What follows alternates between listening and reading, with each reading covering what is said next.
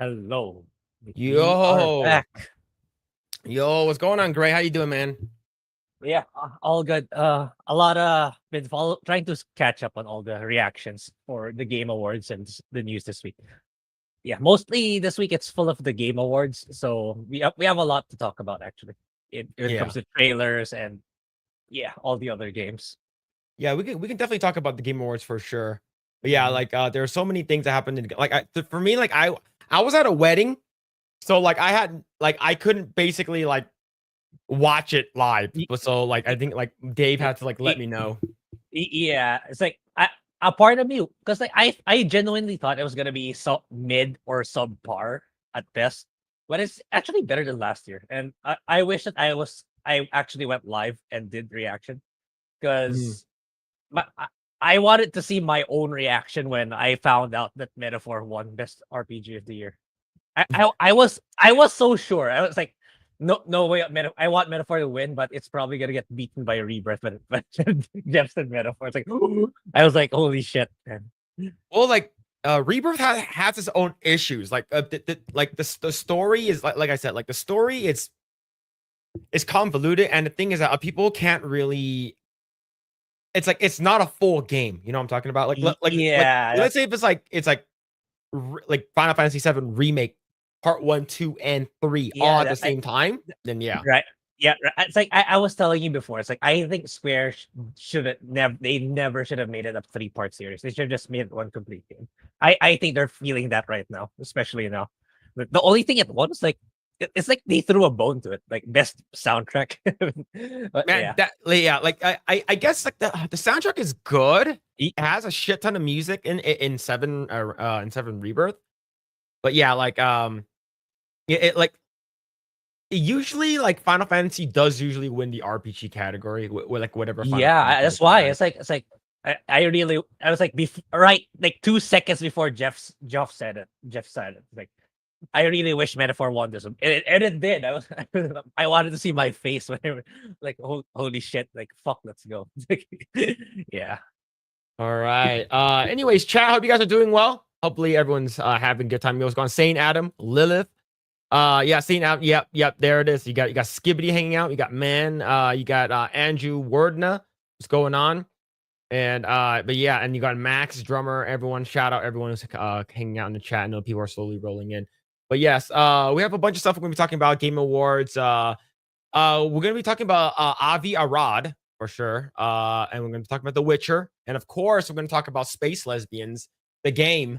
So they made Yeah. Space Lesbians a TV show that didn't do well. So what makes it like I guarantee that they made this game probably in like 2020.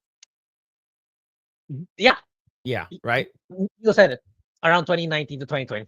Started Okay, development. Yeah, you okay. admitted it. But yeah, all right. So, but before we move forward and talk about that and a whole bunch of other stuff, would you kindly smash the like button, subscribe to this channel, share this video with your friends, and thank you guys so much for hanging out. I really appreciate it. And if you guys would like to check out some of our merch, go ahead and check out Project Eggroll right over here. This is on our Teespring merch right over here. You get some of our merch right over here. Everything does go back to the channel into getting stuff. I helping out the channel a lot. So if you guys want to help out, buy some shirt or anything like that, you guys are more than welcome to do so. If with our spring link down below right over there, and please do use promo code Asian at checkout to get yourself 20% off your order. And if you guys do want coffee brand coffee, go ahead and check out coffee brand coffee with our affiliated link down below. And do use promo code Asian and you'll get yourself some savings. Yeah, I haven't got any of the food stuff yet, so I might actually consider getting like the actual like the snack bags and stuff like that. But we'll see. Maybe I'll do the Roaster's Choice Club. But yeah, go ahead and check that out right over there. What's going on, Emily Kruger? Hope you're doing well. I'm aware me kind of even see me many times. Hard getting many places now. Many people's I not wants makes eats. I find I'm retarded. I probably am reading that wrong. Yeah. I'm not sure either. But anyways, chat. Hope you guys are doing well. All right. You know what? Let's actually talk about the Game Awards. That'll be the first thing we're going to talk about. Let's go and talk about the Yeah. Game Awards. Yeah. We're going to view all winners. And all right. So do you want to go start in reverse? Yeah. You want Sure. to start in reverse? Okay, let's start in reverse. All right. So let's go start in reverse, and let's start right over here. Right, so the game awards. Start in reverse right over here. Best esports team. I didn't really care. Yeah, nobody gives a shit about that. Yeah, like for best, me, it's best like content creator, best. Yeah, I don't think that should be a category in my opinion. yeah, it's like Asian, white, Asian, and maybe white. I'm not sure. Yeah, it looks like white. This category is so bigoted. yo, where the black people at? This is so anti-DEI. Yeah. Oh man. Our next. Okay. So basically, this is the next one. Best sports. Okay. Of course, we know it's going to be Faker. Yeah, I've heard the name. I've heard Faker the name, but I didn't hear anyone else. So it's probably enough for him to win. Yeah. Asian and whites too, man. Yeah. Yo, what's going on, Gary? Gary, hope you're doing well. What's going on, Rough Night? What's going on, Chaz? Lurking? No worries, man. What's going on, Rough Night? Hope you're doing well. But yeah, so we have Faker. I mean, like for me, when I saw Faker, I was like, yeah, he's gonna win. 100%, he's gonna win this one. It's like the thing is that he's like one of the biggest and best league players out there. That he's so good that they made a an Ari skin for him. That's like has like the whenever you like I believe like you win or you do some kind of dance or something that the Faker's like glasses and it's like a sort of insignia that comes out, and I believe it's like $500 or something, which is pretty crazy. Yo, it's Carlos Lima with the $5 super chat. Yo, thank you, man. All right, I'm gonna try to read this correctly. All right, so it says Sangdan Shengtan Kuaila. Shengtan. That's Mandarin for Merry Christmas. Oh, see, the thing is, Also, so this is pinyin. That's it. Yes, it's in pinyin. That's why I can read it. Okay, Singdan Philo. Maligayang Pasko is the Christmas for in Philippines. In okay, like for me, I was like, okay, Xingdan Kuai Le. Yeah, so that's Mandarin right over here. It means Singdan is basically Christmas in Cantonese. Kuai Le is basically New Year. Yeah. But yeah. Yes. Merry Christmas. Merry Christmas. Happy New Year, everyone. Yeah, we are 11 days away from Christmas. Yeah. Damn. Fake Asian. Look, I don't like for me, usually when someone writes that in the chat, I'm like, that's some kind of like alien language, man. Right? It's because it's usually spelled with X. It's an X, that's why. Or someone types it in actual Mandarin. Yeah, or if it's pinyin, it would have been like X, right? Because it's just Xing is like XI, like SENG or XIANG or some something like that. Okay, I see. Yeah, okay, yeah, this is the pinyin Mandarin. Yeah, I think that's correct. Yeah, fake Asian, true, fake Asian. All right, okay, so this next one is best esports game. We know it's gonna be a riot. We know it's gonna be a riot game. Yeah, possible. The fact that they got 2 games on there is sort of like cheating, in my opinion. Yeah, right. Actually. But the thing is that, you have Counter-Strike and Dota as well. So I don't know. I'm not sure how I feel about that. But yeah, so this best esports game. I was either gonna go to League or Valorant. Right? Yeah, it's either League or Valorant. All right. Content creator of the year. Okay, Queso I've heard of. I wanted Usada Pecora to win because I just wanted VTuber to win. I have no idea who the fuck any of these other guys are. Queso I heard of. All right, Queso I farted, and then Usada Pecora. I think it was Beardo was like USADA Pecora. Oh shit! All right. So next one. All right, most anticipating. Such a no-brainer. Stupid category. Like, yeah, it's like this game has been the most. Yeah, go ahead. Like literally, the most casual person would know that GTA 6 is gonna win. Like, yeah. The fact that like this game was the most anticipated game for 10 years. Yeah. Ever since GTA 5 came out, this game was the most anticipated. Yeah, exactly. When's the next one coming out? Yeah. But yeah, this is gonna be crazy. I think like my brothers, he already has like an 8-man group that is gonna start their own server, and then they're just gonna play with their own private server. But I think the talks are it's not gonna come out next year. It's gonna be 2026. Yeah, I think so too. Yeah, it's gonna be 2026. All right. So this one is like no brainer right over here. Best adaptation. I thought it was going to be Arcane, but I guess Fallout was really popular. I think it's because season 2 was really ill received for Arcane. It's like if Arcane 2 had a really strong season 2, I think it would have won. And yeah, Fallout, if people are divided, it's like it kind of it broke some canon and stuff, but yeah, it is what it is. Yeah. I thought Fallout was okay. Remember, we thought the Blackout was just like it's the worst. Like normies wouldn't know like some of the canon that was broken compared to hardcore fans who know the lore. That's why. Yeah. Yeah. Oh man. Let's go on to Agent Orange. DB Wild, what's happening? Hope you're doing well. Superb, a legend. Hanging out in the chat. Wolf's Pain. Hope you guys are doing well. All right. So next one would be best multiplayer. I'm surprised this one, but not really. Is because of how popular it was in the beginning. Yeah. But I guess the what's it called again? The DLC that came out like the day it came. I think it was yesterday or day before yesterday. Like it got players back up to like 100,000. There was like 100,000 people playing. Ah, really? Okay. Yeah, because like the average was like 15,000, 16,000. Yeah, I wanted to get it on PC, but Sony are such cucks. I can't play it on PC anymore because I'm not in the region that they want me to be. Yeah, see, I think that's the thing that sort of messed them up. It's like that you need a PlayStation account in order for you to play, and the thing is that you can't play in most places. I think it's sort of stupid. Yeah, it's stupid. Like they don't want they literally don't want money just because like we're not allowed to play on their platform, and they don't want Steam to get all the. They don't want to share to Steam, I suppose. I don't know. I don't know what their idea is. They would do that. 150,000 in Helldivers 2 right now. That's a lot. A lot, right? That's actually pretty good. But given the fact that it got like terrible like community thing, we're gonna talk about that later because the community it will also won the community thing, which is actually pretty funny. All right. Okay. Best sports. I literally do not care. But do you know how many people play like FIFA?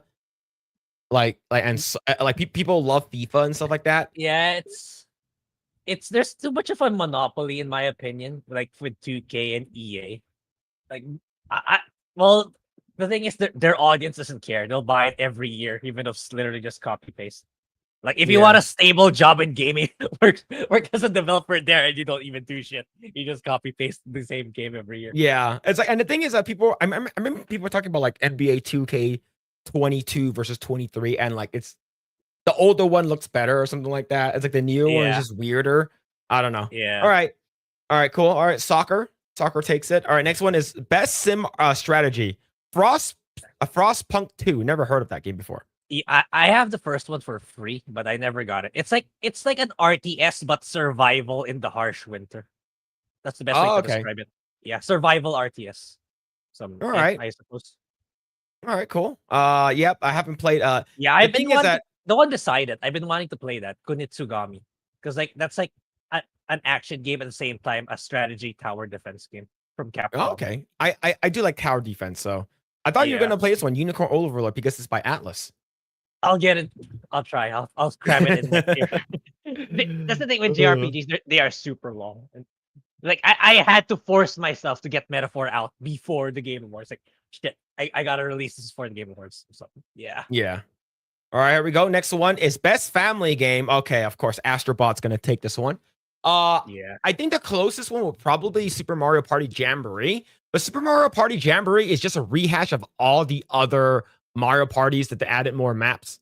They added more a bunch of stuff. It's not really a completely like a fresh game, right? Look, Nintendo Cube and Nintendo.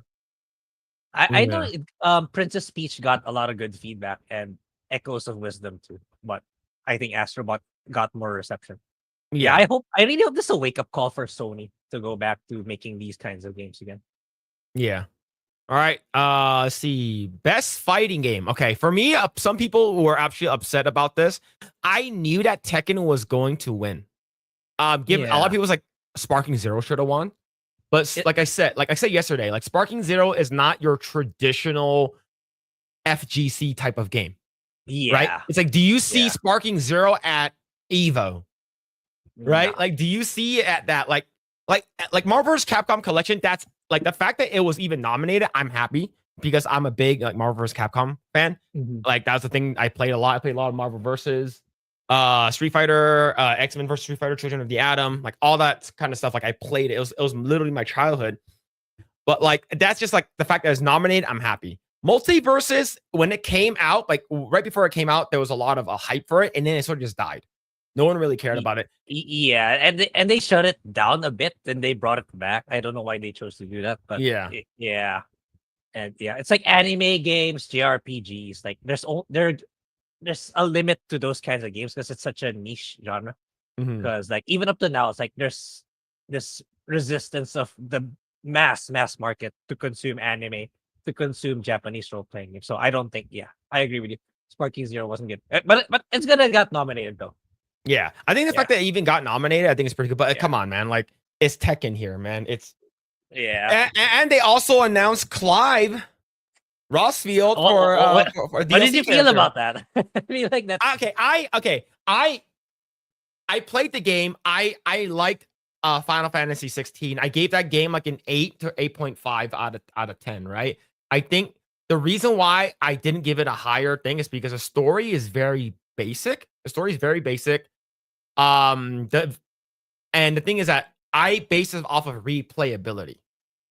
And the game is not replayable, unfortunately. I did it like look, I didn't even buy the DLC for Final Fantasy 16. Yeah, I think it's just more gameplay, right? And not really that much story. That's my impression anyway. But I think they added in Leviathan as a an icon that you can get for a power up.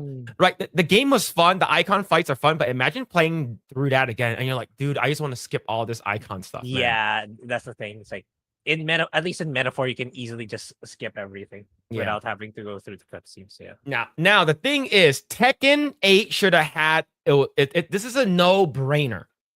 They should have had Tifa as the DLC guest character. I think it was heavily implied when it launched, when Tekken 8 launched, and they planned to. But I think they wanted to put in Clive first before Tifa. Why? It's like no one cares about Final Fantasy 16 anymore. Like no one fucking cares about it. It's because they haven't made enough money out of it because they spent so much money. Jeez, here's when I saw the trailer for the PS5, and then they also announced like what games are coming out. When I saw Final Fantasy 16, it was like a console buyer. It's like, oh, I'm gonna buy it for this. And then when I played it, it was like, it's good, but it's like I wouldn't recommend. Like I recommended you playing it once. It's not worth it to play like going back and like playing it again. I don't think it. Yeah, both Rebirth and that didn't do so well because like look at Dragon Age 2 remake.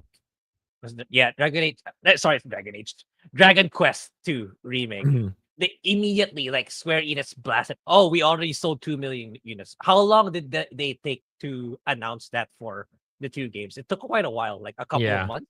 Dragon Quest took like a week. The reason why we know Final Fantasy VII Rebirth did not sell so well is because we know a year later it's going to be on PC, and on January 23rd, everyone is going to be circle jerking so hard the mods of Tifa is going to be insane. Like people are just waiting. Like I guarantee you, like you're going to get like another several 100,000 units sold, like just because of the modding like community. Yeah. Yo, Wolfsbane, thank you so much for the 2. Thank you. I just want a Soul Calibur 7. Give it to me already. Then Clive would have been. Someone mentioned it would have been an amazing addition to Soul Calibur. Soul Calibur. Yeah, but I'm not so sure if I want a Soul Calibur right now with Namco Bandai, especially I'm not sure today what their stance, but they really wanted to go all in with Awakening 9, which is what is just the super woke game. So it's like, Ivy, the iconic character of Soul Calibur, is minus 1 trillion DEI points. So I'm not sure if I want a Soul Calibur 7 right now. If they want to say, okay, we're backing off with DEI, let's go back to what made us great. Okay, I'm game for Soul Calibur 7. Right now, I wouldn't be so sure. Yeah. See, Venus, what's going on, man? Hope you're doing well. Let's see, Final Fantasy 9 was the last good Final Fantasy. I didn't like 10 and quit playing afterwards. A lot of people said 10 was the first one you played, right? It's the first one I finished. The only two ones I finished was 10 and 6. Like, okay, I think the reason why a lot of people liked 10 was because it was their first introduction to Yeah, like it was one of the big it was the PS2 first games. launch. It was like a launch title, I believe, or it was like very close. No, it wasn't Close, launch title. It was close to launch title, close. and it was like the best looking game at that time. It's like holy shit, everyone, and it's like, and then when you play, ha ha ha ha, you're like, all right, I'm done. I don't want to play this game anymore. Right, and of course, like Titus dies at the end of the game, so you're like, you know, like screw this game sucks. And then they made X2, and it's like, what? Why is there hot girls on my screen? Yeah, it's like, and spoilers for a 20-year-old game, but in 10-2, they if you get the best ending, he comes back. They bring him back.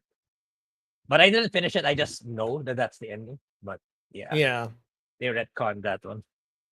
Yeah, see, that was you. I don't remember. Okay, sorry, DB Wild. Yo, I'm sorry, man. I'm sorry, man. You know, that's my fault. I have a small brain, an even smaller brain up here. So sorry. I like the Virtual Fighter series a lot more than Tekken.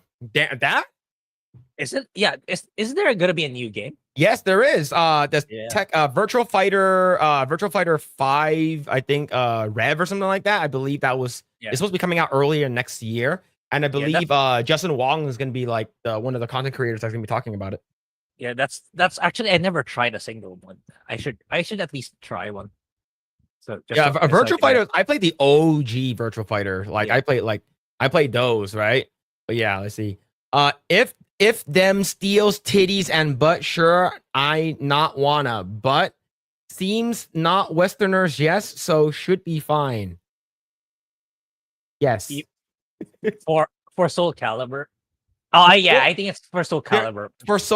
Was it Soul Calibur 6? Was that the most recent one? The last one that came out? Yeah. There was so many, like, because you can create your own characters and you can go online and see people's costumes. There are so many like giant lizard penises. It's like there are so many Fudos. It was insane, man. It was crazy, dude. Holy shit. When I think of 10, all I think of is the laughing scene. Yeah. The battle music in 10 was so repetitive and monotonous. I hated getting into battles. All right. I would say the best, there's two or potentially 3 good songs from 10. To Xanarcan is probably my favorite one. Yeah. That one is 100 my favorite one. I love Fight with Seymour. Which here's the thing. One? There's like 4. I you might have more times. I don't know. It's like it's I don't know which one it was. I think that's a Steam song. That's a Steam song.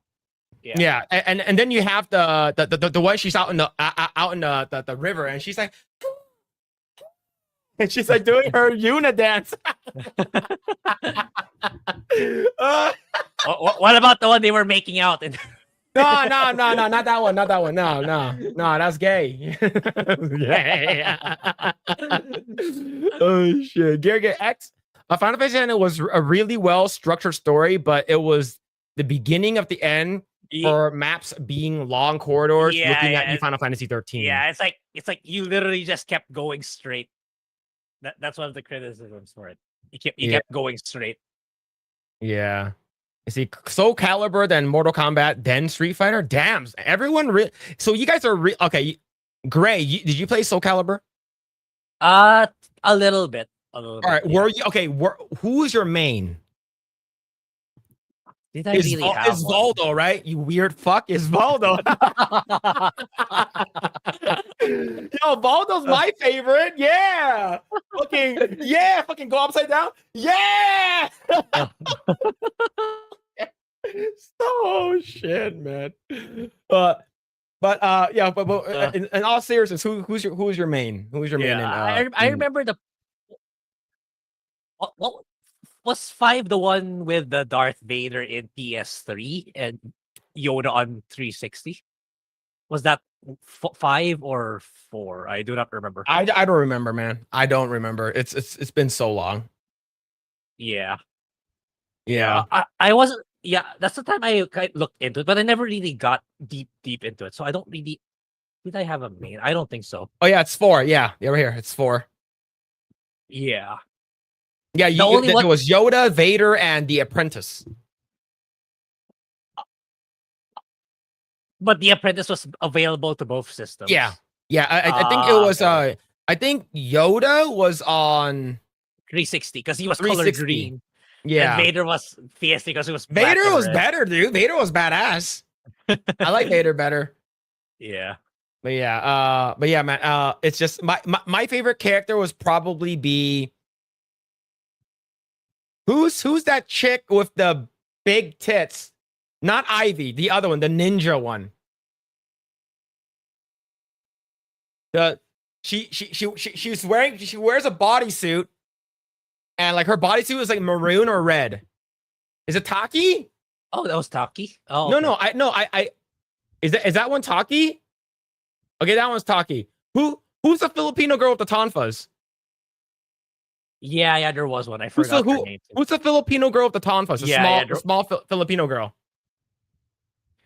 Cervantes was cheap as fuck, man. Talon. Okay, Talon. Okay, thank you. Okay, thank you, chat. Thank you. Yes, Cervantes was cheating, especially like in. He has a thing where he does the Psycho Crusher thing. He goes fucking full screen. He goes like freaking like. He goes like, oh, he does the fucking Raiden full screen bullshit. So fucking.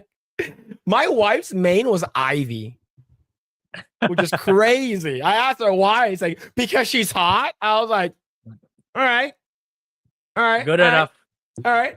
I respect that. I respect the shit out of that. Oh, that's why he was my main. Oh my god. I hated that shit, man. It's like you have to dodge so fucking fast, dude. Ivy is hard to play. Actually, yeah, Ivy is actually hard to play. Yeah, she my wife is good at it. All right, let's go back. Let's go back and talk about this right over here. All right, so best fighting. All right, next one is best RPG. There it is, Grae. Yeah. Your baby won. Yeah, but won actually. I was so surprised. Yeah. Yeah. I'm glad it won.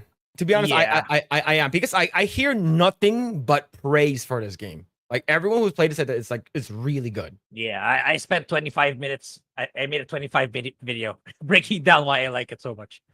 So yeah, it's and yeah, I really think Erd-Tree was there simply because they were given the Game Over was just given the privilege to announce Night Rain. I'm gonna play it.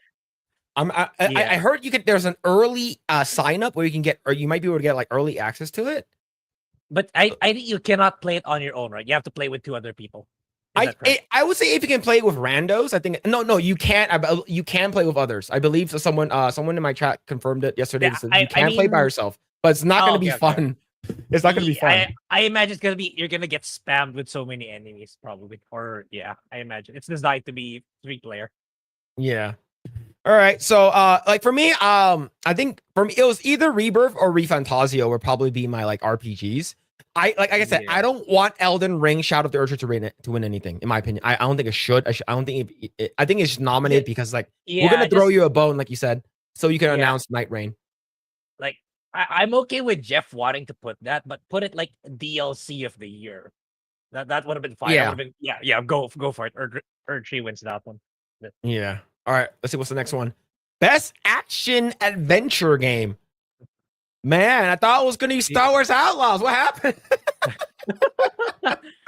Yo, what happened? I thought Star Wars Outlaws was really good. Yeah. Larry should have mandated the entire BlackRock to vote for Outlaws. Yeah. They should have been, the entire BlackRock and all BlackRock employees should have made an account and voted for Outlaws. Yeah. What's going on, Marley? Hope you're doing well. The mystery, what's happening? Raul and T, what's going on? Hope you guys are doing well. Yeah, but Astrobot. I would say adventure I'm really game. Curious to try out Astrobot now. I actually do want to play it. I want to see if it was actually that good. Yeah, I get the feeling I will like it, but not to astronomical levels. But even still, I don't think that doesn't make it a bad game. I'd say I think it's deserved, in my opinion. Yeah. See, the thing is, like I said yesterday, Astrobot is the first Nintendo, not Nintendo game to win game of the year. Like, when's the last time they won? Was it Breath of the Wild 1? I think so. I believe so, right? I think so. Yeah. Yeah, it's like, and especially now, I think people should support this. Yeah, I know some people are upset. It should be Black Myth. It should be. I think both games are fine to be the winners. Just Mhm. that I think this kind of sticks it to Sony America. Like, fuck your Concord. Look what we can do. We can make a better game than you, and it's one game. Yeah. So that's like Like, a huge slap in the face. Like, I to did Sony play America. Astro's. Like everyone who bought a PS5 got access to Astro's Playroom. Did you play it? Yeah, I have not. It's not. actually really fun. It's really Oh. fun, and Oh. it throws a lot of homage and Easter eggs to all of the previous PlayStation games and PlayStation consoles. So the goal is like Yeah. you're basically using this robot and you're going into like different worlds, sort of like Yeah. a Mario Odyssey. You're going to different planets and worlds and stuff like that, and like when you're there, you see like you like in the river for some reason you'll see Kratos and Atreus. Yeah, And Eva's even yeah. there. Yeah, Yeah. Eve was in the second one. Like this one, Yeah, I think they dodged the bullet by not putting Concord character. why would they do that? Why Yeah, would they yeah. do that? But yeah, Astro's Playroom was actually really good. It was free. So if you haven't played it, play that a little bit and you're like, hey, this is actually really good. I believe, according to what I heard, they took everything from Astro's Playroom and just like dialed it to 11 for Astrobot. Like it's even better. So I heard it's really good, but is it game of the year material? That's the thing I wanna Yeah, know. I started since I got my PS5 version of Wukong. Because I'm having trouble with the performance on PC, so I had to get the PS5 version. So yeah, the deluxe edition really gives you a huge advantage when it comes to like the equipment they give you. You have in the significant beginning, yeah, it helps you a lot. Yeah, it helps you a lot. It's a huge difference. Like I believe the beginning set gives you more souls, right? Yeah, I believe, and if like I'm mistaken. the equipment, like the staff, the robes, the mask, like it's a huge stat boost to your character at the beginning.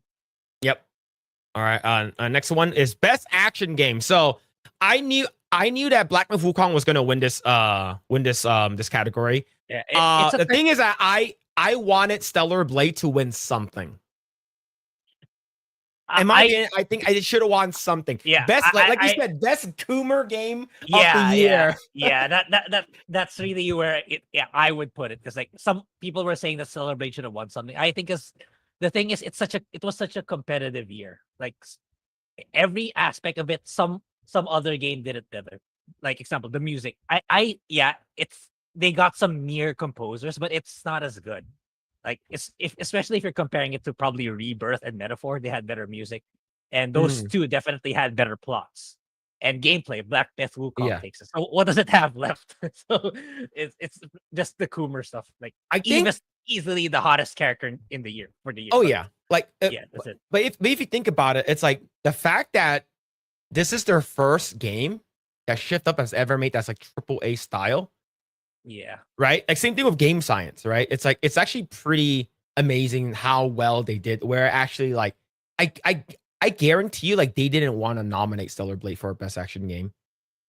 Right? It's just like, oh, we don't want it, but like the thing is it's actually like what else do we have? Right? Yeah. So, but yeah, Black Myth Wukong, well deserved for sure. Best action game between everything actually, here is yeah, really all good. of these are really good. Yeah. Black Ops 6 is okay. I have not played. I played all of these games. I played every single game I played. I played you know, Black Myth, Stellar Blade. I played Warhammer. I played Helldivers, and I played Black Ops 6. Black Ops 6. From what I've seen, I haven't played the campaign. I've only played zombies with Beardo and X-Wing and Joe Rosie. Yeah, but, I think it's okay. I think like that's gonna be the last place if we were to rank them in this. All right, here we go. Next one is best VR. Batman won. That's actually pretty cool. Yeah, I think it's good. It's just that it's a VR game, and I saw Beardo's tweet this morning. Is he going to be playing VR Batman? Yeah, he is. He just bought the VR, I think, to play this game.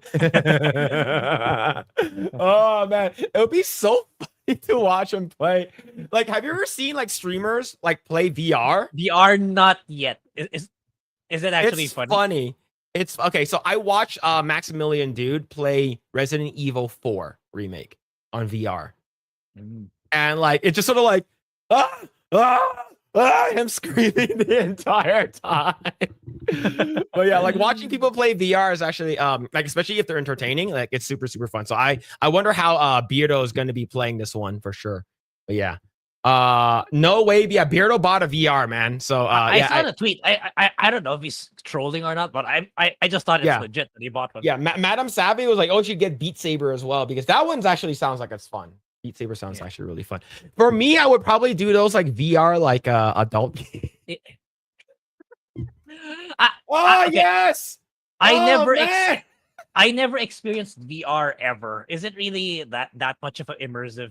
Is it really that immersive if you put on the goggles? So I've only done VR when it was like first announced back in like 2015. Like 2015, 2016 or 2015, 2016 our company was let us went to RIP E3. We went to E3 and like basically that year was like half the show floor was all VR technology. The thing is that what's not there right now is the graphics. I think the graphics aren't there yet, but it can only get better, right? But it's sort of like it's not like the one I did was like I sat in a car and I drove. And then my wife, she was basically like, if you're driving a Warthog from Halo, I was the driver, my wife was the gunner. And like she liked it, she enjoyed it, but the thing is that you wear glasses. Yeah. So like wearing that big thing on top of your head with your glasses might be sort of annoying. Yeah, I don't know how heavy it is, but I think it'll kind of won't it like feel heavy over time. Yeah. I heard they're making it lighter, but I don't know. I think it only get better. I think we know that Nvidia is doing that thing with we talked about it like last year with Ready Player One. They want a Ready Player One to be like a real thing. So I don't know. I think it can only get better. I would just watch people play it, but you might not like it. Like I've seen VR chat, like people are doing VR chat. Oh, it's so fucking cringe. Like this guy, I forgot his name, and I was watching him do VR chat, and I think he went as like a giant muscular dude. Because you're not gonna create your own ugly ass self, right? You're gonna create. Okay, I see. And the person that he was talking to was a girl with like big titties. Exactly. It's like the movie. Did you watch Surrogates? The one with Bruce Willis? No. That's the premise. Like, except that it's not virtual, but you're controlling another body, a robotic body. So it's like there was this in the beginning. It was this hot blonde, but like something happened to her. Like when they checked back with the owner, it was a fat dude. see, that's the thing. No, but the thing is, you use your own voice. And the thing is that for VR chat, you can bring any avatar in there, right? So this guy was like, once he got off, he was like, oh man, I was so fucking hot, man. I had a raging boner the entire time. I was like, what the fuck, dude? But this was like at the height of COVID, right? Everyone's locked up. Everyone was in their house. They couldn't go out. So hey, maybe Beardo will be having a boner playing as Batman. He'll be like full chub, and he's like, Robin, go get my balls. Oh shit, man. I don't know, but I we'll see. For me, like I wouldn't do VR. I think it's expensive too. It's like anywhere from like 300 to 500 bucks. That's the thing. It's so niche because it's such a high barrier of entry. Yeah. All right. Next one. And it doesn't help too that like Sony should rectify that in the VR3 because the VR2 you cannot play your VR1 games. Like why? Why would you do that? Yeah. All right, right over here. Best mobile game. Wait, what? I thought these waifu games are gonna win. I thought Wuthering Waves or Zenly Zone Zero was gonna win. Yeah, it should be like best. I don't know if people still perceive gacha as such a negative term. You just like best gacha game and put them all there. I think that's the best way to go about it. Not competing against mobile games, best game of the year. It's ridiculous. Yeah. AFK Journey, and then Kuro games and Hoyo games are Wuthering Waves. And I know Pokemon, a trading card game, is pretty recent. It came out like 2 months ago or something. Yeah, I've never heard of Balatro, never played Balatro, never even seen gameplay of Balatro. People are saying it's good. All right. Yeah. All right. All right. Next one. Best debut indie game. Damn. Balatro again. All right. Yeah. I have no idea what the hell other these It games really are took though. off, but I never got into it yet. But I've heard a lot of good things about it. That's why. Yeah. Let's see. All right. So that's best indie game debut. Best independent game. Balatro But again. Holy shit. That's crazy.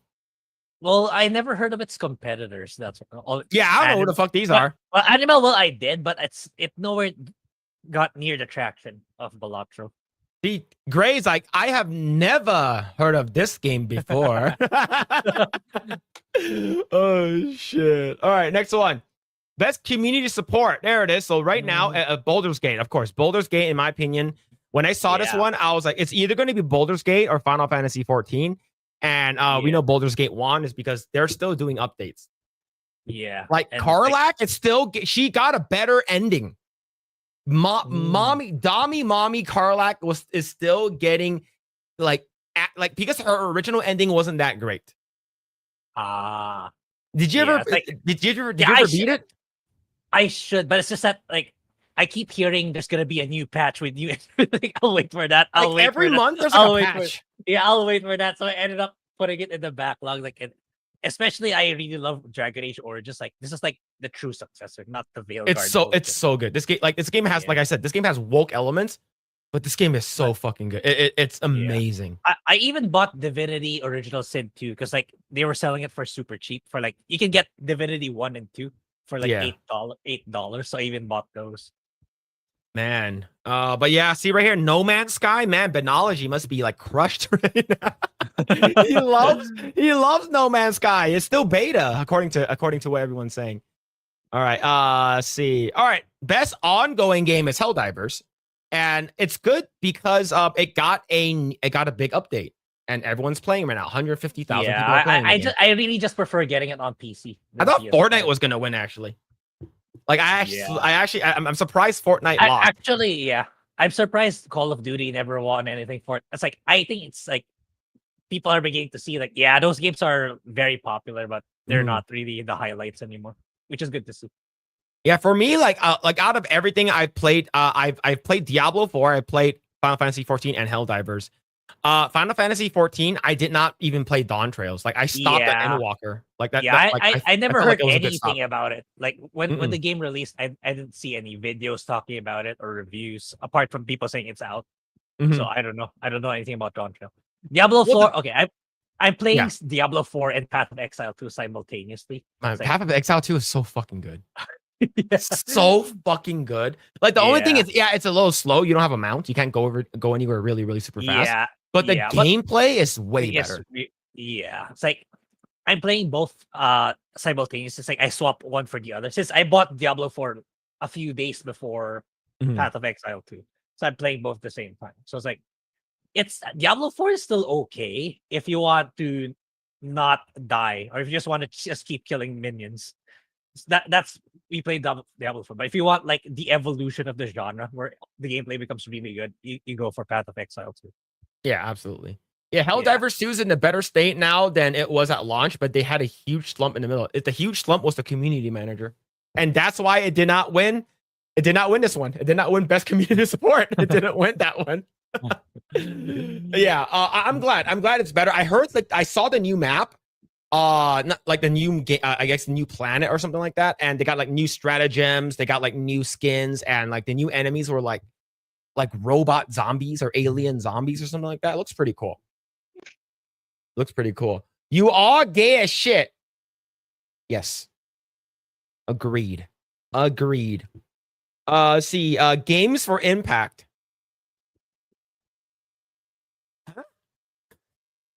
Wait, I thought Tales of Kinzaro's gonna win. Should be Hellblade 2. Game of the year should be Hellblade. Man, Hellblade 2. Hellblade Games 2. for impact. What about this one? Indica. What was this? What is Indica? Why is it a girl in a hijab? Why is there a bunch of old lady hijabs yelling at her? What's going on in this one? Oh man, No I don't even know what's going on in this one, man. This is always the category where they step in a bunch of games you never heard of before. Like, Yeah. what is that? What is that? But it's more of a Yeah. marketing for those games. Yeah. It Indica. It's right. Indica. Yeah. Isn't Indica like a brand or a type of I don't know THC? either. I think it's I don't know. I don't know. We'll see. We'll see what it is. Yeah, Phil and Dick. Yeah, true. What? Wait, whoa! Dragon Age got snubbed for innovation and accessibility. Yeah. Yeah. The only category Dragon Age was nominated for, and it got snubbed. Man, Yeah. yo, Dragon Age fell off. Yeah, and here we were thinking that it was they were gonna place it as one of the game of the year categories. Yeah, good thing. Shit. Oh man, see Star Wars Outlaws, man. See, like I heard Prince of Persia, despite it like having It's the just- same haircut as a black guy, that overused black haircut. I just Heard it's good. I like the start. I just spent like 4 to 5 hours on it, but I just never got back. But I think it's really good. It's just that it had poor marketing and they priced it too high for a Metroid. Isn't it like $40 for like a side-scrolling game or something like that? Yeah, I think it was priced too high. I think it should have been like 30, maybe 25 Yeah. or $30. Yeah. But they probably, it's like, oh, it's Prince of Persia, people will buy it. And it's from Ubisoft, so people will buy it. Yeah, and Ubisoft, guess what? They shut down that dev. It didn't do well. Man. So Yeah, he they- looks they were- blackish. Yeah. That's a black Yeah. guy. All right. See, best performance. Okay. For me, I wanted Brianna White because I knew that Hellblade was going to win this because it's very it's very like it's all about your senses, right, in the game. Yeah. Right? So like people are like, "Oh, she did an amazing job." Damn, if you look at it though, like Brianna White and Humberly Gonzalez are freaking hot. Yeah. Oh, it'd be funny if Luke Roberts won. They'd be like, "Oh, you guys are bigots and sexist. You didn't choose a female." Yeah. But yeah, I think Reaper. I like Brianna White. I think she's cool, and Humberly Gonzalez, she's hot. But do you think her performance was good, Melina? I think so. Yeah. Because she beat the game, right? I beat the game, but yeah, I don't blame her for the terrible gameplay, but yeah, I think her acting, like what she was given, she did a good job with it. Yeah. Okay. I'll give Hellblade to that. Yeah, for me, I wanted Brianna White to win. Yeah, it's because Humberly Gonzalez, I think she got hurt with because of the perception of Star Wars Outlaws as a whole. Yeah. Like for me, I think Brianna White should have won is because you're not gonna really see too much Aerith anymore. Like she's not, you can't play her anymore in Final Fantasy VII after the part 3 because she dead. So it's like you're probably gonna see her in like maybe she appears as like a ghost or something like that, or she appears in the live stream, and she probably will appear from time to time talking to or maybe in some flashbacks, but you can't use her character anymore. So that's why I thought that it would have been good if she won. It's a good send off for her. But yeah, all right, cool. Congratulations to Melina. All right, next one, best audio design. Damn, there it is. Hellblade, the real game of the year won officially. This game has really good sound, right? Really good, like because it's all about senses again, right? So yeah, I suppose. Yeah. All right. I'll allow it. I didn't play the game, so I can't really say too much about it. Best score and music. So best score and music went to Final Fantasy. It makes sense is because they did a lot of they basically redid the entire Final Fantasy VII soundtrack for the entire game. And for this one, they added in Gungaga, and Gungaga has a really crazy like jungle foresty type of vibe. And like everywhere you go has really, really good music. I really like the soundtrack of Final Fantasy VII. I do want an actual vinyl of it, but I do need to buy a record player. I have obviously metaphor because like I played the game, so like I have the battle soundtrack in my phone now. When I exercise, I play metaphor soundtracks. So yeah. Nice. But yeah, I'm glad Rebirth won. Let's go ahead to the next one. Best art direction, Grae. There it is. Yeah, I talked about that heavily in my videos. Like why, like for me, it's a step up from the Persona games because the problem with Persona, I'm kind of talking about my video again. So it's like the problem with Persona is that the setting is in a school and you're students. So you're always restricted to seeing the same stuff again and again. Because like Mhm. it's because of the plot. Like you're students, you have to keep going to school. Compared to Metaphor, the plot is like you're going out to see the world. So that gives Atlas freedom to be more to provide different kinds of art styles and artworks and color Mhm. palettes, which is why it for me it's a step up compared to Persona games. So for me, this is absolutely deserved. I think the fact that this game won so many of its categories, I think they should make Atlas should move forward and make this its own I think so. IP. It's like it's Be- sort of like a Persona, like Metaphor Redicchio or something like that. That would be like a different version of yeah, yeah. because every Persona is not linked together. The only thing is linked together is like the actual personas that you get and the guy who looks like Gru. Yeah, Some of the and music. what you call this? The ending implies that there's gonna be a sequel. So yeah, Is Metaphor on PC? Is on Steam. yes, it is. It is Yeah, I on was gonna Steam. say. But yeah, see. If you read One the Way on the Way to a Smile, there's a chance to play as Aerith in the final game of the remake trilogy. Remake Yeah, trilogy? I'm the third game. I think Cavitani is pertaining to the third game. Mm. Yeah, that's why it's like you're inevitably gonna divide the fan base if you retcon or if you change the story. Well, In people my people opinion. are already mad. Like people Yeah, die right. hard fans of the game and the original story. They are mad that they Nomura the game. Because they added in the Yeah. Nomura Ghost, so people were like super fucking pissed off. For me, I'm just playing the game. The fact that okay, you got to look at this game as not as a remake, but a sequel. Well, yeah, yeah. It's like like I'll always say it, even though eventually I'll probably grab the trilogy when they sell it as a bundle. Like it's like it's such a hard sell that you're spending so much money and then you're gonna divide the game into years. Selling the Mhm. third game will be it's gonna be super hard for Square to do that. It's like selling it to people like me. Nah, I'll just wait for you to sell it as a bundle because I don't want to buy and play the game separately and pour in so much time and invest. It's a huge ask to bring in new people into it compared to just one game. Like what Metaphor? It's just one game. You just buy this, you get the full experience. That's it. Mhm. And that's why they sold so many copies. You're gonna sell a part 3. You're telling people you gotta buy part 1, the Intergrade. I forgot the DLC. The part Rebirth. It's a hard sell in my opinion. Yeah. Like okay, so according to Kitase, he said that okay, the first game, if you 100% complete it, which I did, it's about when you talk about 100%, talking about your if you platinum the game, right? So if you platinum the game, you need to play the game twice. Yeah. But if you play the game once and you collect every single thing, you get all the summons. The game is about like 50 hours, 50 to 60 hours, you know, as an average gameplay. Okay. The Rebirth, it's over 100. Okay, now that's super long. That's super, even my playthrough with Metaphors, like I the reason why I reached almost 100 is because I grinded like crazy. Like it's Mhm. grinding super addictive, and I kept reading on the internet. Oh, the final boss is incredibly hard. It's super. So what I did is I kept grinding. By the time I got him, he was so easy. He couldn't do shit anymore. Because sometimes the internet exaggerates what they say. Like I thought it was gonna be insanely hard. Turns out not really.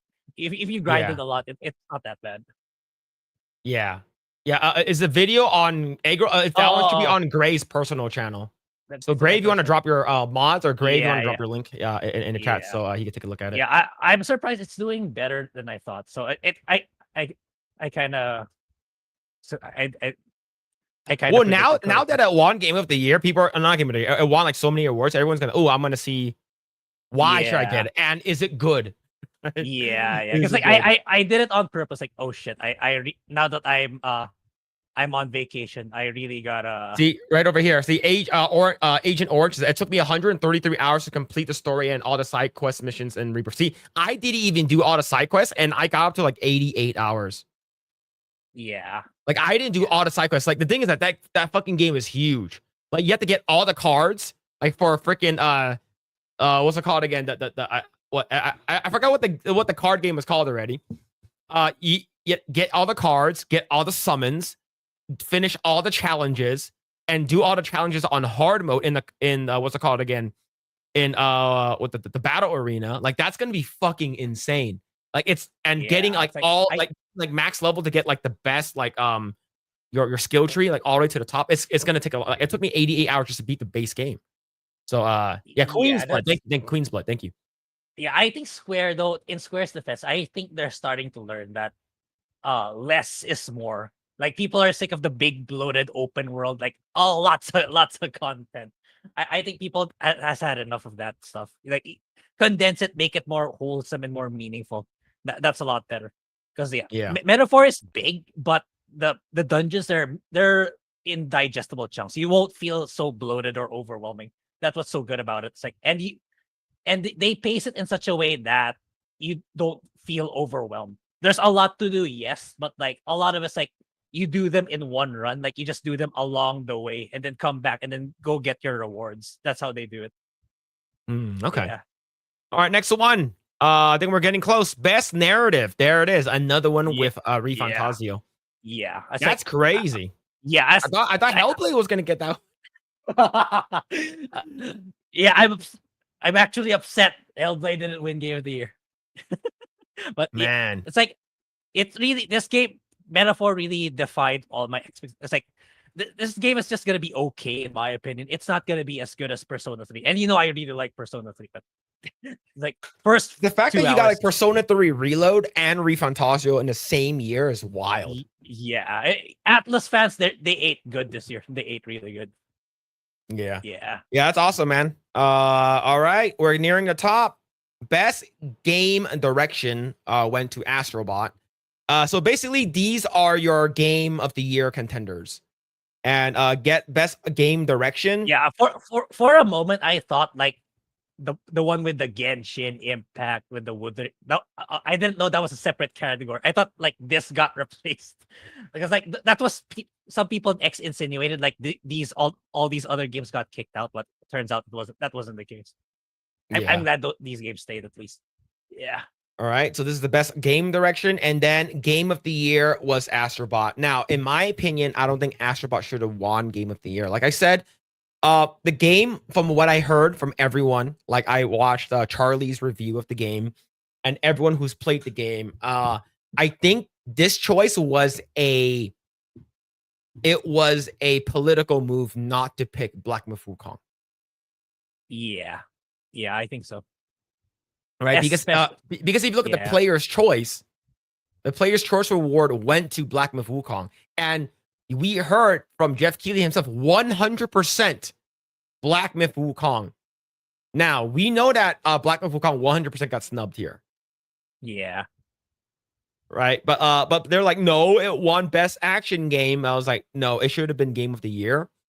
But the thing is that I think Astrobot, it was the safe choice. They don't want to make anyone upset. When I'm saying anyone, I'm talking about the wokies, the people who are the games journalists and stuff like that. Yeah, it's like, especially if they put that Chinese propaganda, CCP one, stuff like that. Yeah, like okay, so here's the thing. I have nothing against what's it called again? What's that guy's name again? I forgot his name already. I don't know. He's on. He goes on side scrolls from time to time. He wears sunglasses, black and white. Razorfist. Razorfist. Yes. He said that it doesn't matter how good Black Myth Wukong is. I believe that's what he said. Chat can correct me if I'm wrong, but he said that he will not play a game that comes out from China. Is because of his CCP stance. Is based on principle. I believe that's what he said. He said, I will not play a game that is basically CCP propaganda. Right. And the thing is that I remember when I talk about it in my channel, my own channels and stuff like that, there are some people who comes in to, say is like, oh yeah, this is propaganda from China, so I'm not going to play this. So that's why they don't play like Genshin Impact or like any of those games that come out is because it's from China. Look, I get it. So maybe that's the reason why. Yeah, but the thing is that I think 100% it is because of game science is actually bigoted towards women. I think that's the thing. But it like look at this list. It's such a wake up call to Western gaming. The only Western game there, and it's even an indie game, it's Balatro. But Balatro is not even. It's not even from the US. The US, I just checked. It's in Canada. It's an indie studio from Canada. So see, what does that say? See right over there, Wolfsbane. I get you, man. I want to play Marvel Rivals, but I don't want to give China any money. Wolfsbane, did you not watch my video earlier this week about how Marvel Rivals was data mined and the character models are more detailed than they should be? If you don't know, every female character's private parts were modeled. But the thing is, Marvel Rivals is free. It is a free game. And Grae, last time I checked, Rule 34, Marvel Rivals had over 1,000 entries. That's fast. Concord still only has 80. Wait, let me check what it is now. That's a lot. That's a lot for a game that went live for 2 weeks. All right. I'm on Rule 34. Marvel _ Rivals. 1,400 entries now. Yeah, it's only gonna get higher. It's only gonna get higher. See, the thing is that those characters are good looking. Yeah, on the other sides of things, it's the Western companies' upper management that allowed this to happen, right? Like they could have stuck with their guns, serve their core audiences, then allow DEI to happen and fester. It's also their fault too, in my opinion. I'm not saying that I'm not defending like what Tencent is doing, but the management of the Western companies also allowed it. That's the thing. Mm-hmm. Yo, we just got rated by Wicked Virtue. Yo, thank you, Wicked. Thank you so much for the rate. Thank you. Hope the ladies had a great stream. Thank you so much. Did I miss the Nancy talk? Technically no. Yeah, saucy raid. Yo, thank you. Yo, what's going on? Shout out Wicked Virtue. Yo, thank you. Thank you so much for the raid. Appreciate it.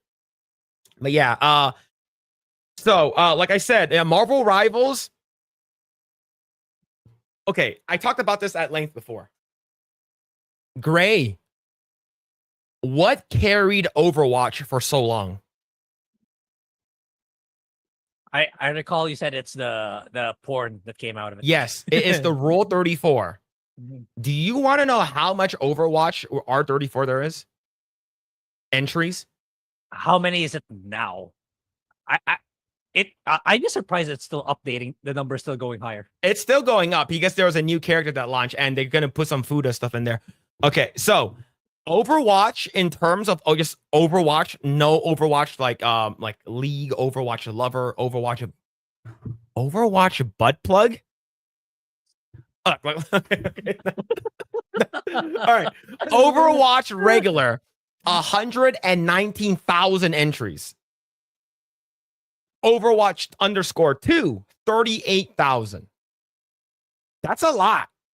Like the game now that you have and the thing is that I believe it was a Chinese company that did Marvel Rivals.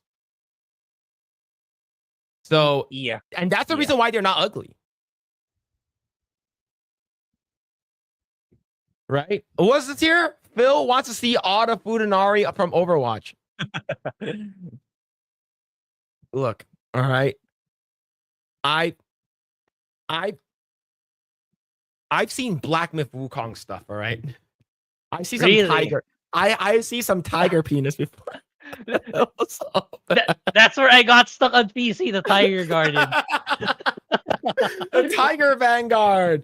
Vanguard. Yeah. Oh shit! But, Phil but that, created 100 yeah, of those. Oh my god! I'll Man. be it on the PS5 version now that I can play the game smoothly. Oh man, but yeah, it's yeah, like I said, if your game does not have R34, your game is a dead game. It's that simple. Okay, it's because the reason why a lot of people like that kind of stuff is because they there are crazy people out there that, if they want to make something of it, they will, make it either, they want to sexualize it or whatever. But the thing is that there's a fan base for that. Right now, if I go to Dustborn on R34,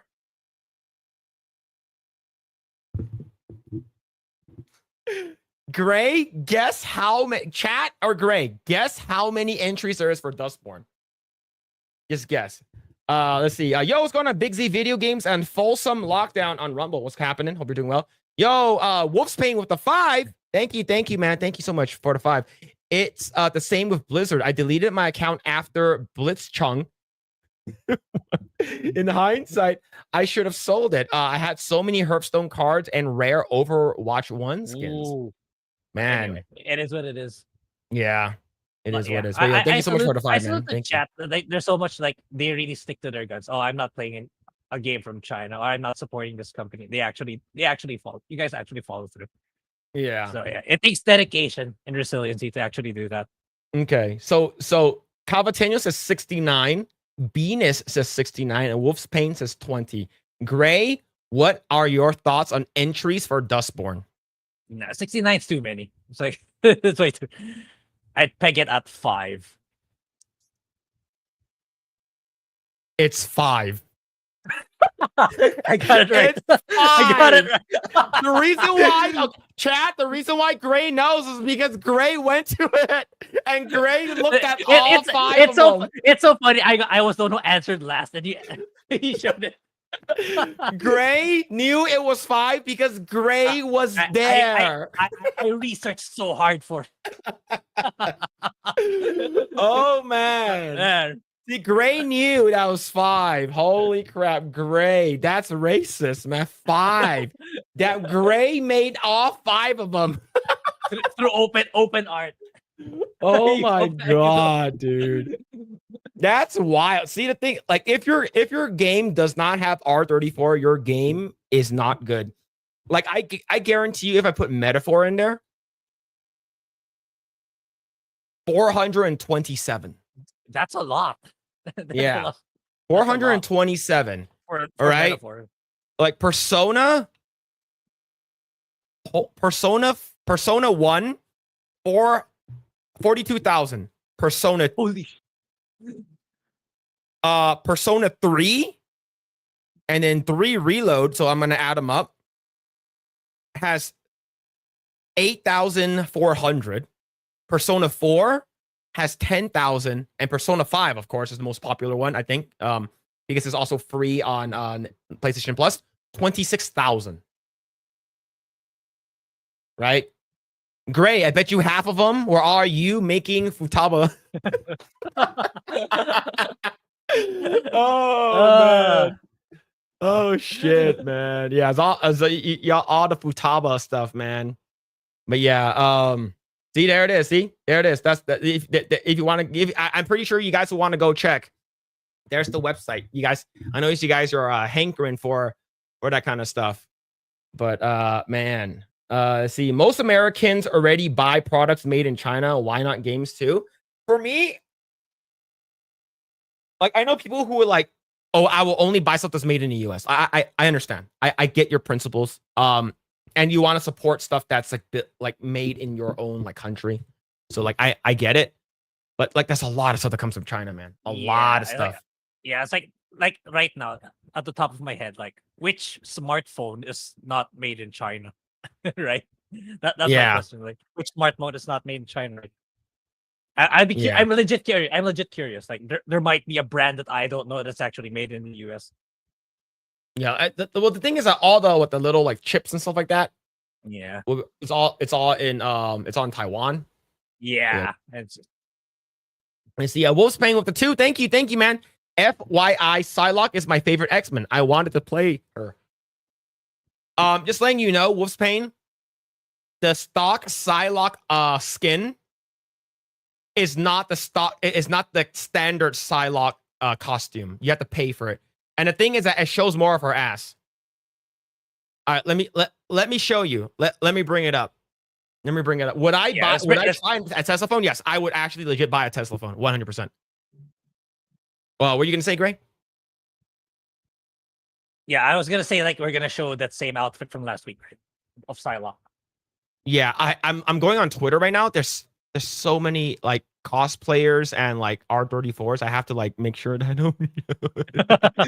oh my God, Jesus! Oh, what is oh my! There's so many. Look, I didn't even see that Venom dick, man. Oh my God! All right, hold on. Let me see. Marvel Rivals. Rivals. All right, I just need to see the most recent. Oh my God, she's literally getting drilled in the butthole. All right. I just need a comparison. I don't need odd. All right. Jesus. All right. Let me show. Okay. Okay. This one is safe to show. This one is safe to show. So so the one that I showed last week.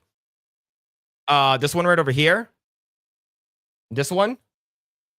So this one right over here, this is a costume. You have to buy this one. You don't just get it for free. This one you have to buy, right? And I believe this is her outro. I believe you win or something. Man, what a game.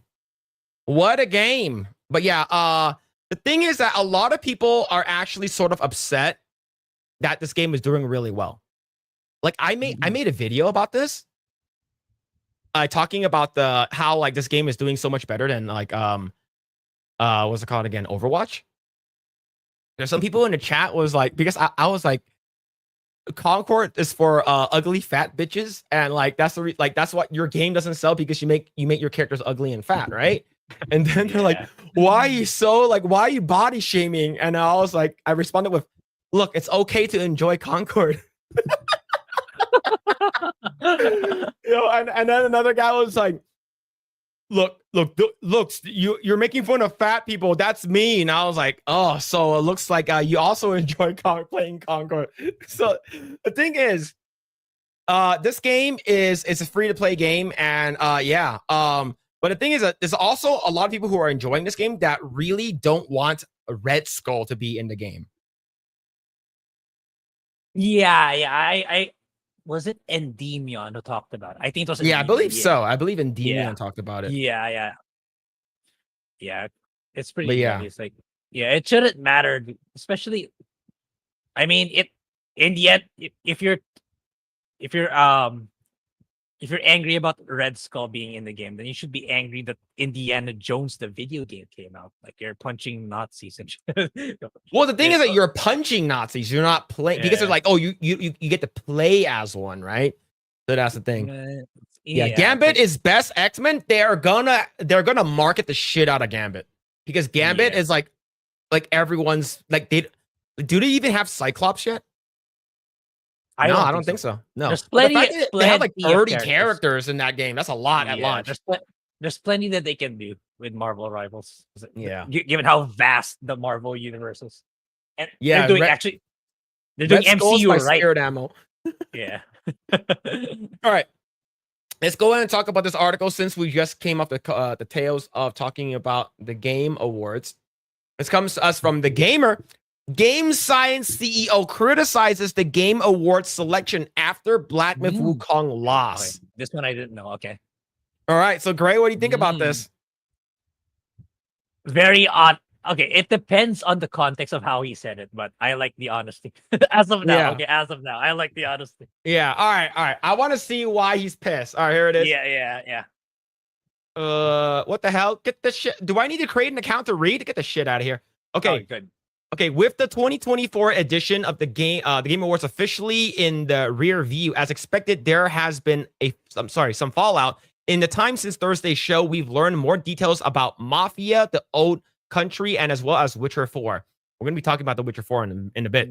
That said, not every bit of a fallout has been peachy. In particular, the CEO of Game Science the studio behind Game of the Year nominee Black Myth Wukong took to Chinese social media site Weibo to air out his frustrations over his title seemingly not winning the year-end award.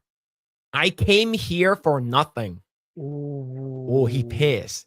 Ooh, He's mad. pissed. He's angry. Yeah. Oh man, oh the angry boys. To start, it's important to note that Wukong did not leave the show empty-handed.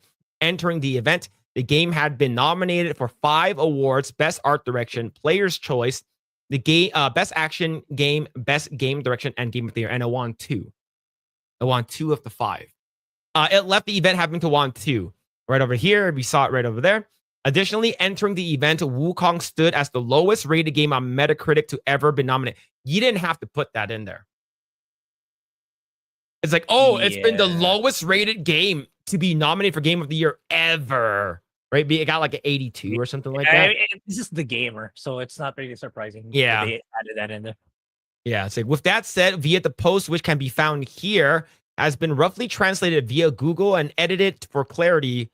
Feng Ji, who also served as a producer of the game, described as the misunderstanding of the criteria over what can win Game of the Year. In particular, he appears to have written, "I came here for nothing."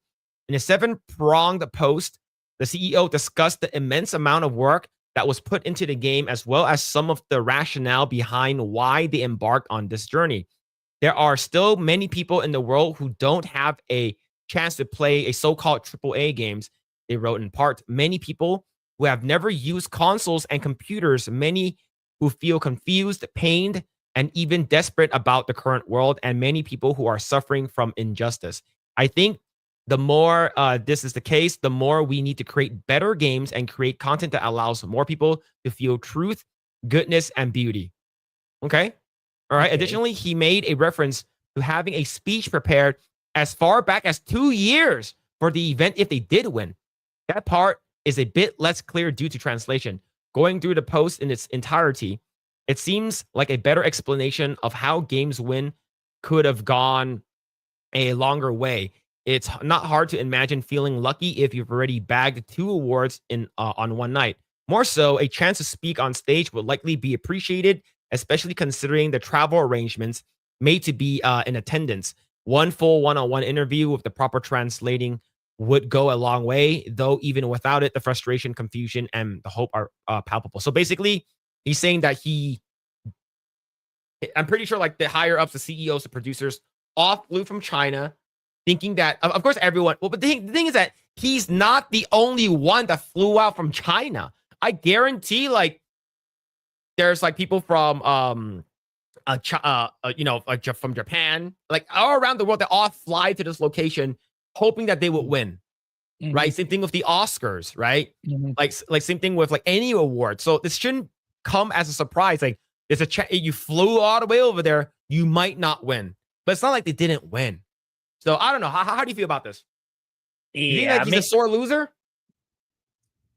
In some aspects, yes. Like even though it's like there was so much hype surrounding Black Myth Wukong, in my opinion, that you should have the more conservative way of going about it is like, if you win, great, good. It's despite the overwhelming people saying, but you always have to consider that there's that 5% chance that you actually won't, which I think they did not. I think they were all 100% we're gonna win this. That's what I feel like what happened here. In my opinion, I think that they should have won, but I think that, you got to be a humble loser. Yeah. Right? The fact that he went on Weibo and says that we came here for nothing. Yeah. Yeah. Oh, man. Is there more? Okay. It looks like that's it. Okay. Yeah. I think it's like, I guess I would say it's a little petty because like my company was nominated for, I think it was like I forgot whatever award, and it was held in London, right? Like we went all the way over there and we didn't win, but we basically took that as a vacation, right? Yeah, and it's like, you should be like the fact that he said this for a Chinese person who's all about appearance, right? It's all about face. It's all about looking good in the eye of the public. This doesn't look so good. Yeah, he should have said. It was, like how you always lose. He's like, oh, it was an honor just to be nominated. The fact that we even won one award But we actually won 2. It's more than because they thought that they're gonna win the best, the game of the year. Yeah. I don't know, man. Yeah, it's a little petty. He shouldn't have said this, in my opinion. Yeah. But I think that they should have won. I agree. Like, look, it looks really good. This is their first AAA game, and here's this. This is what if I was game science, this is what I would do. I would make an even better game. Yeah, I would take what I learned because it's your first game. I would make a better game. That's on top of what you said earlier. It's like this they'll still inspire us to make a better game in the future, so that we'll get first next time. I think that would have been a really cool thing to say. Yeah, the CEO needs to learn more about PR, in my opinion. Yeah, man. But I think they should have won. But like you always got to know, like you might lose. This article. Did you watch the clip in X where like there was that time in the Game Awards where Jeff was calling out the father of PlayStation? He thought that he was gonna get to talk in the speech, but no, Jeff was just calling him, oh, we have our guest today, the father of PlayStation. But he stood up thinking that he was gonna talk. But Jeff was just calling him. That's actually really funny. Man. All right. There it is. There's that article right over there. Let's see. Yo, Carlos Lima, thank you so much for another 5, my dude. Thank you. I'm more surprised that Stellar Blade didn't win anything. Yeah, we kind of tackled more on this already. The thing, Stellar Blade is a good game, without a doubt. But the thing is, like, every category it had, when it comes to video games, another game did it better. Like storytelling, Rebirth probably has a better story, and Metaphor definitely has a better story. Music, the same thing, in my opinion. It's like Metaphor stories really. Yeah, Stellar Blade has a good soundtrack, but it's not as good as Nier. It's not as good as the Atlas games, in my opinion. And since Rebirth won best soundtrack, I imagine Rebirth also has the better soundtrack. Graphics, graphics, gameplay, I think Black Myth Wukong looks better. But the only thing that, me and Phil said it, like if there's a category, Coomer Game of the Year, absolutely, Stellar Blade will win that one. Now here's the thing. I know that they're gonna say it's like they're sort of like I'll play devil's advocate here, right? I would say that's the reason why Stellar Blade didn't win. One major reason, in my opinion, was because it was too sexual. I think it's too sexy. And the thing is that based off of like woke entertainment business right now and the woke gaming sphere, they don't like that kind of stuff. And of course, it's going to be changing in the future. But one main thing in terms of, if you're not just talking about how it looks, is you're restricted to only PS5, right? You're only restricted. Now it's sort of like that's sort of like a double-edged sword. If you're like, oh, but Astrobot won. But the thing is that Astrobot was a safe choice. It wasn't a it wasn't a controversial pick. It like Stellar Blade, when it was first, like even when it was called Project Eve, it was highly controversial already. It's because of how sexualized the characters were. And it's done on purpose. We all know that. But the thing is, like I watched like the woke people. Like I saw their reactions to Stellar Blade, and they're like, it's like, I'm sort of feeling uncomfortable. It's like, yeah, the game looks fucking good though. Oh, I feel uncomfortable. Her ass is too big. Like, shut the fuck up. But the thing is that there are a lot of those type of people who are voting for it, right? Yeah. The people's choice in terms of how like the amount of influence that us gamers have is only 10% versus everyone else in the gaming industry who thinks that sexualizing women is bad.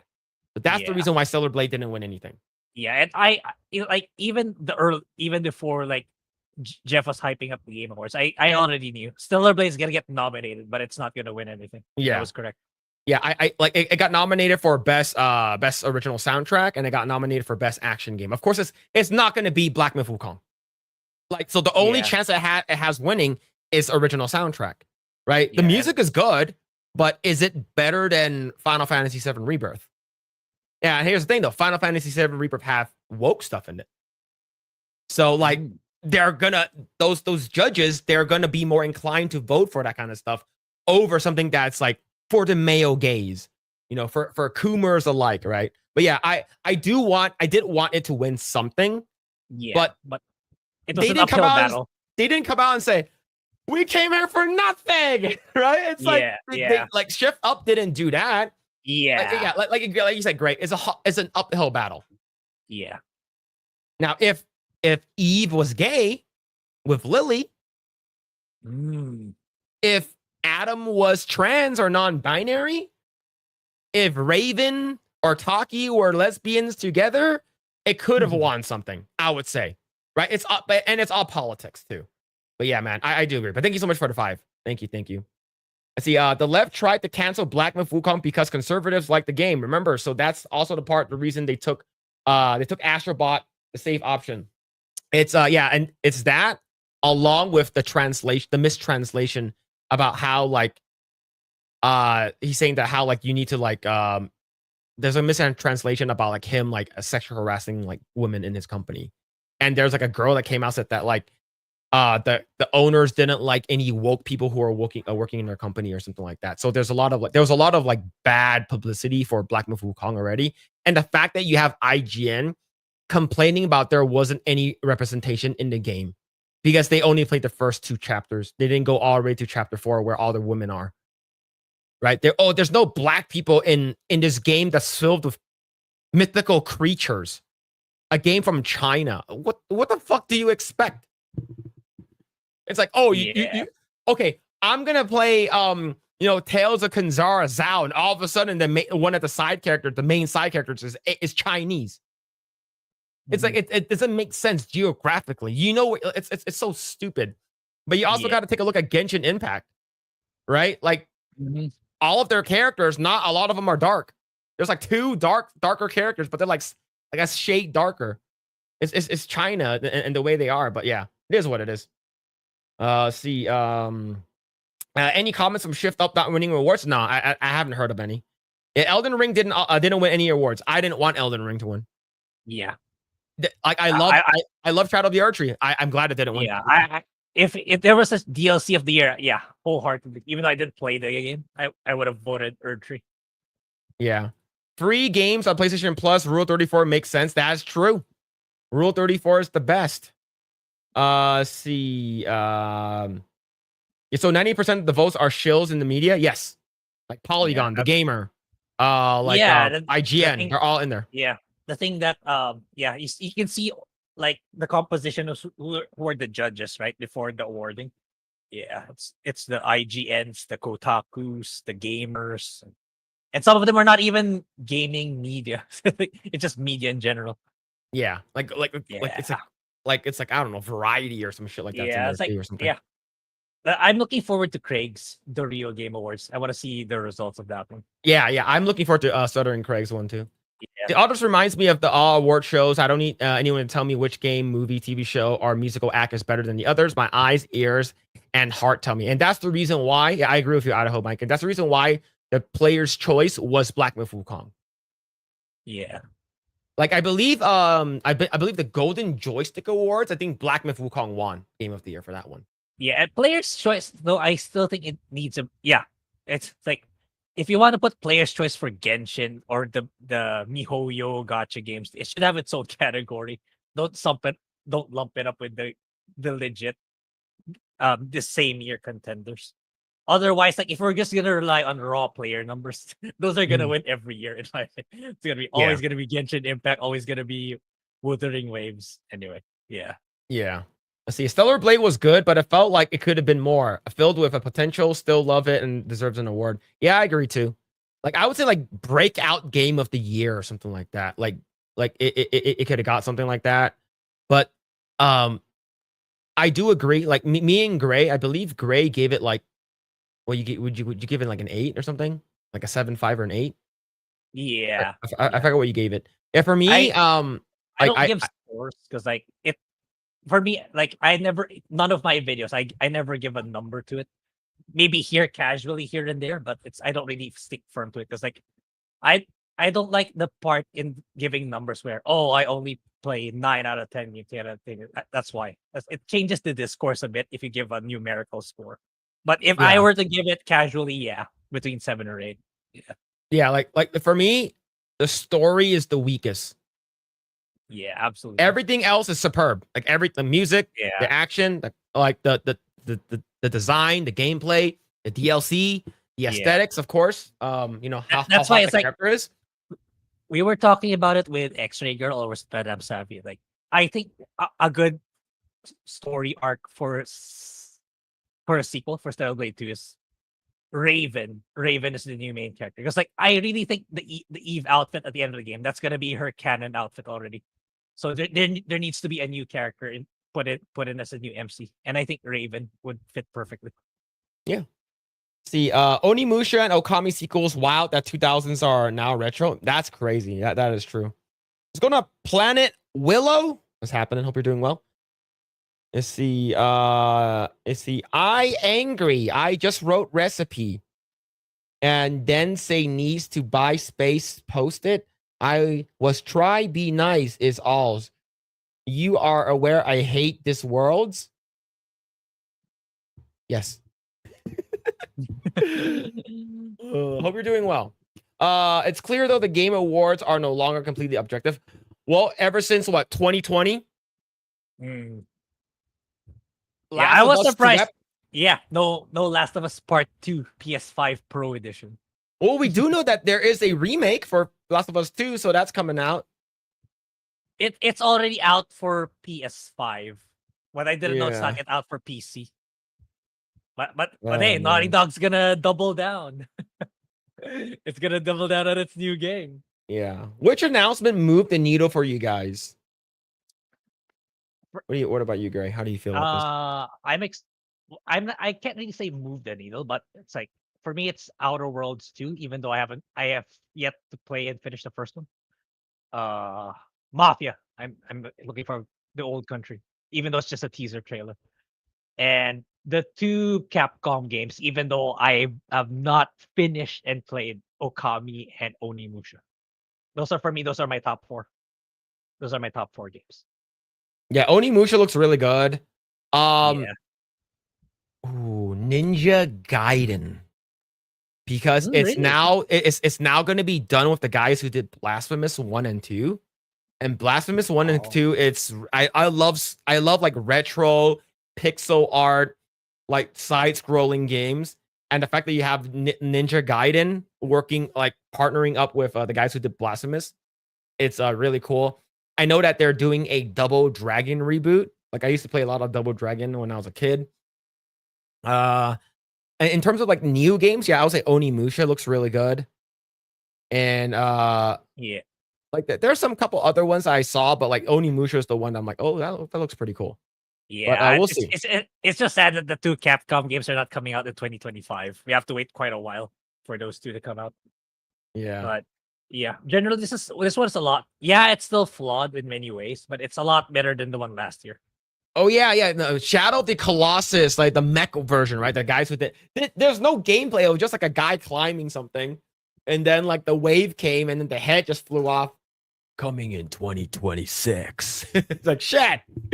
When's that game coming out?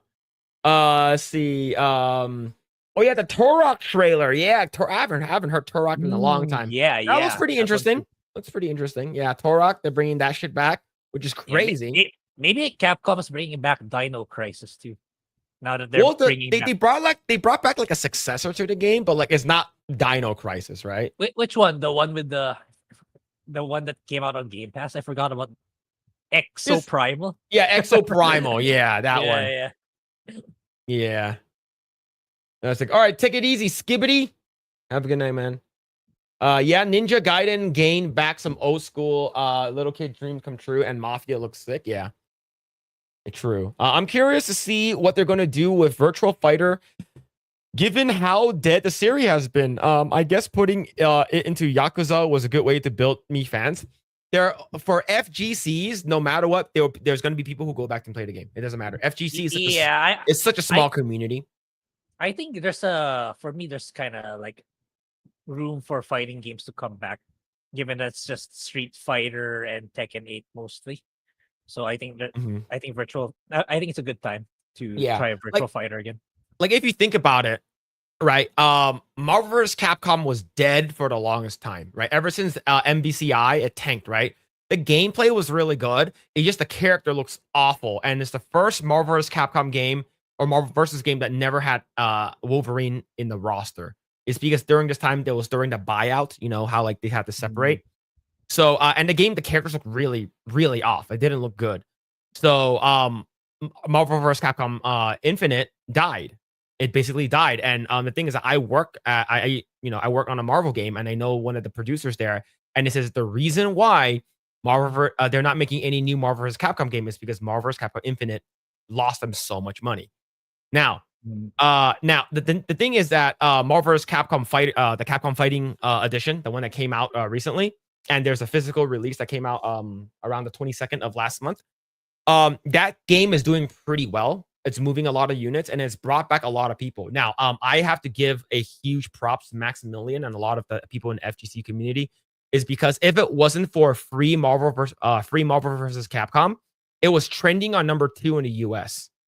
Oh wow. Yeah, it got like over like 15,000 like engagements. It was a good amount. It was trending for about an hour. Free Marvel versus Capcom. And the thing is, Marvel and Capcom base their stuff on how much the sales go, and that's the reason why you're never gonna get a resurgence of Darkstalkers, is because the Darkstalkers Fighting Collection did not sell well. It sucked dick. It did not sell well, so that's the reason why.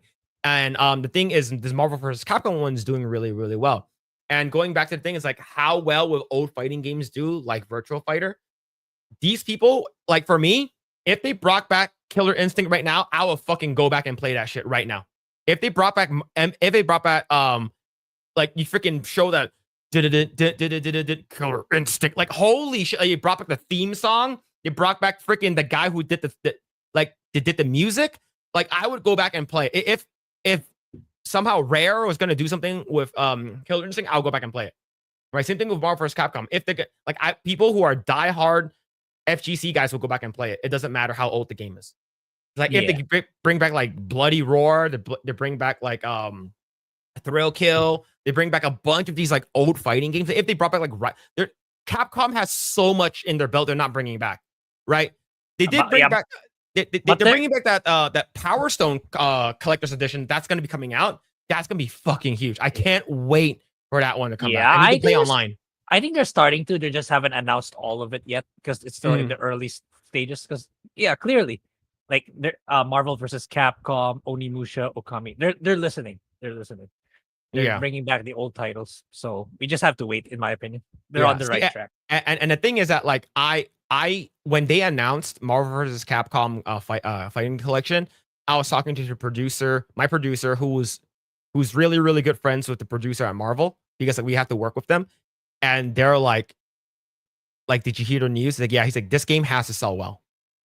Like, if Marvel vs. Capcom or the arcade fighting collection does not sell well, kiss Marvel vs. Capcom goodbye. There will be no more Marvel vs. Capcom in the future.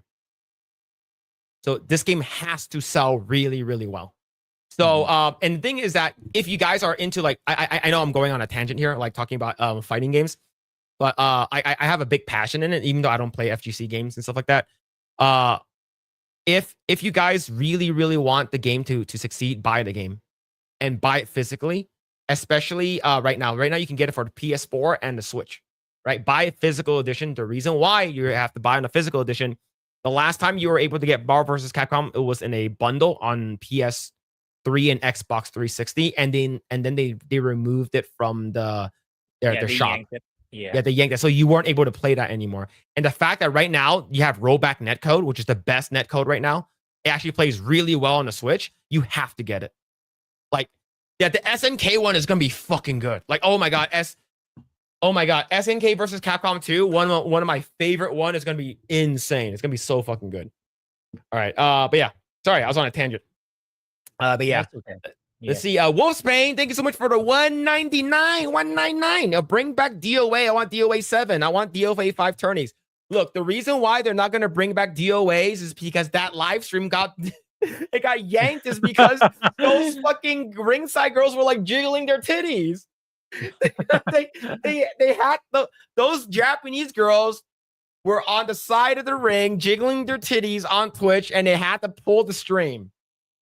Did you watch that one? Yeah, I recall that one. That was pretty funny. And then there was the producers or the Yeah. people who were playing it. I think they were using, I forgot that big guy. I forgot. It was like, I think it was Tina's dad, and he did like some kind of like suplex or something like that. And the face was literally like basically in the girl's like leg, like in her privates, like this.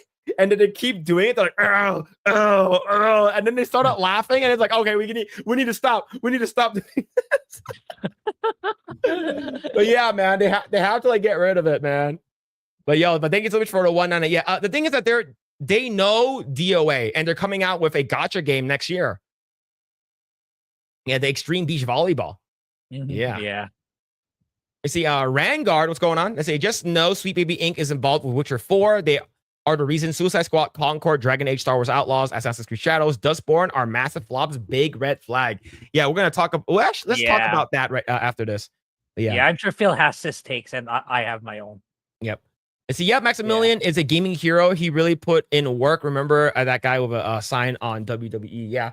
I never met Max. I bumped into him, but I never really talked to him. Like I walked by him and stuff like that. I saw him at events and stuff like that. But yeah, I've been following Max for a long time now. But yeah, like I don't like too much of like I like Max. I don't really like Simmons because Simmons is an extremely woke one, so I don't really talk. Like that's a guy I don't really like on the show. Let's see. Bring back Eternal Champions and Primal Rage. Yep. I still have the first soundtrack for I saw the soundtrack for the first Killer Instinct. Yeah, the Killer Cuts. Yeah, when you bought the Killer Instinct cartridge on Super Nintendo, the black one, it came with the CD. It's so good. The music is so good. Clay Fighter would be crazy seeing. That's some deep cuts, man. Clay Fighters on Super Nintendo. It's the Elden Ring, Night Rain, and Virtual Fighter are the two that jumped out of me. Yeah, and Elden Ring is going to be pretty cool. I think I might check that out. Yeah, I haven't. Do you think it's gonna be somewhat easier since it's gonna be a co-op game, or is it gonna be? I think it's gonna be easier because I'm looking at the like how you move. It's a lot quicker. Like you can actually jump over like ledges really easily. There's actually like you fly with that little like falcon thing, the bird, and it looks like you can jump up really really high. So I don't know. I think it's gonna be like a Monster Hunter, and that's in the style of Elden Ring, and they also bringing back some bosses from Dark Souls. So it could be really interesting. Yeah. It's the Capcom Fighting Collection. Yeah, SNK. The SNK is gonna be really good. Yeah, they delisted in 2011. Yeah. Let's see. Another DOA beach volleyball game. Yeah, it's coming out next year. It's a gacha game though, and I believe it's releasing in Japan first, or only in Japan. I'm not 100% sure. Still waiting for Koei Tecmo to remaster the first 3 Fatal Frames game. Fatal Frame, damn, that's OG. Yeah, I won't be able to play that one properly because I'm too scared to take pictures of the ghosts. Yeah. Some smaller tournaments are bringing back DOA. The Western journals are failing to kill it. Like this, like you'll never see DOA at Evo. It's that like you're never gonna see at Evo. There's like the thing is that that Koei Tecmo, they're known for their like hot characters, right? Like Kasumi. What's it called again? Like Faye, that girl, I forgot the Asian girl. I forgot her name already. And you had Tina, and you got the other girls, the purple hair girl, and then the big. All of them had big titties. All of them do. Not one of them have small titties. The smallest titty is probably the Asian chick that's with Jan Lee. Let's see. A part of my gaming ignorance, but what does a gacha game mean? Grae, you want to answer this? It's basically another terminology for live service games where you should usually you get the game for free. But they rely on you buying in-game items for you to progress in the game and stuff that'll make you. Yeah. And it's also a gambling mechanic. Yeah. But they call it a surprise mechanic. Yeah. But it's basically loot box gambling. So if you've ever played Overwatch, when you get the skins, that's considered a gacha, right? But it's you don't have to, you can pay for them, but in terms of like these phone games and gacha games, in order for you to progress, you have to pay for them. Yeah, Or and like you're gonna be there for like a month in order to get one yeah, thing. or even more. It's like, but like if you keep paying and you still don't get the characters or the items that you want, eventually it's gonna have a pity system where you're guaranteed to get it eventually, so that you'll keep playing the game and keep paying for it. That's Yeah. basically what a gacha game is. Yeah. Yeah. Honoka and Ayane. Yeah. Yeah. They're like I said, all the girls in DOA are hot and attractive. There are no ugly guys. Even the fat, ugly guys are good looking. All right. So yeah. So let's go ahead and talk about The Witcher. Mm-hmm. Witcher 4. All right. Let's go and talk about it right over here. Right over here comes with some The Gamer. People are being really weird about Ciri's design in The Witcher 4. Grae, have you seen the trailer?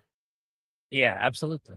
All right. What this was their opening, right? This was their opening trailer for the show, right? One of the big reveals. Yeah, the very first one. Yeah. Okay, what are your thoughts on this on how she looks and the trailer in general? Okay.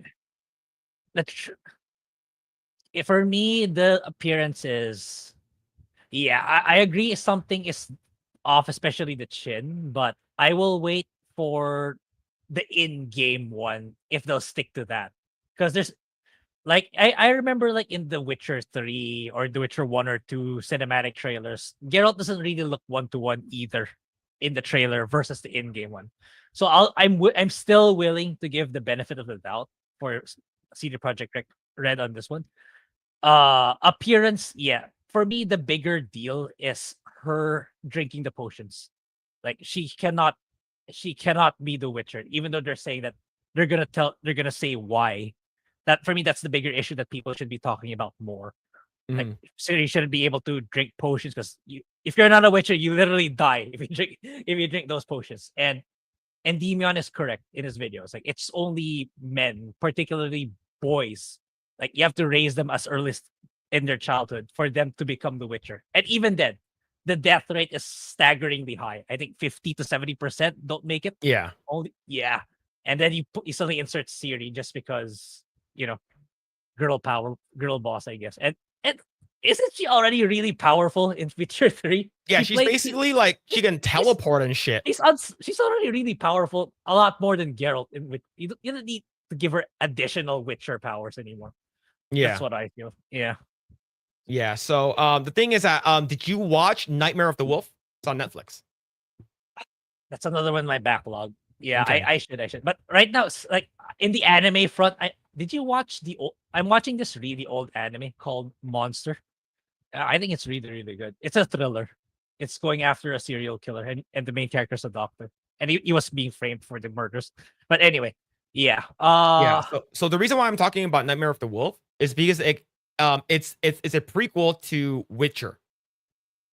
So yeah, it's like, I think so basically main character's Vesemir. Yeah, the main character is Vesemir, and it's like you're playing when Kaer Morhen is like you had like a shit ton of Witchers during this time. Like a lot of Witchers are still there, and they're basically having a bunch of little boys, not girls, little boys, go through the trial of the grass, I believe it's called. I forgot what it's called. The trial, and a lot of them die. Yeah. The chances of you surviving are very, very slim. All very small. like they send like 10 kids out, and like only 1 or 2 of them come back. Yeah, 1 to 3. Yeah. Yeah, it's pretty wild, and that's the reason why, like, when you have something like this, like the thing is that like it was what's it called? Geralt was the one who's training her with the other guy, right? Yeah. So when the thing is that most of that kind of like, creating Witchers, the technology was gone, is because Kaer Morhen was sacked, right? Yeah. It was invaded, so most of the stuff there is gone. Now, someone mentioned in the chat saying that in Witcher 2 there was actually another location, another school of Witchers, another location of Witchers.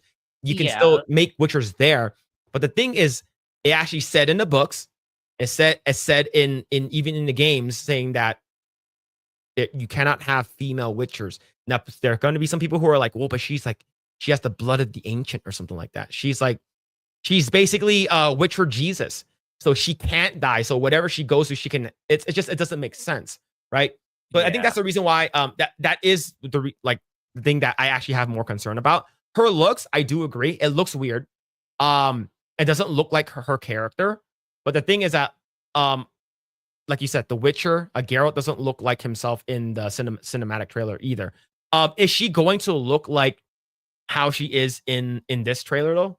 Like how she is in the game? Yeah, I don't know. Maybe or maybe not. We're not sure. Yeah, because like people are saying, oh, CD Projekt Red is DEI infested already. It's like a lot of people who used to be there that made Witcher 1 to 3 are gone. But the best defense I saw online, which kind of convinced me to give them the benefit of the doubt, is the one from Legacy Killa. Because like his argument was like, remember, these are the same people who made Cyberpunk Phantom Liberty, which was extremely well received.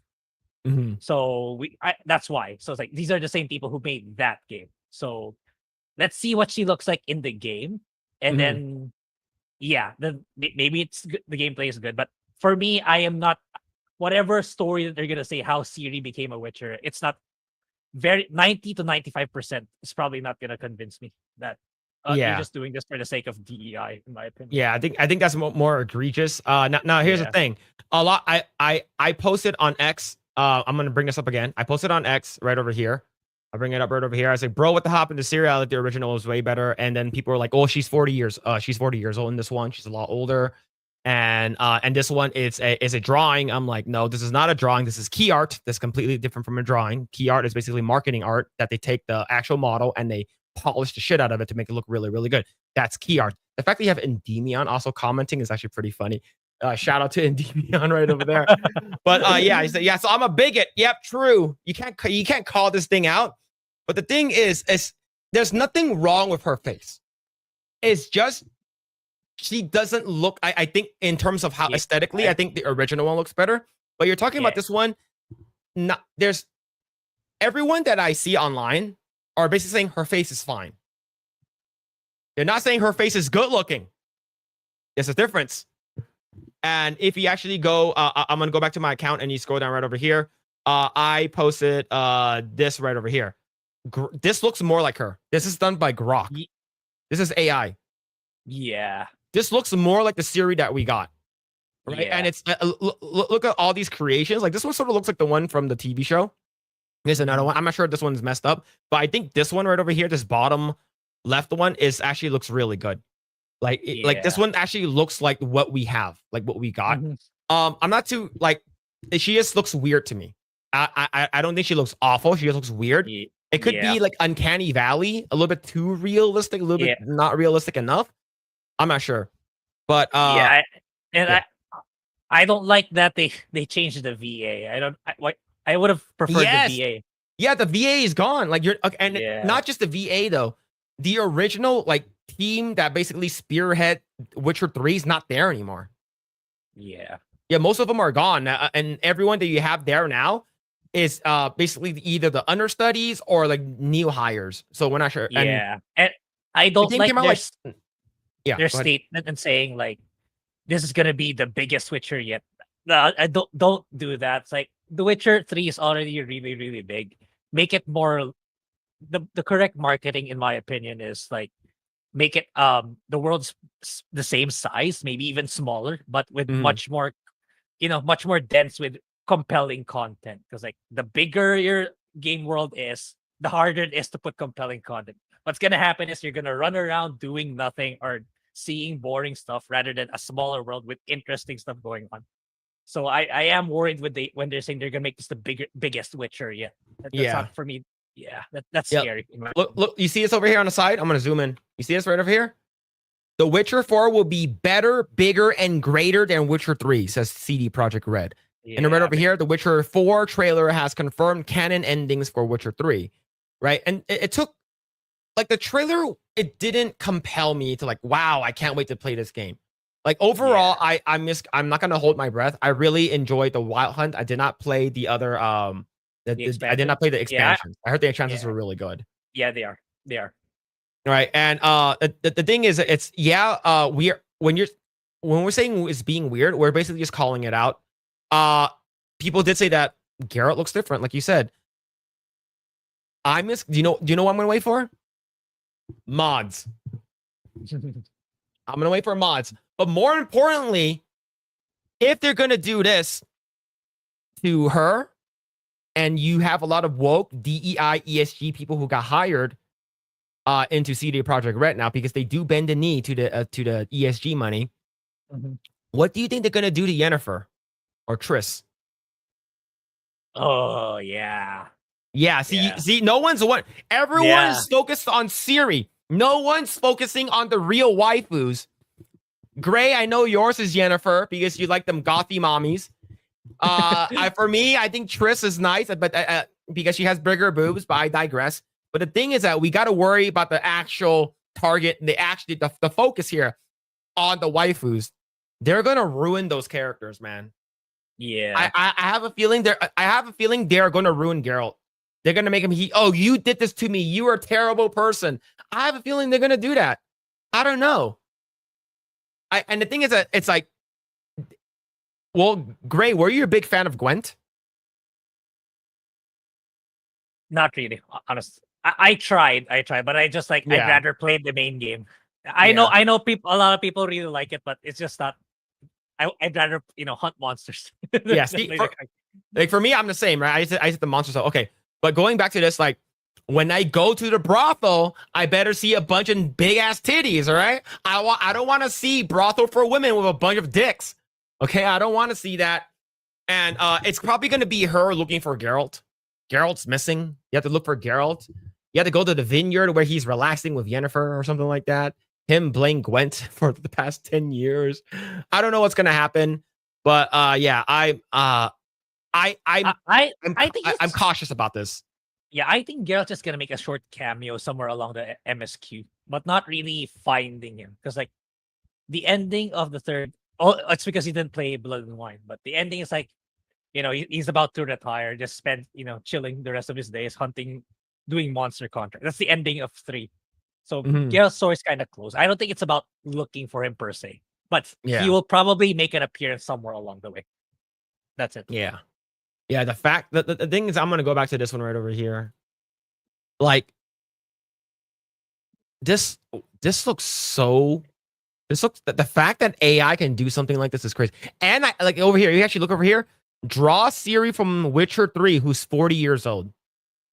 Like I made her look older, right? I made her look older. She does look older here, but she looks like she looks like the key art that I showed earlier.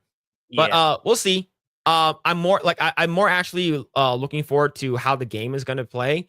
But I'm not gonna hold my breath, given the fact that what CD Projekt Red has done to a lot of stuff, and a lot of woke people are actually a part of that company now. But I think that, like you said, Grae, I think the more greater thing that we need to worry about is how she became a Witcher. Yeah. Right. Yeah. All right. Yo, have a good night, Lilith. It's 6 a.m. over there. You're crazy. Yeah, it's early. Night. It's early in the morning in the Euro area. Man. All right. Let's go ahead and read some comments right over here. All right. Start right over here. I personally don't have a big deal with her design because the cinematic trailer years out from the final product. The deeper voice is the bigger issue here. It's a man, baby. Oh man. Yeah, you mean witch her. True. I thought Ciri wasn't a witcher. Exactly. She's not supposed to be. But I know there are different endings. The one that I got was I blame Grae again. The ending I got was I was left alone. I got tied up by Yennefer and Triss, and I got handcuffed, and then they both left me, and then I got the Ciri ending. So, which is the bad ending. I didn't get the good ending and the happy ending that I wanted. All right, so yeah, I blame Grae. She does look a bit weird compared to the Witcher 3 Ciri. Yeah, a little bit. I expect them to make her look worse in the release version. We'll see. Yeah, it looks like they actually got like maybe a face model. I don't know. Like I said, she doesn't look bad. Yeah. She just doesn't look like how I want it. I imagine the release, if they're gunning to release this in 2026, maybe we'll be seeing some trailers late next year or mid next year. Yeah. See, The Witcher 4, the anti-hype trailer, having Ciri become a Witcher like Geralt, not in name but abilities, is such a disservice to her as a character and breaks lore. She has her own Yeah. powers to explore. Boo. Yep. Yeah, it's even implied that like she could go to the world of cyberpunk. They should utilize that more. I think that would be cool. Damn, and then having sex with her in first person, that would be crazy. That would be crazy. Oh shit. She's aged according to devs. Didn't know aging increases testosterone. She even has Geralt's movesets. Oh man. I know that they brought back like the chain thing from like Witcher 2 or something like that. There's like a chain that you had. Yeah, yeah. Let's see. She can travel to different realities, even Oh, though there we go. even There though we go. that Yeah, she's been to the cyberpunk universe. yeah. Man. Let's see. Phil wants to know if Ciri will be shown bathing nude without modding the game. Look, I thought that she was gonna be nude. Instead, we got a nude grandma. All right. When you were playing Ciri, you're at a bathhouse, right? You were with like a older lady and a girl who's your age, and we got to see old titties. It's okay though. It wasn't bad. It wasn't bad. Let's see. I was also devastated they got rid of Ciri's heartwarming posh accent. Yep. Sucks. She's the key to everything because that hasn't been done, been overdone. Yep. She's the key to everything. What's going on, Ron? Hope you're doing well, man. You gotta have a female Witcher. Well, that's what they're trying to do with female custodes in Warhammer 40K. Warhammer. Thank God Henry Cavill is the one leading the live action. Oh yeah, we gonna be talking about that for sure. Yeah. We're gonna be talking about that. Let's see. She looks too realistic. Yeah, I think that's the uncanny valley about it. It's like it's. Do you remember, Grae? Did you watch Polar Express? The one with Tom Hanks. I might have heard of it, but I don't think I did. It's old. It's older. Yeah. All right. So this is Polar Express, and let me bring up a photo. See, I think this one should be fine. Like, the thing is that like it doesn't look good. Like this is the main character. This is an old movie, by the way. Right? Oh, This is okay. an old movie. So you're like, why does it look awful? It looks like Yeah. garbage. Right? And here's another one over here. Right? The movie, I'm not sure if it did well. I didn't watch it, but the thing is that this came out like a long time ago, and people were like, it looks Uncanny Valley-ish. So, Grae, you know what Uncanny Valley stands for? I've heard the term many times, but I don't really know what actually means. Okay, let's go and bring up the Uncanny Valley definition, actual definition from online, okay? So, Uncanny Valley definition, based on provided, the Uncanny Valley is a hypothesized psychological and aesthetic relation between an object's degree of resemblance to a human being and the emotional response. For instance, a good example, it's like, is what's it called again? Battle Angel Alita Battle Okay. Angel. Did you watch that? I didn't finish it, but I maybe 1/4 to 1/3 of the movie. Do you remember when the first trailers came out? Everyone was like, "What the fuck is wrong with her? She looks weird." Yeah.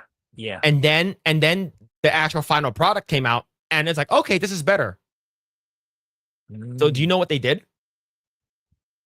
They made her eyes bigger. You know how her eyes are really, really big? Yeah, they're big. They're big in the Yeah, movie. so because it's supposed to look like the anime, right? So what they did was they actually made her eyeballs inside her iris is bigger, so it looks more like an anime character. Because if it's too small, it looks too much like a human, right? So it gives you that sort of uncomfortable look, uncomfortable feeling about it, right? The thing is, Uncanny Valley. There is. Let me actually Google some images of Uncanny Valley, so we sort of have some examples. Okay, Uncanny Valley examples. It's sort of like, oh man, this is sort of creepy right over here, like that. Another thing is, have you seen those like a really good example? I would say it's like sex dolls. they try to look real, but it's like creepy, Okay. right? Right? Not like The okay. I don't want to bring this up. It is really creepy looking, but like this one over here, that's Uncanny Valley. It makes you uncomfortable. You're like, what the fuck is Okay. that? Okay, I'll remove that now because that's gross. But yeah, so that's basically Uncanny Valley. So she looks a little bit too realistic in some video games. People will just reject it. People 100% would just reject it. Nope. She's trans. Hey, maybe. She could bend reality. And see, she's built like a man in Witcher 4 and has a fuller face with a wide jawline and freaky Jay Leno's chin in Witcher 3. She's clearly a slim, athletic build female with a slim face and jawline. What are you trying to sexualize her? They don't like that. You're they don't bigoted. like that. Yeah, you a bigot? Mhm. Shit. All of these boss girl looking games prove course correction takes years. Yep, it does. I think it'll take a lot. It'll take a little bit. They try all 3 Witcher's game, and Witcher 1 is the one I played the furthest, but I cannot stand any of them for long. Witcher 3 is the most competent, but it sucks to start a story that far into progress. Yeah, I made it to the final chapter of Witcher 1, but I kind of quit. I think there were other games, but I finished 2 and 3. 1, I've only played 3. Yeah, Right. So I have don't no idea who the other characters are. Yeah, I don't think you like appreciate 1 given the gameplay mechanics. It's like a point and click, right? Yeah, the way you hit is pretty awkward. Yeah. Oh man. She looks like an older shield maiden type. Yep. Not good. Oh, the waifus don't age are going to be made super old. Yep. They're gonna make Triss and Yennefer look so ugly. Who's the other girl? The hot girl. Which one? The black-haired one. The other black-haired witch that they made. The blind one? The blind Yeah. one? Philippa. Oh, so that's so she's blind, so she doesn't know how I look like. That's the reason why you take advantage. That's why you take advantage, chat. There it is. Cyberpunk and the Witcher trilogy will probably be the last games I buy from CD Projekt Red. Yep. Yeah, I'm looking forward to the ones that move to make their own Rebel Wolves. Yeah, if they can make some not necessarily graphics wise, but gameplay and story wise, yeah, I think they'll have a good future if they manage to recapture that. Yeah.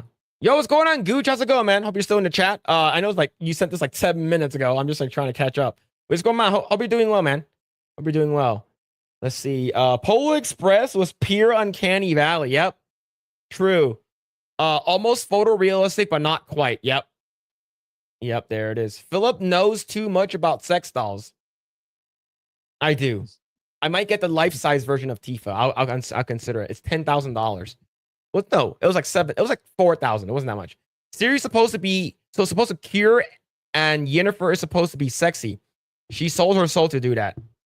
That's true. That is true. All right. Yes, hell yes, I'm a bigot. Yes, we're all bigots, chat. We're all bigots. But do you know who's also a bigot according to the media? Henry Cavill, because he likes things being accurate. Talk about this right up here. This is from the Nerdist. Henry Cavill Warhammer 40K live action franchise moves forward in the nick of time. First TV series officially in development. Let's go. About time, man. For once, Amazon got something right in their TV shows. Yeah. So, but the thing is that I am worried about it. I know that Henry Cavill is working with Games Workshop to make sure that like this is like good and accurate, and I believe he's the executive producer on it. So he does have a good amount of say, and he has and the thing is that he's a big nerd and he knows people. He's been to actual Games Workshop to look at the miniatures and stuff like that. One thing that I am sort of nervous about is the fact that Games Workshop said that they added in female custodes. Yeah. In their story, and they said, and their reasoning was, we never said that there wasn't any female custodes. How do you feel about that? Yeah, I just hope that Henry Cavill gets to push back against those people inside Games Workshop. I like to think that not everyone inside Games Workshop is woke, kind of like Obsidian, where there are some silent devs who just want to make a good game, and it's not just full of Matt Hansons. So I'm hoping that's the case. Like Henry Cavill Cavill has that much of a big say where he can push back. No, we're not going to include this new BS that was inserted, and we'll stay faithful to the source material and Yep. actually focus on making a good Warhammer TV show that's for the fans. Exactly. And the thing is that he quit The Witcher because he didn't like where The Witcher was going, and he was like, he's going to be coming back for Superman. James Gunn ruined that and basically axed the Superman and anything moving forward from the original Snyderverse stuff. So he's no longer. So I think Henry Cavill will be like, he's going to put his foot down. He's going to make sure everything is lore accurate, is according to source material, right? It's because that's what he did with Geralt. He's like, Geralt doesn't act like this. Geralt doesn't behave like this. And we do know that Henry Cavill is the ultimate nerd. He was late to an audition because he was playing WoW. That's pretty badass. I think that Henry Cavill is super based. All right. I hope nothing happens to this. And the fact that it is a part of Amazon, that's the only thing I'm nervous. But the thing is, Amazon does have good stuff too, like Reacher, Terminal List, and of course, The Boys season 1 was good and stuff like that. Let's go and read this right up here. Life comes as used fast. Well, sometimes it comes as used faster than a proverbial speeding bullet. That was certainly the case for Henry Cavill not too long ago. In a whirlwind only Superman himself could keep up with, the actor quickly went from 2 high-profile jobs to none. First, he was the Man of Steel in the DCEU, but right after his cameo in Black Adam, he was out as Geralt of Rivia on Netflix's The Witcher. Only ultimately, he was also out as Clark Kent. Don't feel too badly for Cavill, though. Another idiom now applies to his roller coaster career. All's well that ends well. His next series will turn his personal passion into a paying gig. Henry Cavill will headline Amazon Studios' Warhammer 40K live action franchise, and it's a TV series. It's not going to be a movie, so this is going to be freaking awesome. There's a lot of lore. There's a lot of books that are written. Okay, Yeah. I like don't even know. I haven't even scratched the surface. Of Me too. Warhammer 40K. Yeah, So, and I played like Dawn of War 1 and some of its expansion packs. There's a lot for them to material for them to use. Yeah. So let's see. And after 2 years of its announcement in the nick of time, a Warhammer 40K TV series is officially in development as a part of the project with Henry Cavill. I'm pretty sure a lot of girls will be watching this. Okay. The thing is, I think this is the only time where I'm okay being gay. Look, I'm not gay, but like, damn, he's a very good looking man. He's so good looking, it's insane. Let's continue. All right, let's actually go down to his Instagram post right over here. It says Henry Cavill and Warhammer official from the little shop in Jersey, and this is what he wrote. To celebrate some Warhammer news, I decided to make a pilgrimage to the very first place I bought Warhammer models over 30 years ago, the little shop on my home island of Jersey. My incredible team and I, alongside the brilliant minds at Games Workshop, have been working away in the concept rooms, breaking down approaches to the enormity and magnificence of the Warhammer world. Together, we've been sifting through the plethora. I was supposed to say a plethora of incredible characters and poring over old tomes and texts. Our combined efforts have led us to a fantastic place to start our universe, which has been agreed upon by those on the high, both on Amazon and Games Workshop. That starting place shall, for now, remain a secret. Watch this space, though, more to come in time. So this is good. This is huge. This is massive.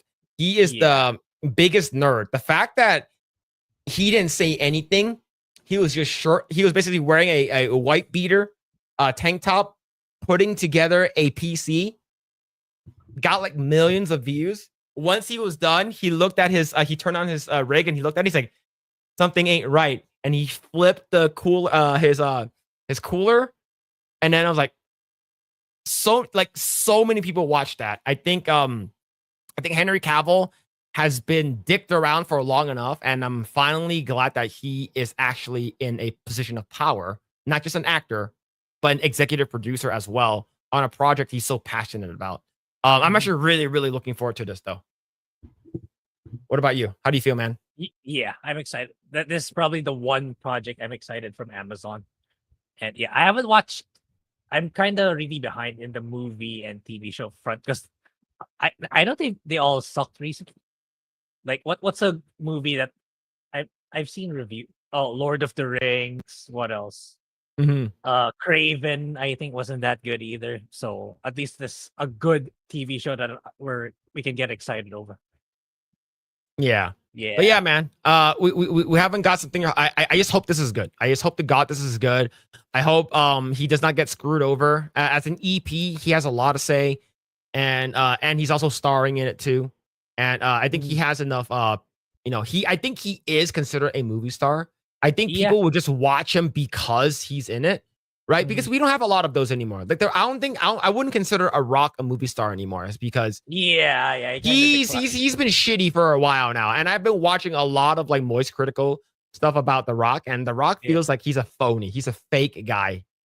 So yeah, but yeah, I'm definitely looking forward to this project. I hope it goes really, really well for him, and yeah, I can't wait to see where this goes. Let's see. Yo, Justin Martin, thank you so much for the 5 gifted membership. Thank you, man. Thank you so much. Holy shit. Thank you so much for that. Appreciate it. Thank you. All right. Let's see. All right, let's see. Give me some nice female legs I can wear around my neck like a scarf while I practice breathing through my ears, and some mommy milkers on my face can use as speed bags so my neck can get some exercise. That's very descriptive.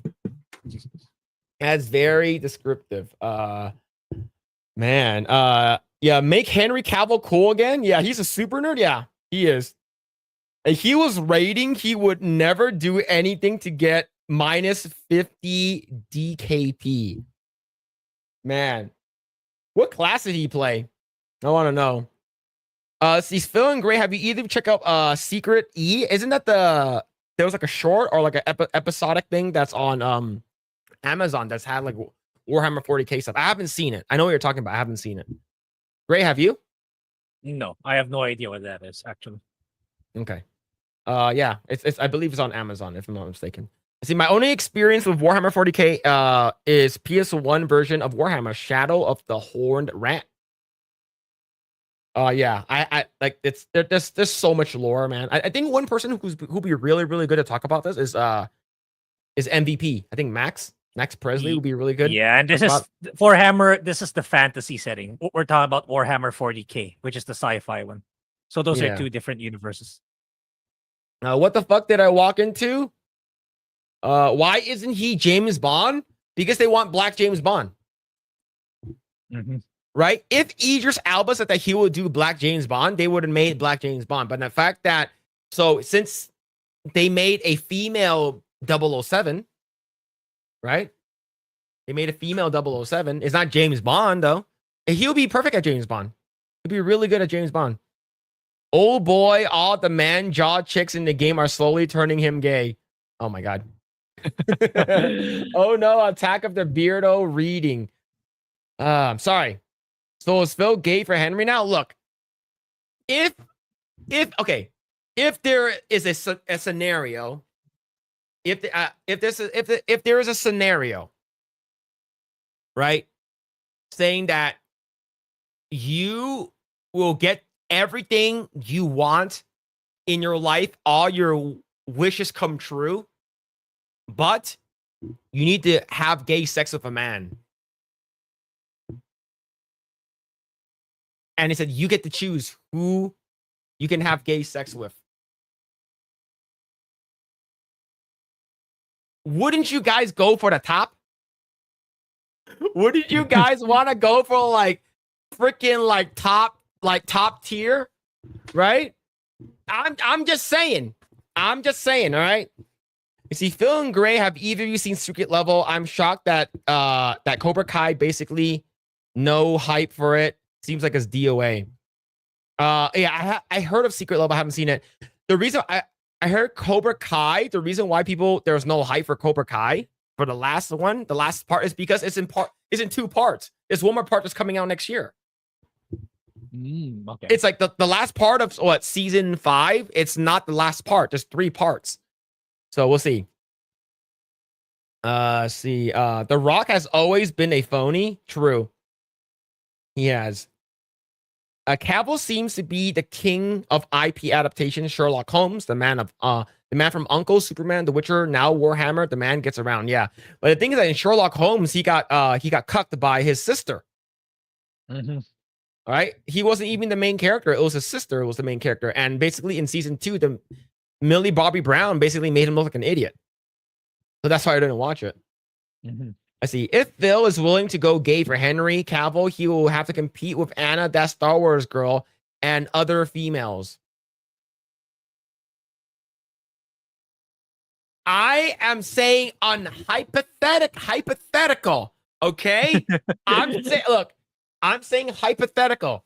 If you're gonna get if you're gonna get in a gay not a relationship, I'm talking about if you're gonna have to do gay sex with a guy.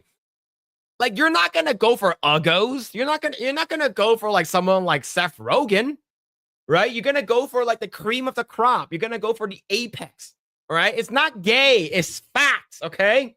I'm not gay. Henry Cavill was literally building a PC, playing Barry White music, one of the kings of R&B. So many women got hot and bothered from that video alone. That is true. That's true. What's going on? 50 Shades of Grayson. What's happening? Hope you're doing well. The fun fact, he was on the short list for 007 before they cast Daniel Craig. I'm glad they casted Daniel Craig. Yeah, because given the last given one, where right? it went. Yeah, given what happens to him. I'm glad they did it. Bill has always been gay. He just wants Henry. Gay. Puke. Super gay. No thanks. I got here at the wrong time. I would rather be dead than gay. I'm not saying that you're gonna be gay. I'm talking about like, forget it. Forget it. Forget it. Let's move on. Bill throwing out Neil Cuckman vibes. I wish I was gay. I would make things so much easier. Here's the thing.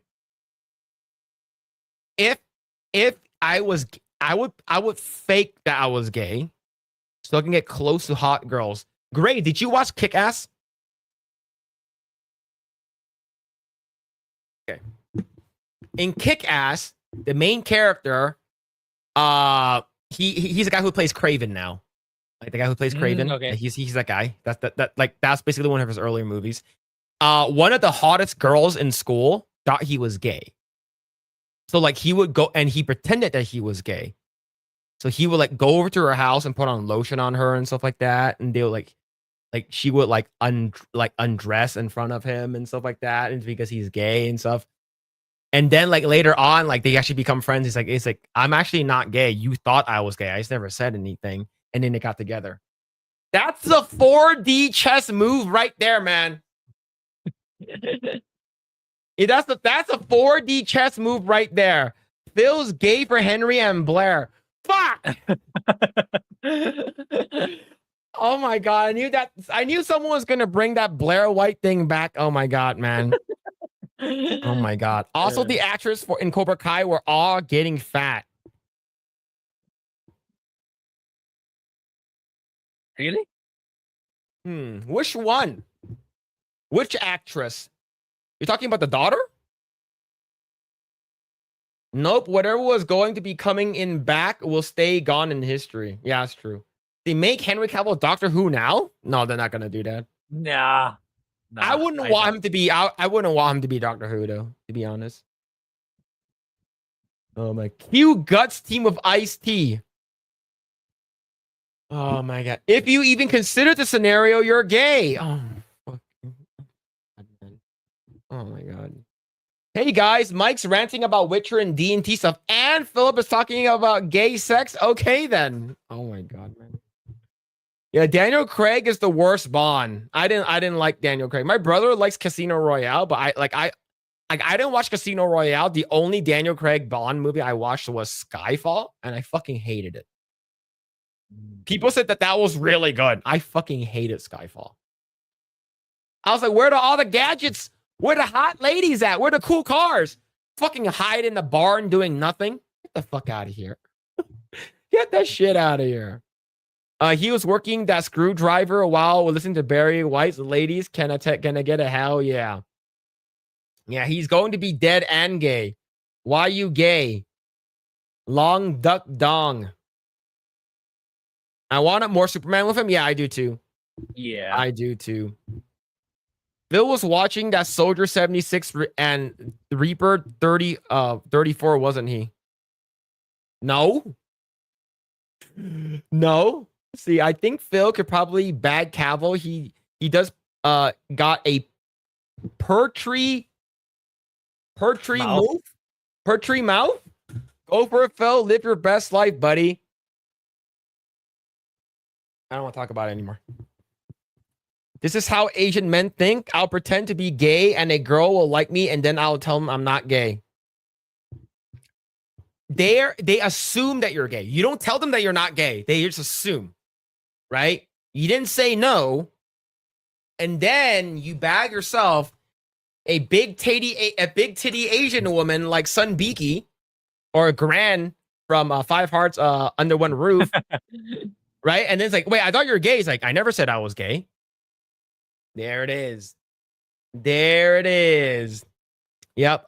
Same thing happened to King of the Hill episode, except it didn't work out for Bill when he confessed that he was straight. But it's Bill. It's Bill, all right? Skyfall was a deconstruction of James Bond. Yeah, I fucking hated Skyfall, dude. Fucking hated Skyfall. Just Mike says, I got news for you. It means you're gay. Oh my god. Do you like Casino Royale? Casino Royale's the one that that bad guy tied him up naked and they basically use a little ball thing to hit his nutsack, right? That's gay as fuck, dude. Great. Did you watch Casino Royale? No, and I'm not inclined to after knowing that.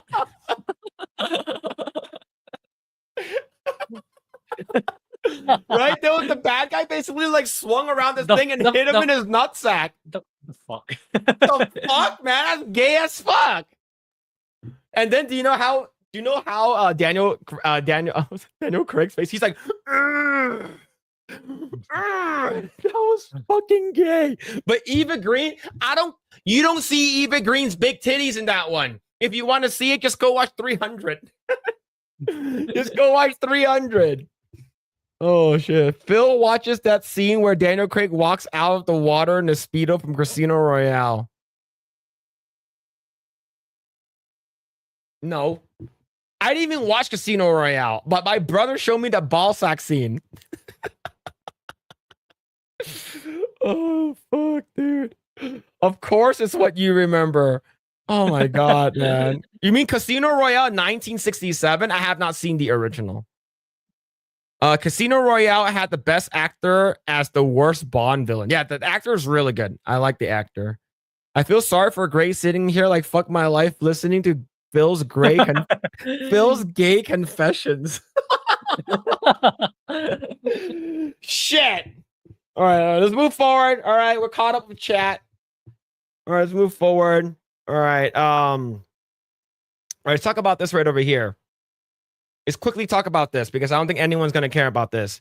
This comes to us from Variety. Box office Kraven the Hunter praised a meager 4.7 million opening day. Lord of the Rings War of Rohirrim debuting in 5th. Man.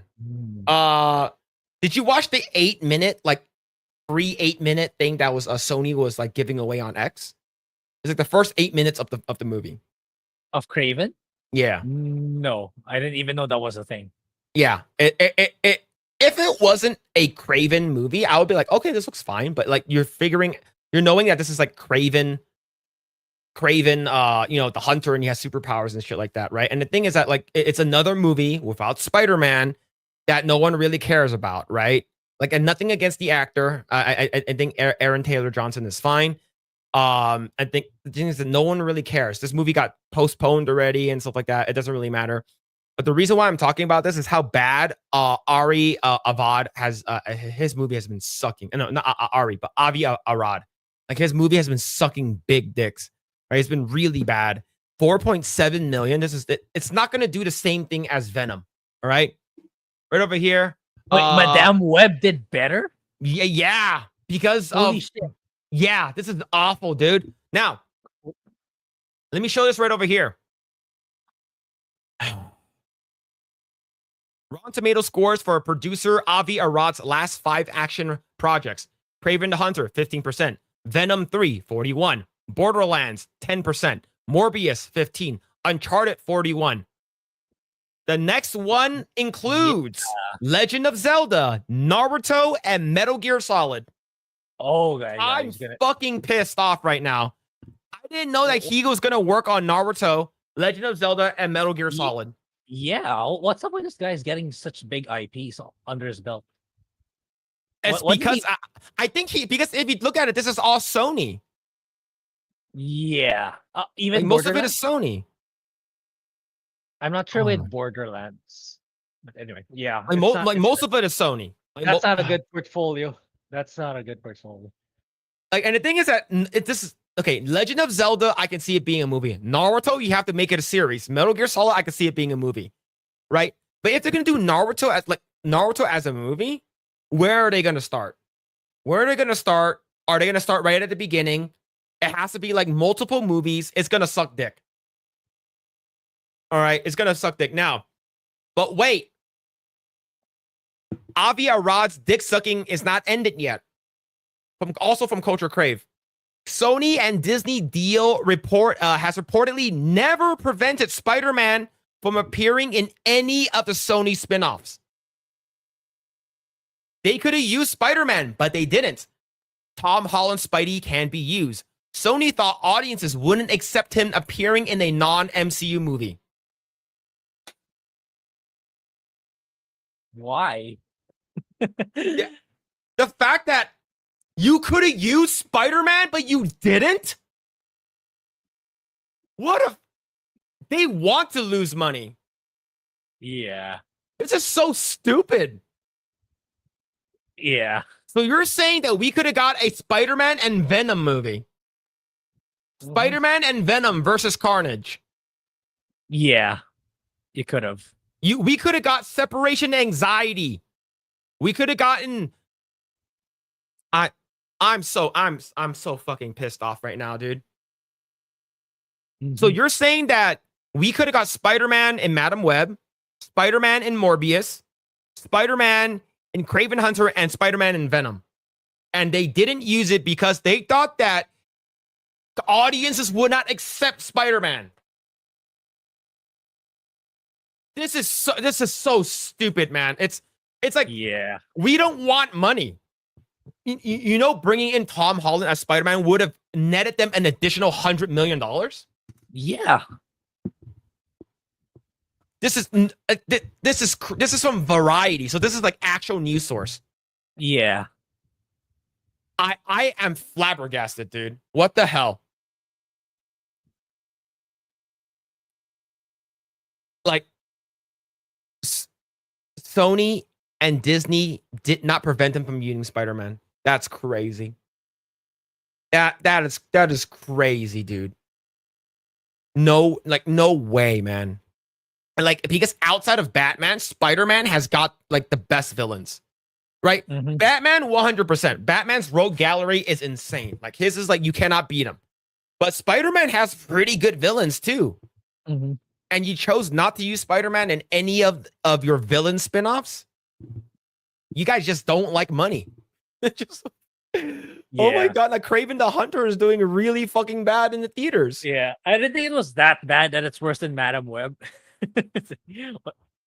And Madam Web came out early this year. Then this was coming in during the holidays, and it did worse than like what the hell, man. Yeah, so let me go to the actual Variety article. I want to actually go to it right over here. Even after Kraven the Hunter and Madam Web, Sony Marvel movies aren't dead exclusive, right? Towards the end, Sony Pictures' newest Marvel movie, Kraven the Hunter, the titular anti-hero played by Maximum Abominable Musculature by Aaron Taylor Johnson experiences chilling hallucinations in which is surrounded by a horde of spiders. Yada yada yada. I do want to go down to where right over here. It does not signify, however, this is the end for Marvel, Sony's Marvel universe. Is for one thing, technically speaking, there never was really a Sony Marvel universe, or a Sony Spider-Man universe, or any other official designation akin to the MCU or newly relaunched DCU. Sony has never approached its comic book adaptations with the level of intention. Okay, let's go on right over here. Okay, for another, Sony remains deeply invested in making movies about Spider-Man, a beloved Marvel characters launched in the current era superhero cinema in 2002. Spider-Man, the fourth Spider-Man film starring Tom Holland, is expected to star in a new film in 2025, a partnership with Marvel Studios. See, okay, Sony insiders fearlessly defend the success of 3 Venom. Did you watch Venom? No, because like You didn't watch any of them? No, because people are saying it's okay, right? It's not really good. And given like I have so much of my backlog, of course I'm gonna look for the good ones. Yeah, So, yeah. that's wild. Okay, let's see. Okay, I'm gonna go back and see where it says. Okay, I want to see. I'm gonna see where it says where Disney said that they can use them. All these characters are famous because they went up against Spider-Man. Unfortunately for Sony, they had a taste of success with Venom, and that kind of spoiled everything for them because they thought that they could just spin them all these characters off. I don't think they realized that Venom could carry a franchise. Well, Venom is one of the most popular Spider-Man villains of all time. Yeah. It's insane. It's like of course they could carry it, right? Whereas these other characters could not. To not have Spider-Man in these films was a fatal flaw. Sony is far from alone from aggressively expanding its superhero portfolio in the end of 2010. Only weathered a sharp decline both quality and audience interest in 2020s. But the studio was caught in a unique catch-22, its own, making the unprecedented deal between studio at Disney's Marvel Studios to share Spider-Man with the MCU, starting in 2016's Captain America Civil War and Spider-Man Homecoming, and the partnership with Marvel Studios with head Chief Kevin Feige and the former Sony Pictures Amy Pascal produced Tom Holland-led Spidey films for Sony Pictures, has been fabulously lucrative for Sony and worldwide grossing. Okay, the corporate entanglements when studios try to work together are really hard. Okay, I want to see where it is. Okay, right over here. According to one source, the deal with Disney never precluded Sony from using Spider-Man in its movies that didn't bear his name. The Spider-Verse movies profusion of Peter Parker's, Gwen Stacy's, and other various Spider people certainly bears that out. But there was a feeling within the studio that audiences would not accept the Holland Spidey suddenly popping in a live action film that wasn't a part of the MCU, especially after Spider-Man No Way Home. The Marvel Studios projects Loki and Doctor Strange in the Multiverse of Madness established definitive boundaries to Marvel Multiverse. This seemed to be the greatest impact on Morbius, which was originally scheduled to premiere in July 2020, well before No Way Home and Doctor Strange 2, but due to the pandemic, wound up opening after them. Okay, so what they should have done was probably done like a really like simple like A/B testing. Like that's what they could have done. They could have got like early screen testers where they had one with like a CGI Spider-Man showing up, not polished whatsoever. CGI Spider-Man showing up doing some shit, and one version of it without Spider-Man and like a completely different story. And they should have tested it. Yeah. Right? Of course you're going to want Spider-Man in the villain's movie that no one cares about because Venom is very fucking popular. Mm-hmm. This is mind numbing how like they just don't like money, man. That's crazy, man. But yeah, like I haven't seen. I only watched the first Venom. I haven't watched the second Venom, and I heard the last Venom was just a popcorn movie. It's good to watch. I don't know, man. But I heard they're gonna make Venom gay. I heard that's what they want to do. They're gonna make Eddie Brock and Venom into the queer couple. I don't know, man. Like, if they're going that way, that's gonna be wild. But yeah, the fact that right over here they could have used Spider-Man, but they doubted the fans. They doubted the audience. The audiences will not accept it. Bullshit. But yeah, man. That's wild. They tried to do that in Venom too. Man, I don't know. Grae, do you think that this was a big misstep for them not to do it? Yeah, I agree with you. 'Cause I don't know how to expound anymore with what you said, but yeah, like a lot of those movies could have actually made them money if they put in Tom Holland's Spider-Man, which fits a lot more. They can flesh out the villains a lot more. Mhm. And I agree with you. Like the reason why Venom did it well is because Venom's already popular. It's like the Joker equivalent of Batman. That's why. But the other villains, Madam Web, Craven, Morbius, people are not as familiar. That's why they didn't stand on their own. So that's why you needed a Spider-Man there. And yeah, huge missteps that costed them hundreds of millions, maybe billion. Yeah, Yeah, man. great. That's actually wild to read that, dude. Like when I saw that, I was like, no fucking way, this is real. Like this article was put out. It was put out yesterday, like late yesterday. So yeah, some variety. So that's like this actual Yeah, news source. So it's like when I started that, too I was like, little, no too freaking late way. if they plan on bringing in Tom Holland. Like Yeah, you should have done this like literally 20 years ago. yeah. All right, let's go and read the comments. It's like, Phil, how close are you and your brother considering he showed you that nut shot scene?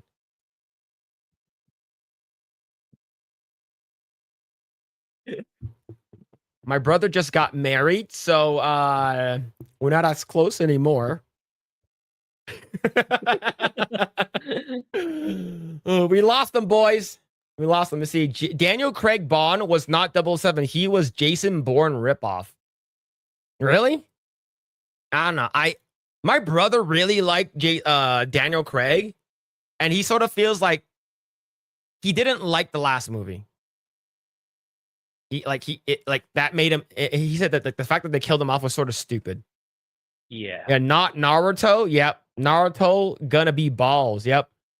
Phil is craving Aaron Taylor Johnson's chiseled abs to caress every night. Look, I only saw Aaron Taylor Johnson's chiseled abs in that 8-minute clip from Craven. All right, I had to watch it for the epic verse. All right, it was homework. Morbius, Morbius is 2 of the 4 flops on that list. That is true. Yeah. That's true. The Metal funny, Gear the funny Solid. thing with Yeah, go ahead. the funny thing with Morbius is like they got memed by the internet to show it again in the cinemas. And then they lost even more money. Funny. That show was Yeah. funny as hell, man. That Yeah. show was funny. The Metal Gear Solid could be a movie. It's basically already was. Yeah. I can see him doing Metal Gear Solid the movie and making like each movie like each video game and movie. Like it'll be I think it could be really good. But if it's done by Avi Arad, he has really, really bad reputation, man. The past several movies was garbage. Is the Metal Gear Solid still a thing with Jordan Vaught Rogers directing and Oscar Isaac starring? Is Oscar Isaac playing Snake?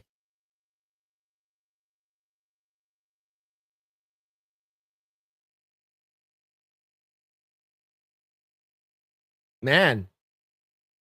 I thought they're gonna bring a white guy in. Oscar Isaac. Do you know Oscar Isaac's full name, Grae?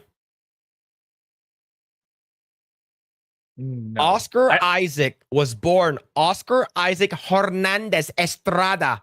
Does that sound white to you?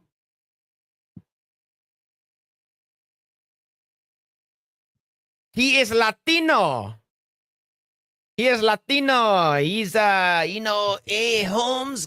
Yo, what up, Holmes? I'm from Guatemala. Yo, man, we got to buy some drugs and stuff, man. We gotta be we need some crazy vato like you in our gang. He's one of those guys, man. Come on, man.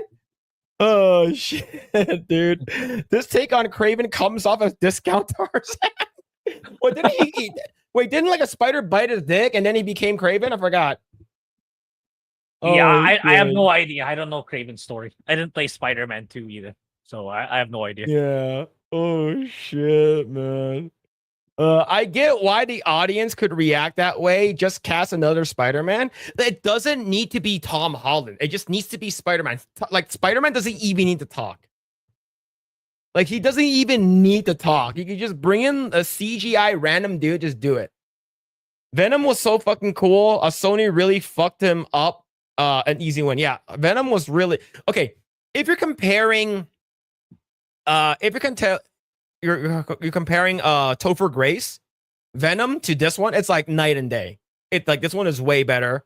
The only thing you're missing is the Spider-Man. Like it's because how Spider-Man happened was for symbiote, right?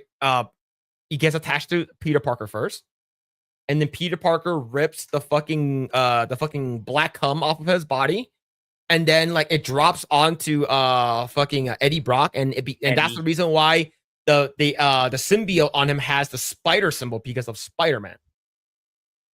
Right? That's why in the Venom that we got, he doesn't have the spider symbol on his chest or on his back. It's because of it didn't go into Peter Parker. Spider-Man cameos would have been so cool. I blame Feige. Yeah, I do blame him too. Maximum Carnage. Yeah, Maximum Carnage would be fucking cool. Separation Anxiety would it would have been insane, dude. It would have been so fucking cool. Best series of my youth. Yeah. That's crazy. They could have used Andrew Garfield as main Spider-Man for the spinoffs. If Andrew Garfield was like because he should be Sony, like the Sony Spider Universe Spider-Man, right? And then Tobey Maguire's in his own universe, and then Tom Holland is in the MCU. If they brought in Andrew Garfield, people would have lost their shit. Like, yeah. Did you watch the Andrew Garfield ones? Only 2, right? It never got a third movie. No, yeah, that's only 2. Yeah. I did. Yeah, so you didn't watch did you watch No Way Home? That's the one I'm missing. I watched the first. That one is the best. That's the best Spider-Man Tom Holland movie. It's actually so good. It made $1 billion easy, but it's good. The cameos are fucking good too. So watch that one. Like if you like, my brother's favorite like Spider-Man is Andrew Garfield. Like it's legit his favorite. He loves Andrew Garfield. He said that he was perfect as both Spider-Man and Peter Parker. And like I can see why he liked him, but the thing is that if you like Andrew Garfield, like it changes, like it makes you like him. It's like, oh man, he was actually good. He's actually a good Spider-Man. It's like heartwarming too, man. It's actually pretty good. You should check it out. Let's see. If Sony wanted a less Spider-Man movie, could it not have used Spider-Woman?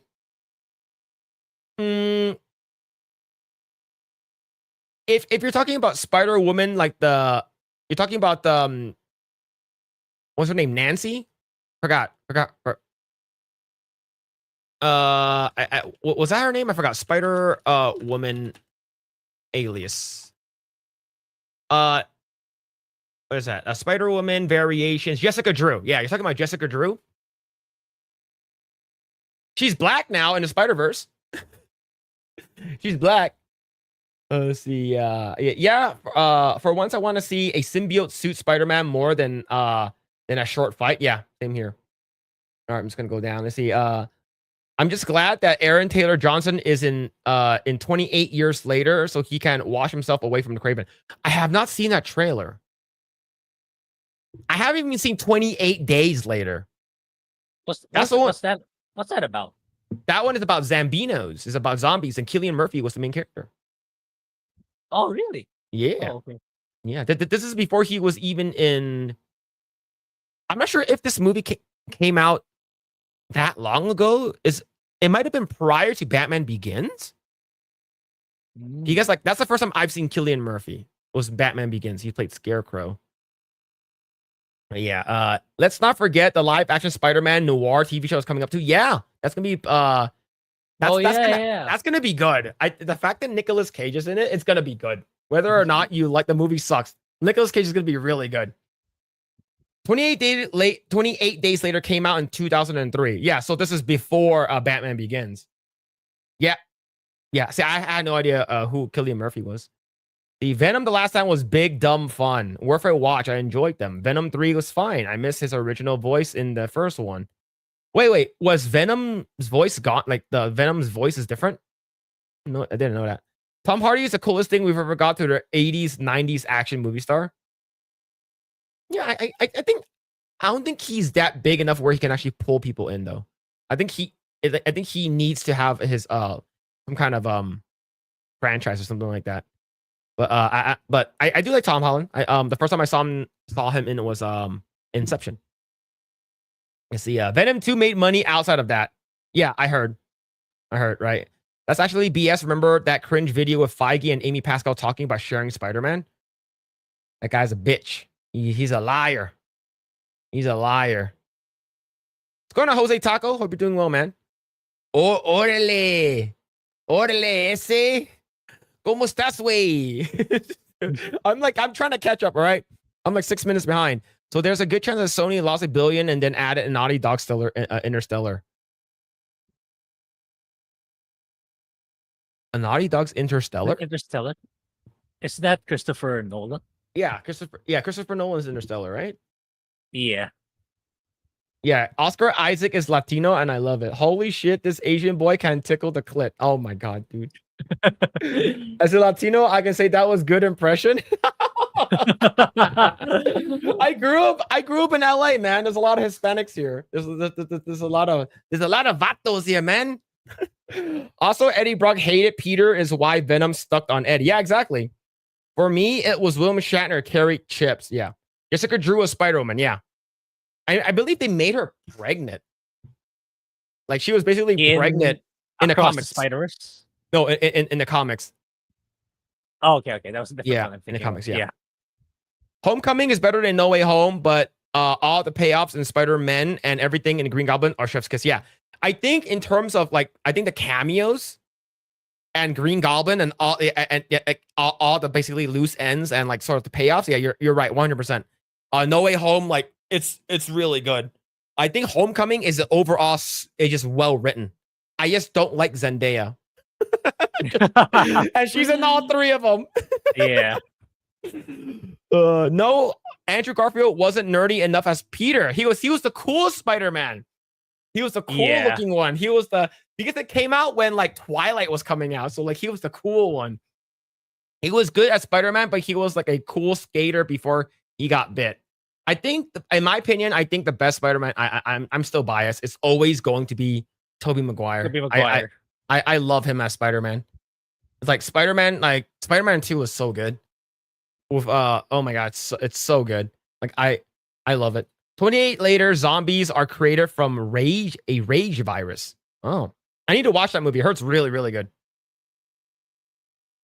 Fun fact, 20 days later is super hard to watch. Never been on streaming, never on Blu-ray, and DVD is out of print.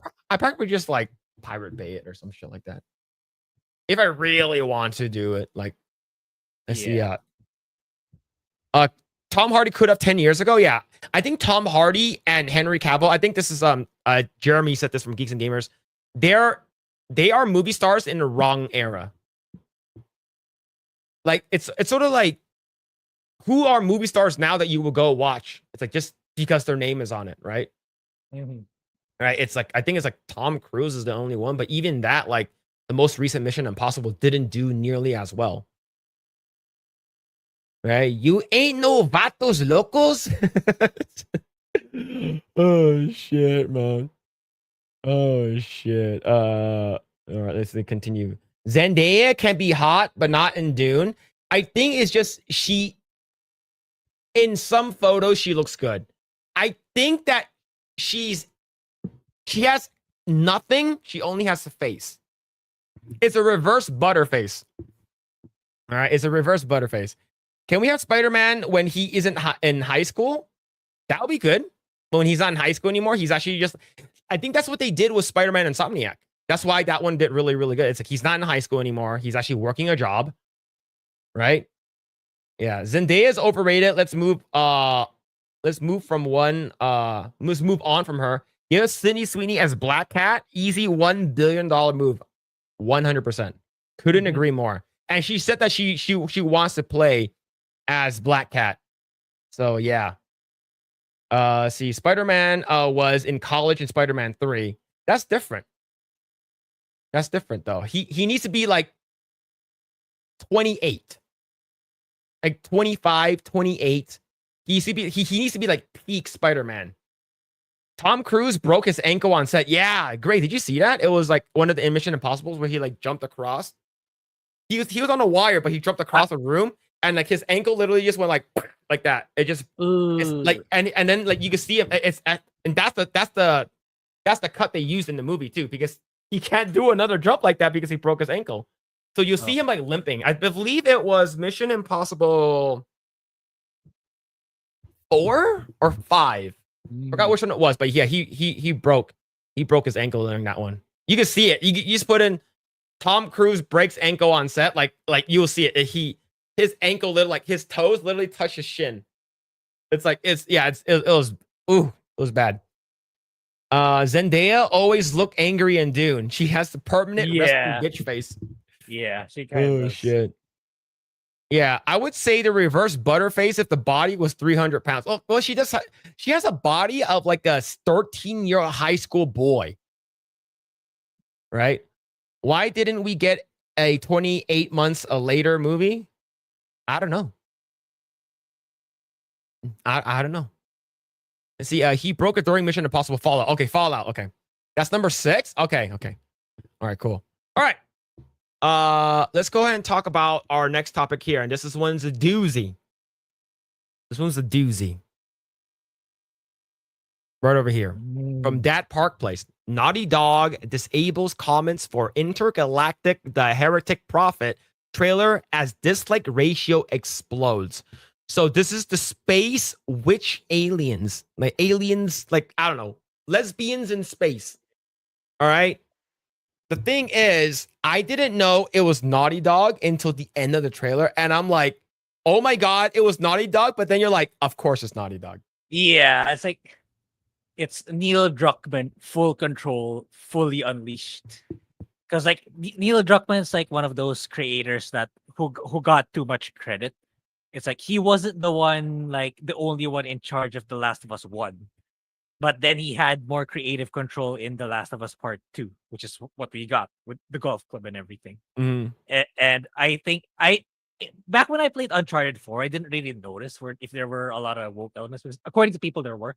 Maybe I should play it again for me to see.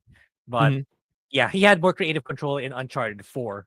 But in the first 3, not really. But now that he has majority control, or now he's the president of Naughty Dog, now this is what we get. So it'll finally be revealed if he's really creatively great. But as of right now, looking at this character, people are highly skeptical now more than ever. It's like, yeah, it's like he literally ticked all the DEI marks: lesbian, ugly, non-binary, POC. He checked everything, dude. He didn't spare anything. Yeah. He checked everything.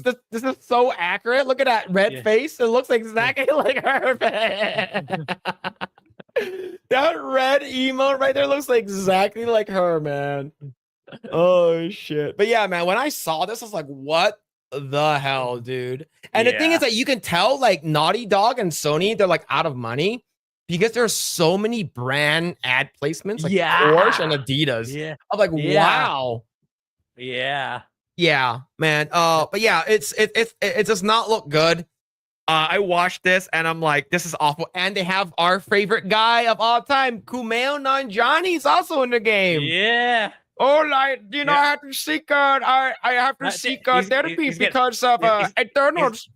Yeah, it's gonna go therapy again when this game releases. Yeah, this game comes out, it does not do good at all. Yeah, we're gonna be farming so much content out of this game. Yeah, the game comes out. I can see it now. The game comes out.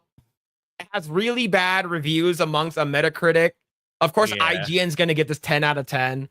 Right. Yeah. But like the game like has like 4,000 people playing day one. Yeah. And then Kumail Nanjiani goes on internet. He's like, I'm sorry, but I have to go seek therapy again because nobody is playing the lesbian space game. Oh man, who thought this was a good idea to cast this? Yeah, Okay, you can cast whoever you want, but she looks so fucking ugly in the game. Like I've been seeing comparisons this morning. She doesn't look that bad. This is another model. This is Yeah. another model that she doesn't look that bad in real life. No, But she again, doesn't. they did a Kate Vess here. They did another Kate Vess here. Yeah, and the thing is that if he told me this was your Guya, I would be like, yeah, look, this could have been this guy could have been from like the Philippines, right? This could have been like Manny Pacquiao's like nephew or some shit like that. Oh shit, man. This is it's so bad. And this is the last trailer. They closed the Game Awards with this trailer. Yeah. It's like, now for the big reveals. Wow, okay. I guarantee you, whether this game does good or not, it's going to sweep the Game Awards when it comes out. Yeah. 100%. Yeah. Man. But yeah, this is really awful. Right over here, Pirate Nation said, Jordan Amon-led character Intergalactic, new IP from Neil Druckmann. Yeah, this does not look good, man. Like, she looks... Yeah, this is like the single player Concord. That's how I'm gonna describe it. Well, according to what I heard, they said that Neil Druckmann, and I could see it, they took liberty from Akira and Cowboy Bebop. Yeah, and it's going to be like you're playing as a bad guy, like a criminal, like a space criminal, like a space cowboy, space outlaw. And you're going to be playing as an unattractive bald woman that no one cares about. The thing is that I don't want to play. If you give me this game and like, hey, can you play this game for me? And I'll look at it as like, I don't want to play as this character. Is there another character? Can I play as another character? Yeah. Like, I don't want to play as her. I don't want to hear her bitch and moan the entire fucking thing. Yeah, I saw a tweet earlier this morning where someone modded the trailer to make it look an attractive Asian. Maybe you saw that one too. Did you see? There that we one? go. I think I saw it. Let me see if I can find it. I think I saw that was it. actually I think that was really good. Yeah. All right. So let me find it. I believe people are mad that someone made that. So like people are actually legit upset. It's like, can we stop doing this? Can you stop? Yeah. There it is. Boom. Damn. Game is fixed. Yeah. Game is fixed. Of course, right over here, this pissed off person. 32,000, and the people are still gonna tell me there's no actual height on Intergalactic because the main characters look fuck off. Oh my god, dude. Yeah. Look, that's a parody account. He looks at it. It doesn't matter if I have over 30,000 likes. I guarantee 90% of those guys aren't joking. Yeah. Because she looks fucking ugly in the game. All right? Yeah. Looking at her, I feel like I just got AIDS just looking at her. All right? No, I'm not throwing any shade at the actress. I'm throwing at the model. All right? Yeah. That girl. So basically, this is what Eastern developers will come out with, and this is what the Western developers come out with. Yeah. All right, Western boys. Which one would you pick? Which way? Which way do we go? Which way would you go? Yeah, like look. She has a resting bitch face the entire thing. She acts like she's better than you. I cannot relate to her. All right? I don't need to be bald, black, or have bushy ass eyebrows to relate. Her personality shows through her attitude. And oh my god. Oh, it's like, oh, you don't know her. You can't judge a girl by their looks. Like, yo, you gotta judge her by personality. Her personality sucks dick. Right over here, this is from Grums. The Naughty Dog choice of protagonist is just so damn predictable. Intergalactic Heretic newly announced. And basically, you see her shaving her head. The first thing you see. Any sign of like female femininity, completely gone. This is done on purpose. It's because they don't want male gaze. They don't want guys to find her attractive. They want guys to look at her and say, ugh. Yeah. But yeah, they man. know what they're doing. They preemptively disable the comments. Like, who does that in their launch trailer, in their premiere trailer? Yeah. Like, the thing is that, but we found out that she's actually a terrible person too. Right? The actress or the actress is also a terrible person, unfortunately. But this is her. Space lesbian wizard. That's crazy. Let's see what she has to say. Let's go lower down this. She's really loud. And then as far as with non-binary and transgender, I hope that we just start seeing that the future is here whether we like it or not. We need to not just accept it, but embrace it. Embracing something and seeing not only the beauty of it in it, but the way that it contributes to the world and contributes into the way that anybody of any gender, race, creed, color can form their identity and can walk through the world with pride and their chin up high, like I think is so important for the generation coming behind us. And then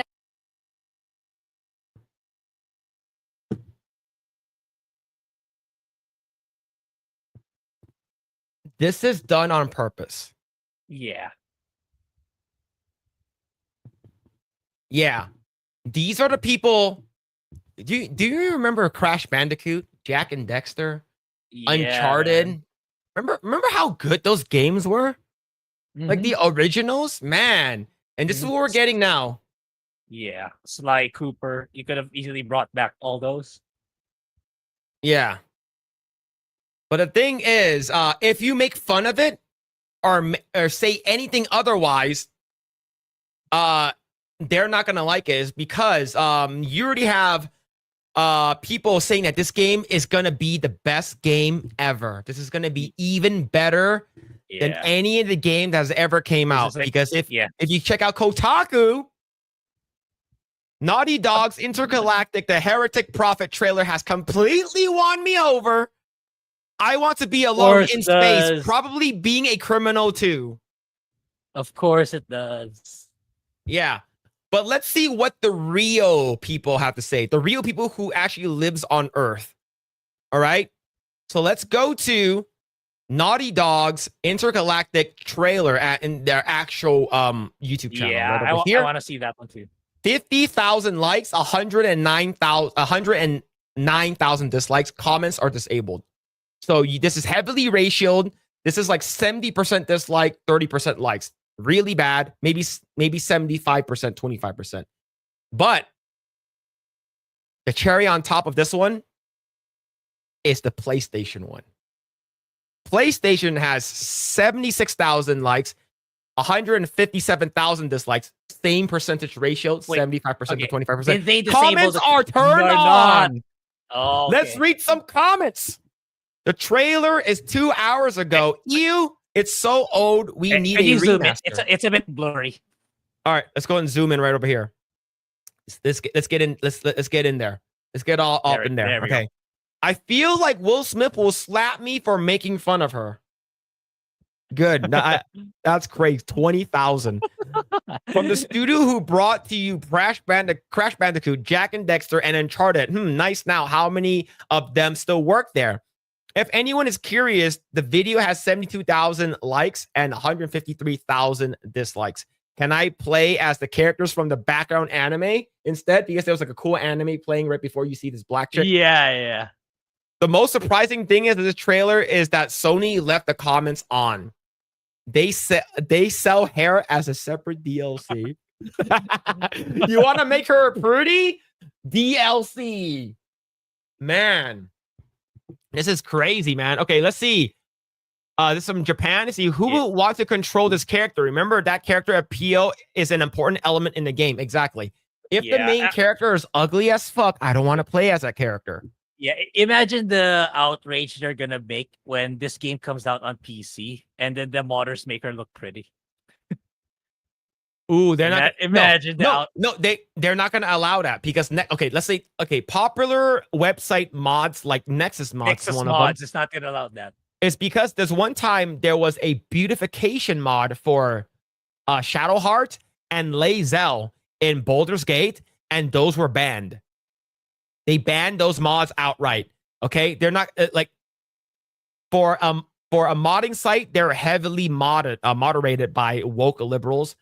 And one, of course, the one that a lot of people didn't like was modding in the USA flag in place of the Pride flags in Spider-Man.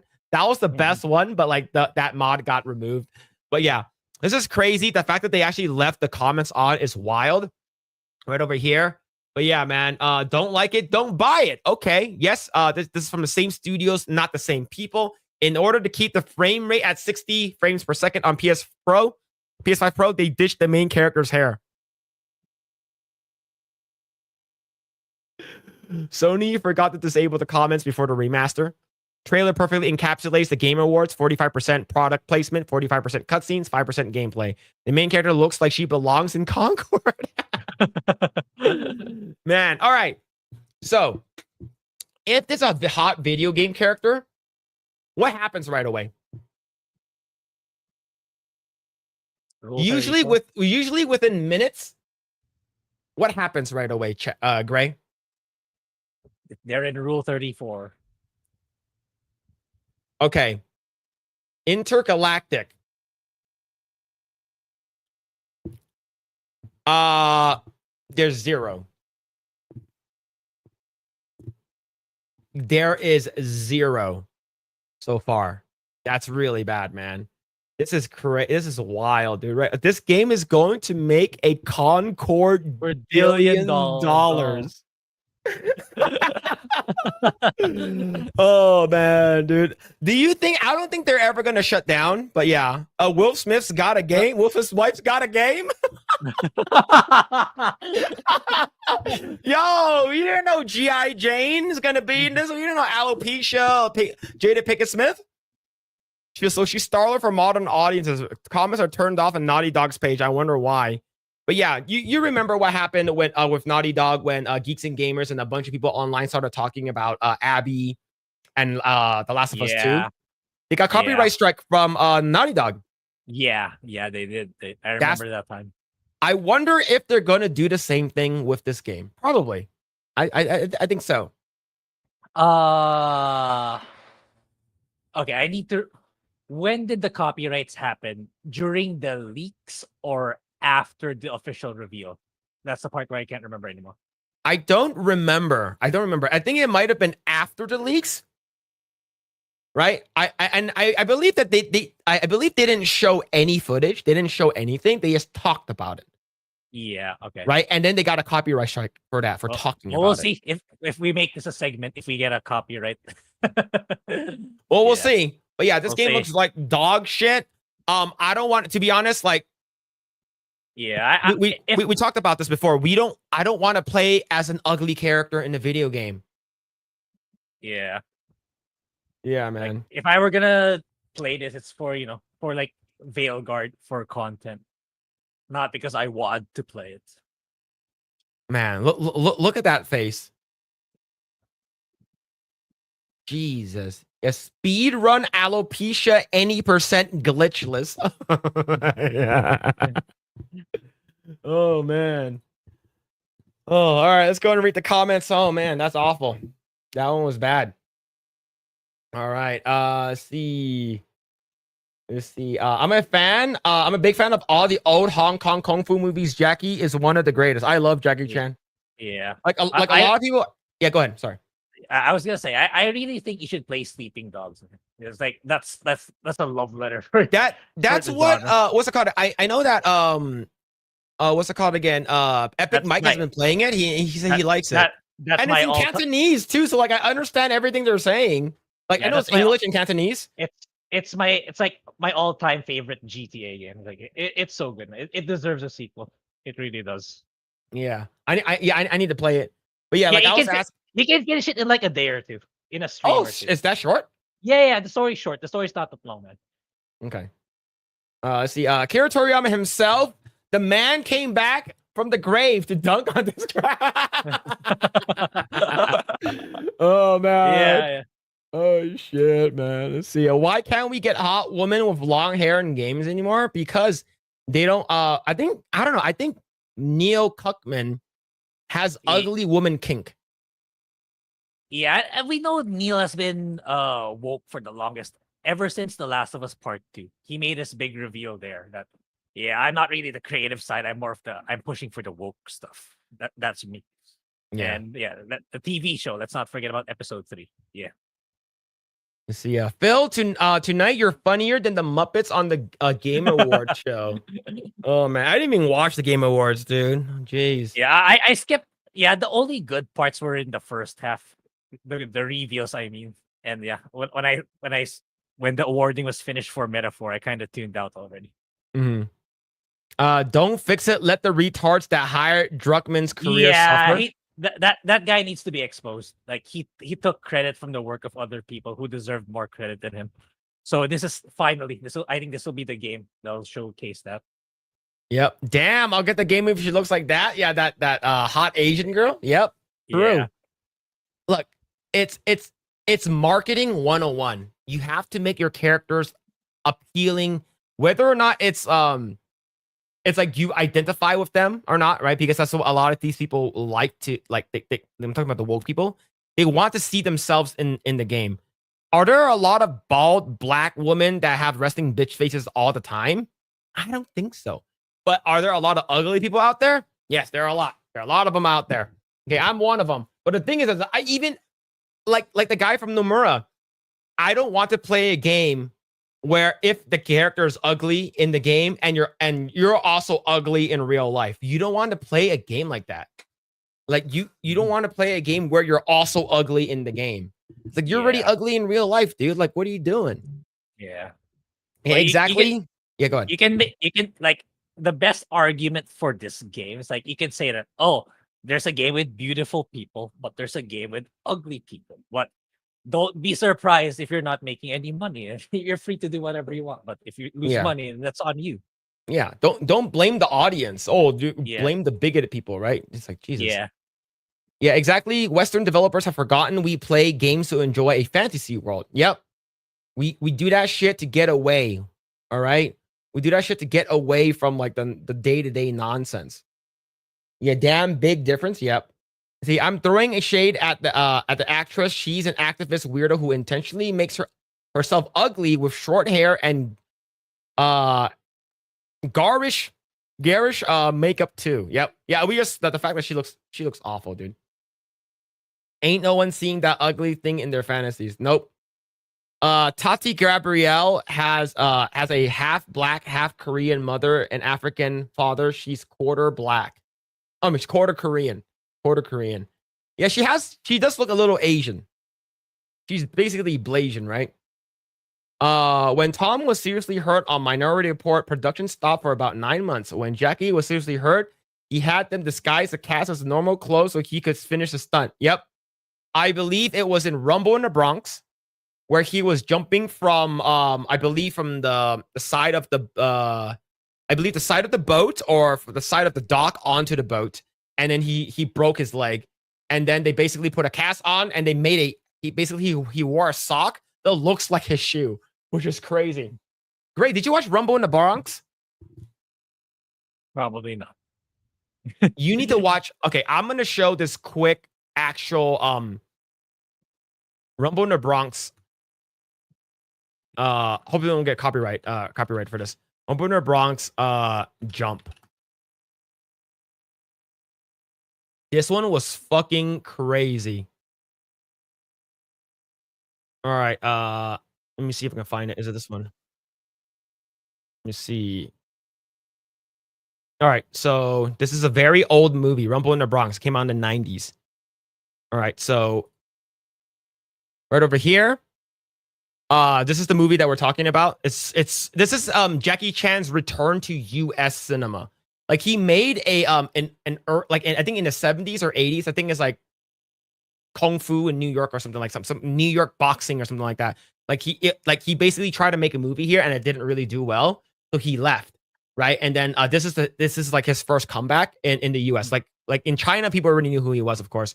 But yeah, so over here, there's these thugs that are chasing him, and he's running on these rooftops in New York City, and he basically jumped in the Bronx, and he jumps from there to there. Ooh. That's a real jump, and he landed that. Yeah. It was fucking crazy. Like if you actually watched like the behind the scenes, like after like all his older movies, like at the end they show like bloopers or like they show like the actual stunts. Like he did that take once, and he basically like, yes, I did it. That's fucking insane, man. Yeah. And like the only one here that's still doing that is Tom Cruise. But Tom Cruise is nowhere near Jackie Chan's level, but that one was crazy. That was really, really good though. Let's see. She's taking part in the 4B movement or whatever it's called. Yep. No male gaze. More like lesbian nuns, man. Oh, no wonder she looks like that. She looks that way in the game. She's ugly in real life too. The thing is that she purposely in that photo, she purposely make herself look ugly. If you look at a regular photo of her, she looks fine. Not pretty. She's not hot, but she looks fine. Yeah. But yeah, that's a common Western trope. Unfortunately, yeah. Art is by its very nature transformative. Thus, it's only natural for people to alter the art of others. That's true. IMDb state that she has a black belt in karate, ADHD, and went to school with Zendaya. She also has a what's it called again? A degree in being retarded. She looks so ugly, man, in the game. Let's see, of any race, greed, and gender, huh?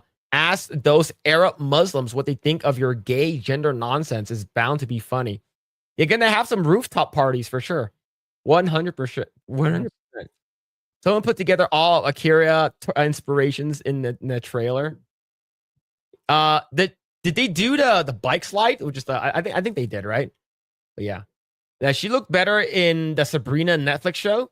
I didn't watch that. Oh. Okay, so that's where I know her from. Makes sense. I want to have sex with Alyssa Mercanti.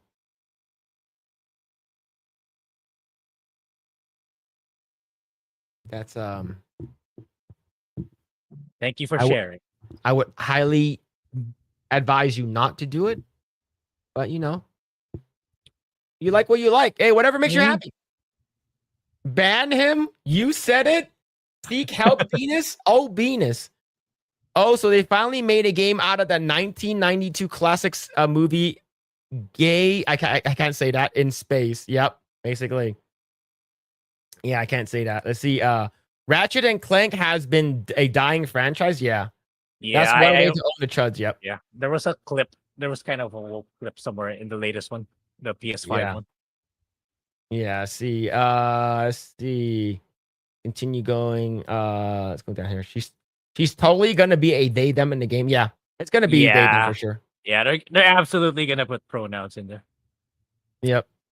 It's not rocket science. 90% of the time, people just want to look badass while kicking ass. Yep, that is true. Sadly, a company who makes Sleeping Dogs went under. I don't know who owns the rights for that now. I replied to that one. It's either with Square or with Embracer.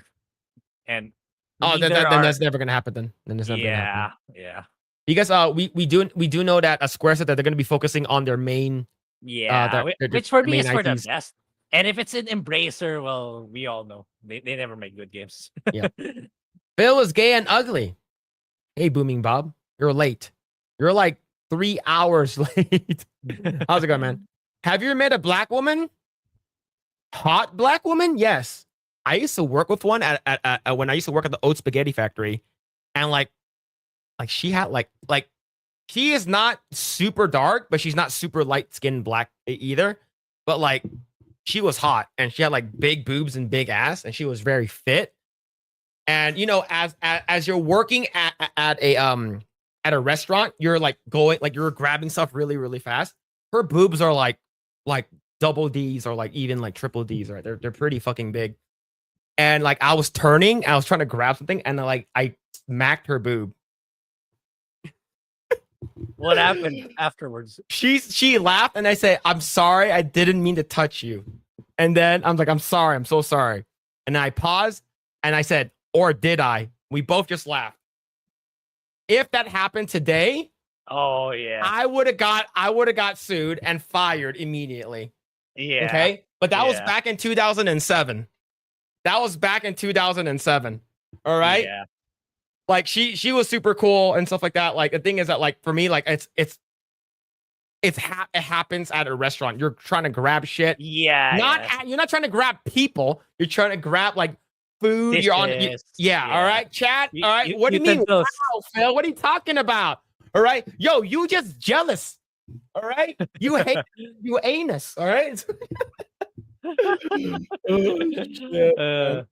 Damn, when did Netflix make a Minions game adaptation? Gru looks down bad.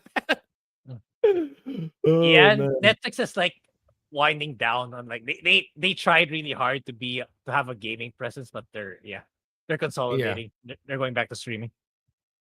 Yeah, I remember renting Rumble in the Bronx on VHS at Blockbuster. Rumble in the Bronx was so fucking good. It's so good. Jackie Chan is awesome, but I still like Jet Li more. Jet Li is more of the serious guy. I like Jackie Chan because I like the comedy. Yeah. I like the comedy. And that's the reason why, like, they actually, I believe Sylvester Stallone and his group reached out to Jackie Chan to ask him if he wanted to be in Expendables. And he originally said yes, but he found out that it was going to be a rated R movie, like rated R in US. So he said, "Oh, if it's rated R, I'm not going to be in it." So they asked, because it was supposed to be Jackie Chan and Jet Li. So it ended up just being Jet Li. I believe that's the story, or it's supposed to be Jackie Chan was replaced by Jet Li. I forgot what it was.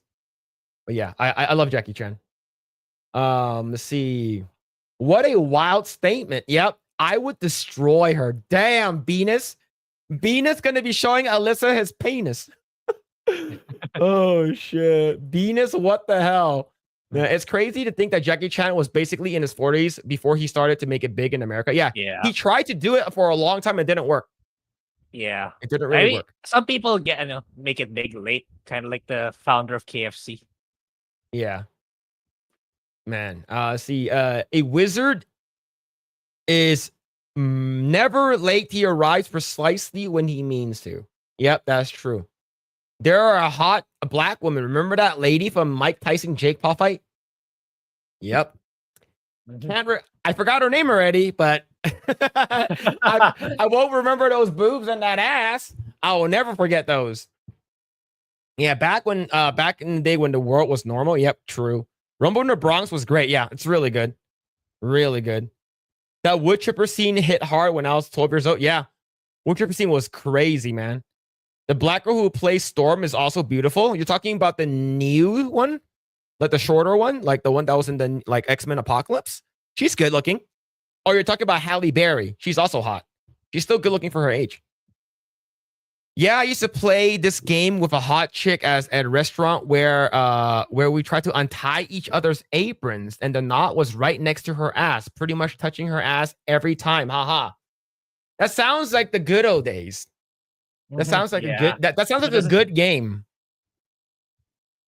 But yeah, see. Oh, the new one. Yeah, she looks cute. She looks cute. All right. We have a couple more topics.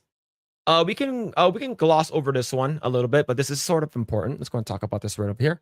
Comes with from that Park Place. Alyssa Mercanti caught in conflicts of truth as gaming community rallies around YouTuber Smash JT. Grae, you know about the what's it called again? The lawsuit that Alyssa finally dropped early this week. Yeah. So what are your thoughts about that? Yeah, okay. If you want to play, then let's play. That's all I'm saying. Then yes, a lot of people are backing Smash JD. Shout out to Alec Baldwin's finger. I saw the clip when Smash JD was talking. Dude, the guy gave 7K. Yeah. Yeah, I was like, holy wow. Yeah, man. So he basically Smash JT. If you guys didn't know, is there was a lawsuit that Alyssa Mercanti was said that she was gonna do, and she finally did it, and it's basically defamation. In short, defamation. I was on with Sevi and Erudai, and if you guys don't know, Sevi is a lawyer, and she basically said that it's gonna be it's basically a defamation thing, and I believe Smash might at least what she recommends is like he should countersue for damages what she's doing. Yeah, which is very likely what he definitely has the backing now. Because I checked this morning, he was already. He asked for 25K. He passed that already. Yeah, he's already. He's at 50, dude. He's already doubled that. Yeah, he has the resources now. So which is crazy. The thing is that like she's suing because of defamation, saying that like he called her a whore, right? But the thing is that like he was just saying that because she said that someone asked, how do I get into the gaming industry? And she responded with, quote, I sucked dick. And then Smash JT said that that's something a whore would do. Mhm. Right? That's basically textbook what it is. She's basically a prostitute. And she also has OnlyFans. Mhm. So it's not like she's not. So, you Yeah. know, and of course, she drafted up, her and her team drafted up this documentation saying that they're going to sue Smash JT for damages and a whole bunch of other stuff. And on page 7 of that documentation, doxed Smash JT with his address. Now, Yep. she didn't dox him, but it was a sort of transitive property kind of doxing. Is because she linked it out. And then, of course, if you go to that link, you go down to page 7, that's his address. And the thing is that it's still, I believe it's still there. You can still find it if I'm not mistaken, which is fucking awful. Right? Yeah. And the thing is, of course, like I read the whole Smash JT on his website, that news. And of course, her address isn't there, of course, because but the thing is that this is wild, and I'm glad that like there are so many people that's behind Smash JT. Yeah, this is huge shout out to Smash JT. But yeah, it's pretty wild, man. Full disclosure, YouTube personality Smash JT is represented by Ron Coleman and the Dillon Law Firm, whose lead attorney is nominated for Assistant Attorney General of the United States. That Park Place, WGW Pro, and Valiant Renegade are likewise legally represented by Mr. Coleman. Furthermore, That Park Place is a subsidiary of a company which has provided monetary donation towards the Dillon Law Group. While filing her lawsuit against YouTuber Smash JT, while subsequently revealing his home address to the world, Alyssa Mercanti was caught in a potential mistruth that could prove important legally. To make matters worse for the former Kotaku senior editor, the gaming community rallied around Smash JT, helping him raise the $25,000 he needed to mount his legal defense with attorney Ron Coleman with the Dillon Law Group, and I believe he already sent it to him. I saw it on his X account. When Alyssa Mercanti announced that she was leaving the struggling games news site Kotaku this fall, the controversial writer and editor made it clear that she was walking out on her own accord. She's suing him, saying that she lost money, she lost out on jobs and opportunities and stuff like that, right?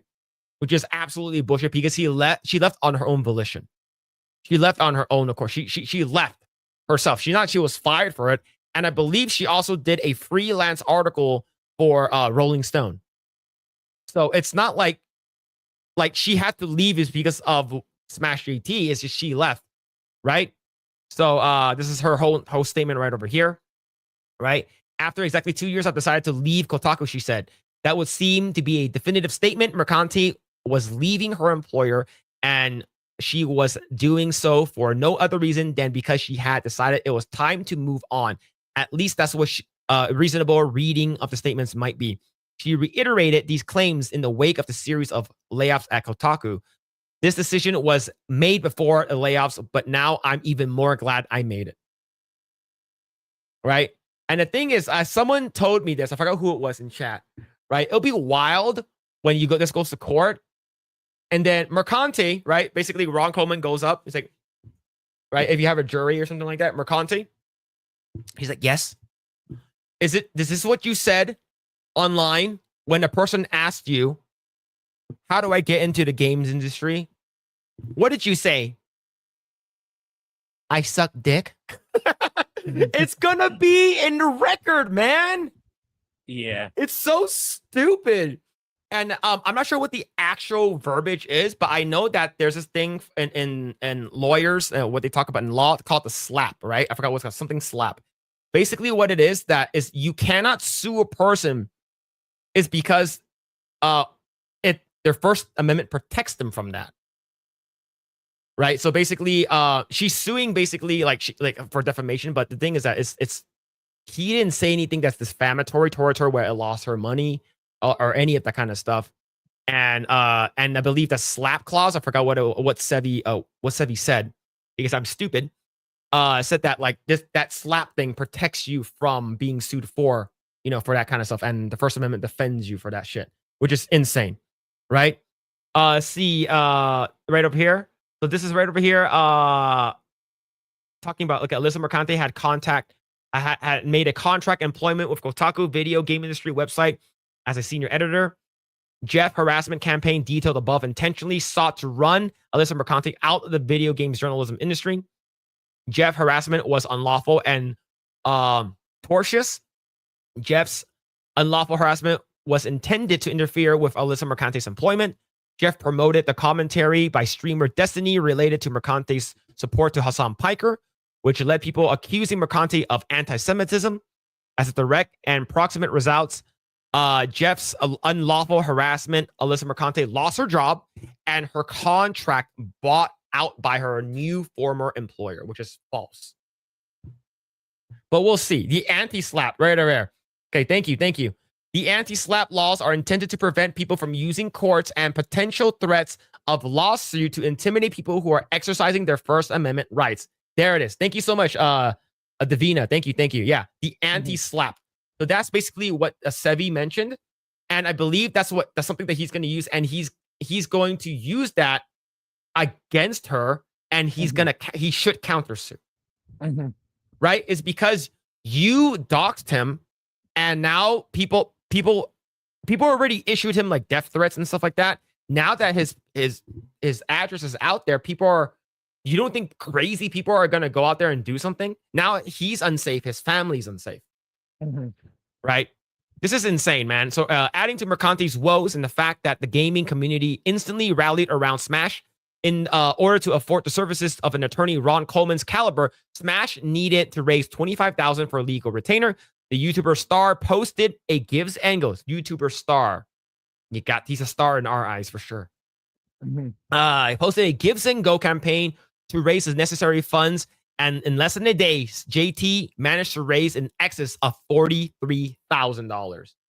That's freaking awesome, man. Yeah. Like I love the people online for the fact that like you're not gonna get away with this kind of garbage.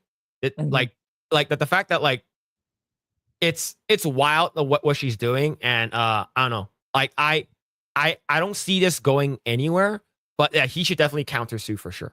Yeah. Let's see, right over here. Doxing should be a criminal offense. Well, in my opinion, yeah, 100%. 100%. Right? So basically, it stands for strategic lawsuit against public participation. That's what SLAP means. Thank you so much, Dr. P. Fauci. Thank you, Dr. Fauci. You have to go outside. You got to wear your masks. Thank you. Yeah, it is. Doxing is criminal, right? But yeah, this is crazy. Right over here. It's even more outrageous that Alyssa Mercante contacted Smash JT's wife directly. That's also wild, man. These people, when I say these people, these extreme leftist people online will go out of their way to make sure that your livelihood is over. Right? Yeah. It's crazy, man. But yeah, we'll see what happens. I hope Smash JT wins. I'm pretty sure he will. I think it's a high chance that he will, especially getting someone like Ron Coleman. But yeah, this is going to be amazing for him, and it looks like it might be a bad time for Alyssa Mercante. Because have you seen? Okay, I don't want to judge people on how they look, but I'm gonna judge people on how they look. Have you seen Alyssa Mercante's lawyer?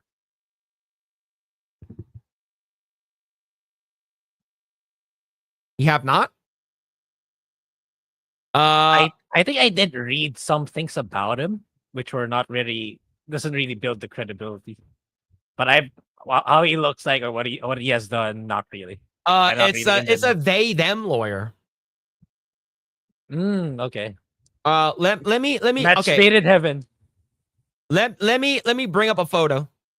All right. I'm not trying to say anything, but I'm saying something. This is her lawyer. Oh, that one. Okay. I've seen that pictures flying around. So that's what it is. Okay. Yeah. J. Remy Green. Miss Prof Rev, they, their, them. Yeah. Man. Yeah. I'm not gonna say anything else, but yeah, they all have a look though. That's Jeremy Greggs? Damn. Oh shit, man.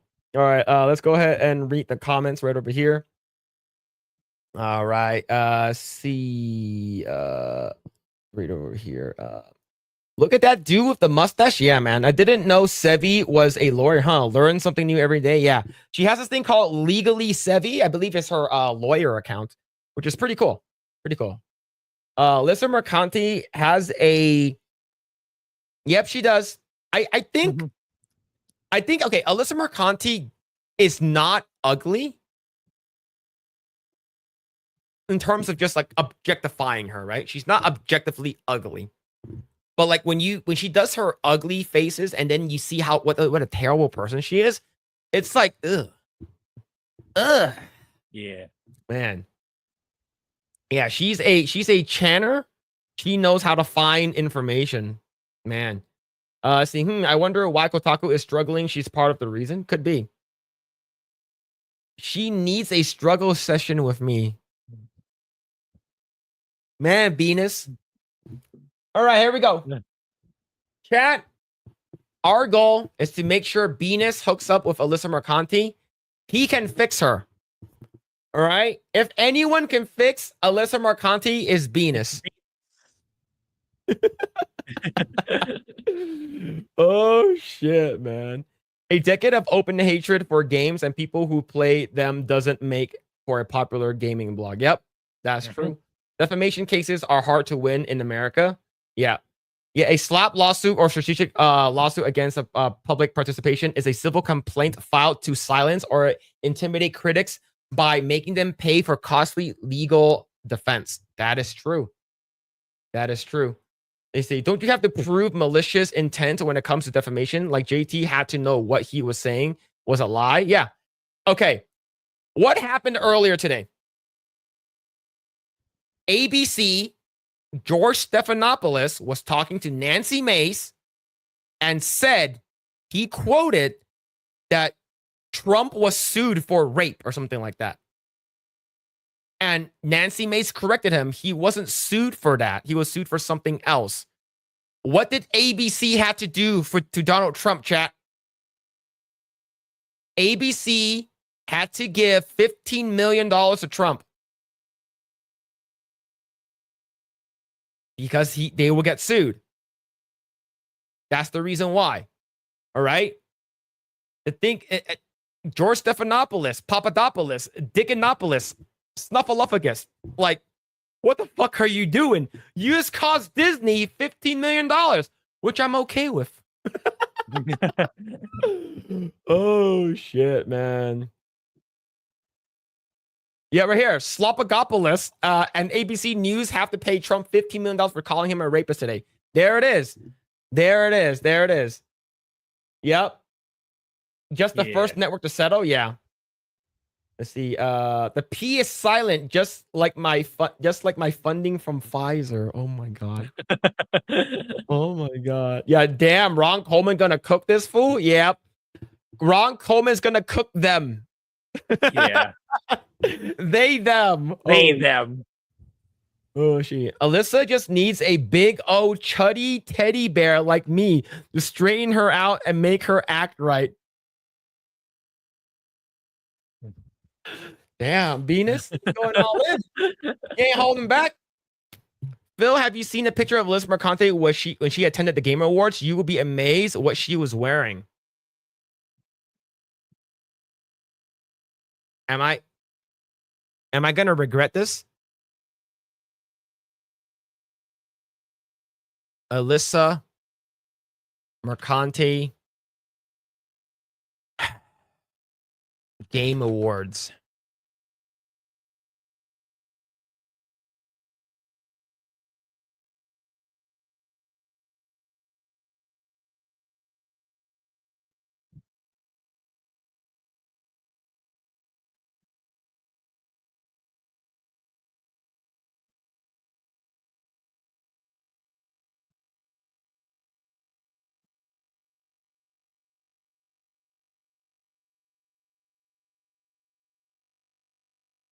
Yeah, that's what I saw too.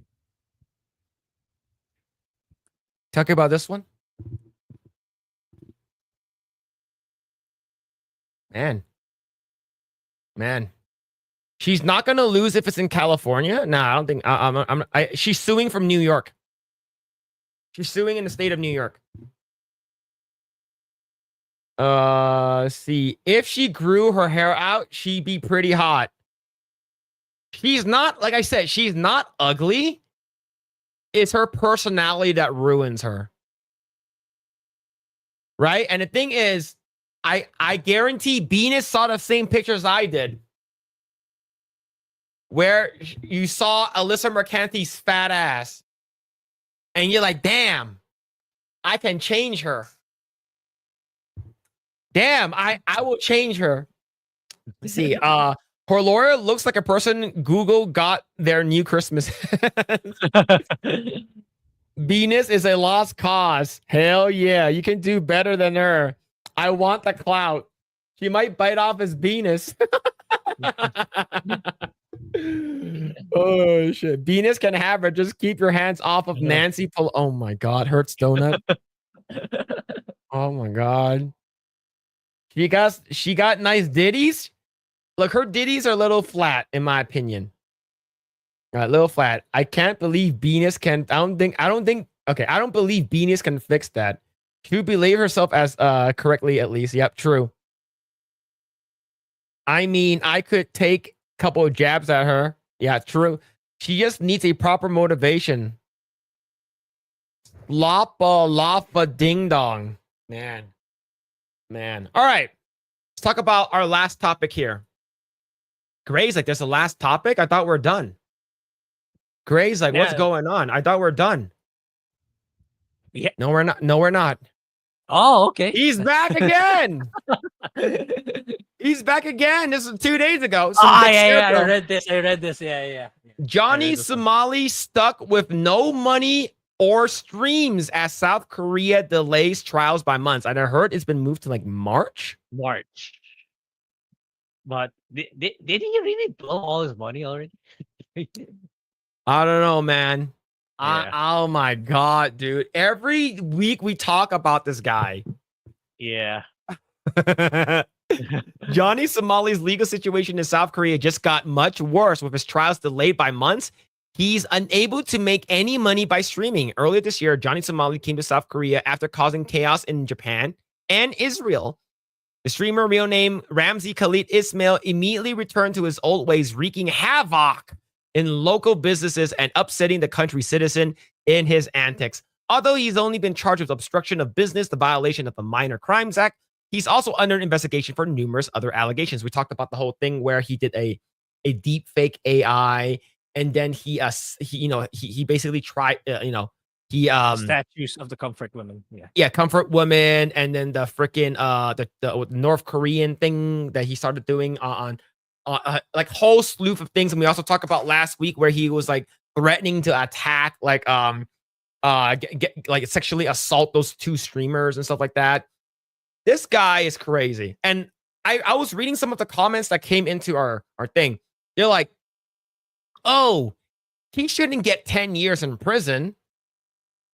I'm like, he should only get slapped on the hand and slap on the wrist because he's just messing around. Man, those people aren't smart. Yeah, they don't really go outside that much. If that's their reaction to it. I feel like those guys look up to Johnny Somali. Yeah, because they probably are like, oh man, Johnny Somali's going around causing trouble and making money. I should be able to do that. I think they actually idolize this man. Right over here with allergic reaction Beardo. Why does he look like that?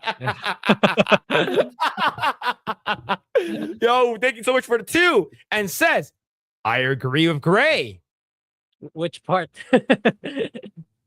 All of it. He just says yes. Yeah. Yes. Oh my god, man. Lawyer explains why Johnny Somali is screwed after trial delayed. According to YouTube lawyer Legal Minds, shout out That's Andrew. Friend Yeah, of the channel. He was on Hypnotic stream earlier today with the Bigot Army. Let's see. The decision is to move Somali's trial to March puts the creator in an even worse spot. He's unable to leave the country until every case against him is fully investigated, tried, or dismissed. Plus, even if he were to show up to court and plead guilty, he will still be stuck waiting to be sentenced, which could take at least another month. Damn, he's going to be there for like until like summer. He'll be there until like June. Maybe Like- even more if it's all the cases, right? Yeah. And if the turnover is that long per case, yeah. it's one case at a time. So maybe it'll go a year at least. That's how I see it. I could be wrong, but that's how I see it. Biden pardoned him? No. Biden gave clemency to a Chinese guy that did he has sexual assaulting stuff for little kids and stuff like that. That's who Biden gave clemency to. Okay, a guy who SA'd a bunch of little kids that pleaded guilty. All of a sudden, he gave clemency. 1,500 people, including that Asian guy. I don't know. Maybe Biden's in bed with China, sucking Xi Jinping's dick. I don't know what's going on, but that guy should not have clemency. Plus, he pleaded guilty. That's stupid. Now, if Biden gave him a pardon as well, I wouldn't be surprised. All right. Okay, I'm going to continue. He has, I would argue, 4 months of cost that he's got to pay, and he cannot stream, Legal Mindset said. The lawyer explained that because Somali is not in Korea with a work visa, he could potentially risk further violations. Streaming is something that countries typically let slide because streamers are only there for a short time. However, because so much attention is on Ramsey and will now be there for 7 months, there is a legitimate argument that he needs a work visa to do any work in South Korea, including streaming. And if he receives litigation visa in Korea, which he will likely be in a period of this trial, as it is longer than the terms of his visa waiver as an American, it expressly prohibits any working. Somali effectively in prison as he awaits trial. Man, that's 7 months is a long time. Yeah. That's crazy. I think that's even for me. It's 7 months is understated. I think it could be more, given everything he did. Everything he did, it's gonna snowball even more. Yeah. See, right now, Somali could be in a massive financial hole, considering, as Legal Mindset noted in his latest video, he has no money and very few friends who might not put up with him being a freeloader for 4 months. Trial being moved to March could also mean the authorities will have time to investigate other crimes and charge him. Yeah, I don't think everything. I don't think they charged him for everything yet. I think they're still, in the back end. They're looking at every single thing. Everything they're gonna charge him. Right? So here's the thing. The fact that he started like playing the North Korea stuff and saying that he has a bomb, that's some terrorist shit, man. Yeah. Like you think terrorists, that's some terrorism shit that will get you locked up a good amount, right? Yeah. That's and people are like, no. In several of our Johnny Somali videos that we put out, saying that, oh, he's just a kid. 10 years is too much. 10 years is crazy, man. You guys are stupid. Yeah. All right. Tell that to imagine going to a country and saying you have a bomb. Mm-hmm. That's wild. South Korea also rotates judges and prosecutors in the spring.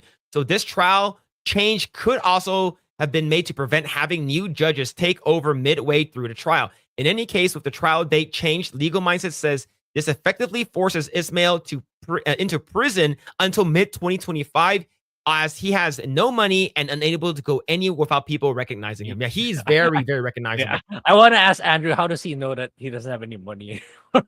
Yeah. See, like even from this grainy photo, bro has ramen noodles on his head. I can see there is a packet of Samyang Bulldog Korean spicy noodles × 2 spicy on his head. All right. That hasn't worked out well for Somali in the past. Of note, a Korean Special Forces YouTuber, Dao Gyun Yu, was even able to track Somali down and brutally KO him in broad daylight. Yeah, Andrew got to interview him too. They got to meet Yeah, him I in life. saw Yeah. that. Yeah. Okay, we have to see exactly how the trial unfolds in 4 months and what other charges could be added. Thus far, he's been accused of violating anti-terrorism laws. That's huge, man. Like, if anything, that's actually really big. And threatening to sexually assault female streamers. Drug use is also big.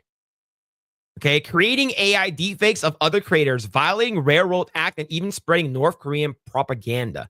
That's a lot. Yeah, it's like 7 months is, I think that's extremely, extremely generous. Yeah. Yeah. Oh man, with some of his alleged crimes carrying penalties of up to 10 years, and that's the reason why we said 10 years. We weren't pulling numbers out of our dick hole. We were actually sourcing and quoting the article. Yeah. All right. Let's see. Johnny Somali may seriously regret ever stepping foot inside South Korea because he might never ever be allowed to leave. I'm so happy. Yeah. But this guy is content farming, man. Look, we know he's content farming, but the fact that there hasn't been like a new video out, I don't know, man. Yeah. Yeah. He's dwindling really fast if he doesn't have any money. Yeah, I'm really like if we had a chance to talk to Andrew, how do you know how much money he has left, man? Yeah. Is there a video of the KO? There is. It's a first-person view of him, Johnny Somali getting out of the elevator. And the thing is that Johnny Somali posts exactly where he is, right? So like he's like he's always live. So he's like, it doesn't show the actual punch, but it shows him like you hear like a little scuffle, and you hear him just fall down to the ground, and he looks like he's knocked out. And like the next couple images, like you see like Johnny Somali's face is like he has like blood or something like that, and the cops basically like take both of them away or something. But yeah, there is a video of it, but you don't see it from like third person view where he's like boom, like Street Fighter or something like that. But yeah, I want to see this dude minimum 10 years in prison, not just for the stuff that he's done, but he needs to be set as an example to someone like Jack Doherty or any future content creators that want to follow Johnny Somali's footsteps, and him be set as an example that if you fuck around, you best believe you're gonna find out. Yep. Right?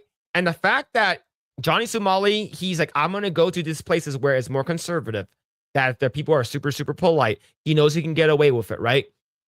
If you go to the wrong place, you just need to go to the wrong place once, and you will find out immediately. Yeah. I think Johnny Somali should go to like El Salvador or like I don't know where does Tuco Salamanca, his family grew up, right?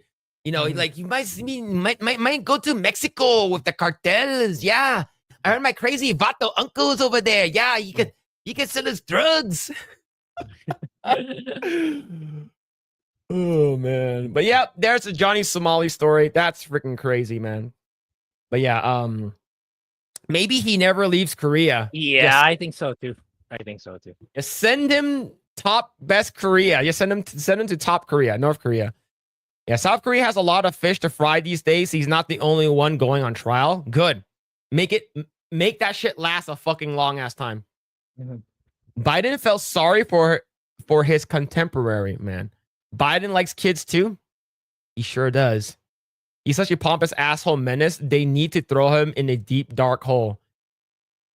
Maybe if they throw him inside Lizzo's butthole.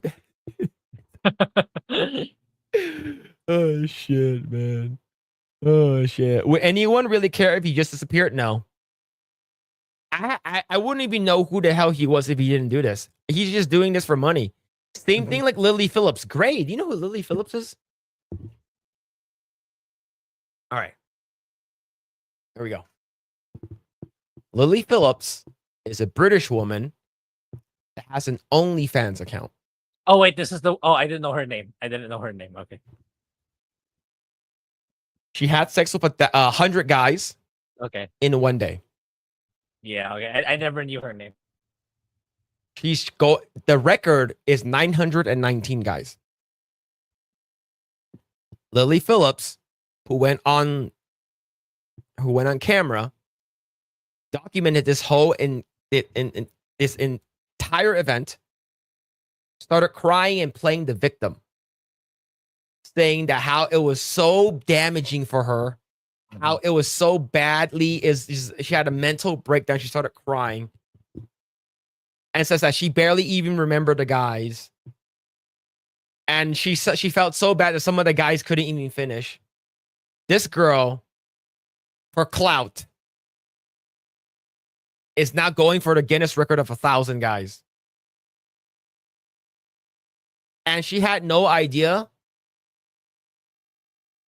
that she can get AIDS from sex. Yeah. Man, and I thought the American school system is bad. How come she don't know that shit? Like, when you first go to high school, you take sex ed. You immediately know about like sexually transmitted diseases, STDs. You know about AIDS and HIVs. That's the first thing you learn. How can she not learn that? She, according to what I heard, she got like 2 million pounds or euros or something like that. She made that much a month. And I looked at her face and her body. That ain't a $2 million body. Not even close. Sophie Rain, on the other hand, yeah, I would say so. I think Sophie Rain is probably better. She got bigger butt and everything. Yeah, but it's awful, man. Like the fact that people are saying that like the cameraman had to like leave the room, or people have to leave the room because of the smell. Ugh. Now think about that with 1,000 guys. What a fucking horror, dude. And there's a motherfucker online that I read that said that it's like people are blaming Lily Phillips for all this thing, but what about the 100 guys that signed up for it? What the fuck are you talking about?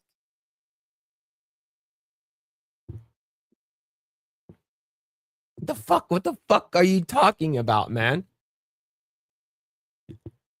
Look, if you are a decently attractive woman, Lily Phillips is like about a 5 or 6, maybe on her best day, right? You go up to 100 guys and ask them, you want to have sex? I'm not talking about homeless guys. I'm talking about regular guys. You want to have sex? Most of them are going to say yes. All right. Have you guys seen those like crazy glory hole stuff where it's like Czechoslovakia or some shit like that, where these girls are basically like cum dumpsters and shit like that? They're just basically tied up to a wall, and the guys come inside, pay $100 to fuck like 20 different girls. I made that up, chat. Don't look it up. I made it up. I'm lying. Don't research it. But yeah, it's she basically got all the sexual diseases in that one encounter, and now she's going for 1,000.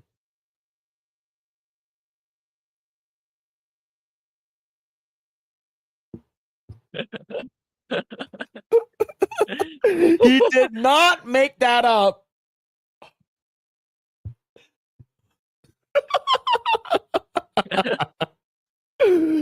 Oh fuck. Oh, just go ahead and finish reading the comments, man. Holy shit.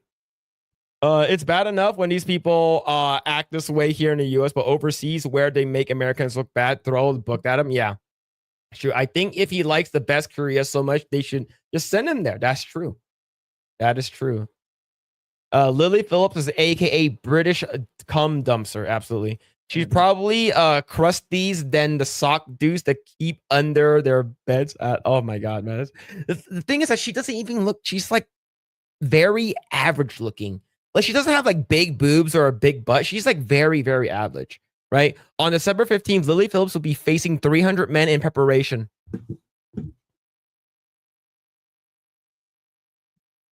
So she's warming up. Mm-hmm. Her doctor told her not to do this. That's tomorrow. That's tomorrow.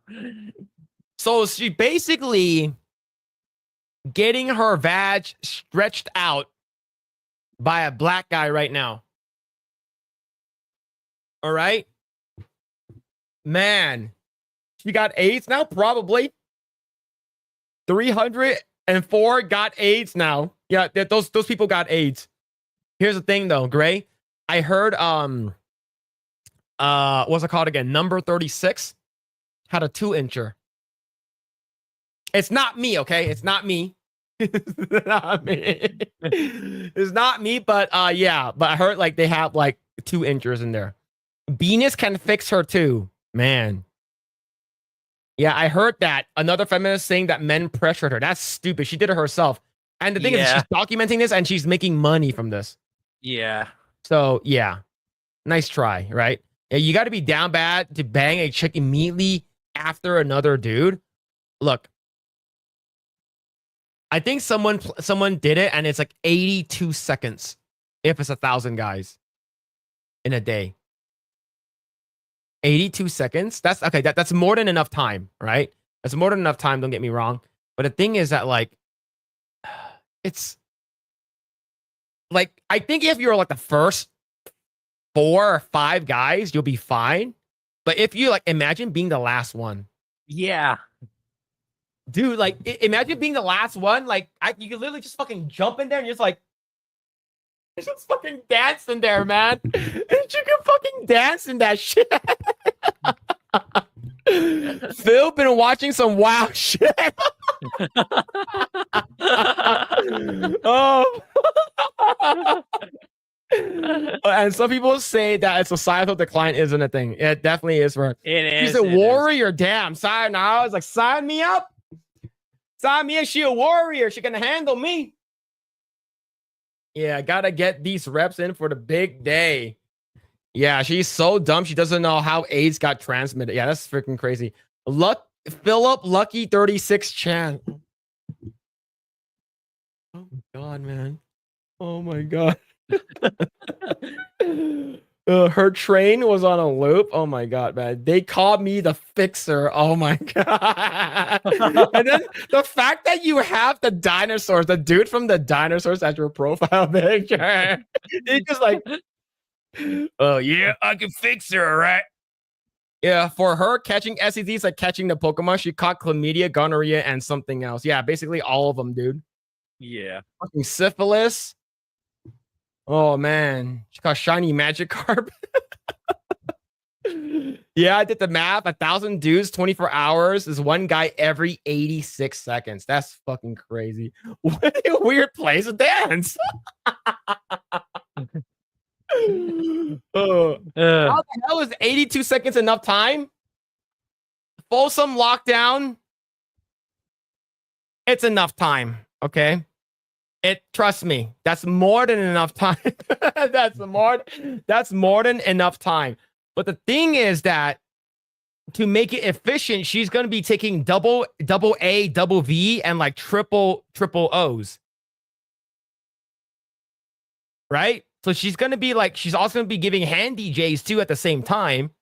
So if you think about it, that's like 8 guys in one turn. Right, but the thing is that like you don't want your balls to be rubbing off on another guy's ball sack. So I get it. Like 82 seconds might not be enough time because it's like I don't want to look at another guy. That's fucking gross. Right, and like she doesn't have enough ass and tits to go around for 1,000 guys, or like if you're just talking about like a generic gangbang. Mm-hmm. Yeah, she's got 9 gym badges of STDs. That's how you get lockjaw and IBS, man. Her mother is her manager, arranged the whole. No fucking way that's real. Her mom is her manager? Okay, this is how I see it. Her mom's like, hey, Lily. Yes, mummy. You're doing that OnlyFans, right? Are you making money? Is it lucrative? She's like, yeah, I'm making 2 million. 2 million a month, Lily. Yes, mummy. I want to retire tomorrow. So can you fuck 1,000 guys next? But mummy, I will die. But I want to retire. So basically, that's fucking crazy, dude. Yeah. Man. It's all fun and games until two guys' balls touch. True. Her mom is her financial manager. Mommy needs a new Rolls Royce. Rolls Royce. Oh shit, man. Jeez. That's fucking disgusting, dude. Man. Yeah. Jeez. Oh man. Oh man. She turned from British to Chinese. Mommy, what are you doing? Hey, daughter, why don't you go out there and practice 300 guys first before you take on 1,000? 1,000. Yeah, 1,000 are a lot of people. Make sure you don't fail. Your disappointment. Lily Thomas, make sure you don't be stupid. Okay? Right after the 100 guys set, I need you to cry on camera. Mommy, why I cry? I want you to cry so you can go online, and then start crying. Say that you only remember 8 guys. Mommy, that's stupid. You are stupid, okay? I want World War.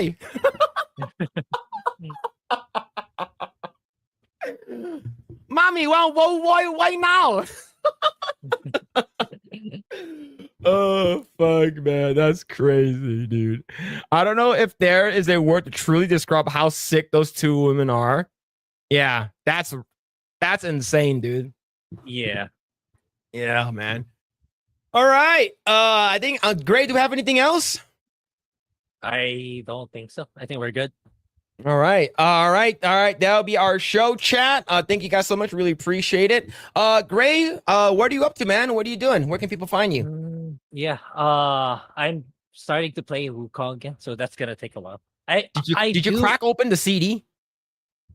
Yeah. Man. Yeah, because like I didn't get the digital on PS5. I got the digital one on Steam. So okay. And yeah, and I really need to upgrade my CPU next year because like there's a lot of games that I can't run properly anymore that I can't record at the same time. So I had to get it on console. Aren't the prices of GPUs like coming down? You should probably be able to get like a 3080 pretty cheap.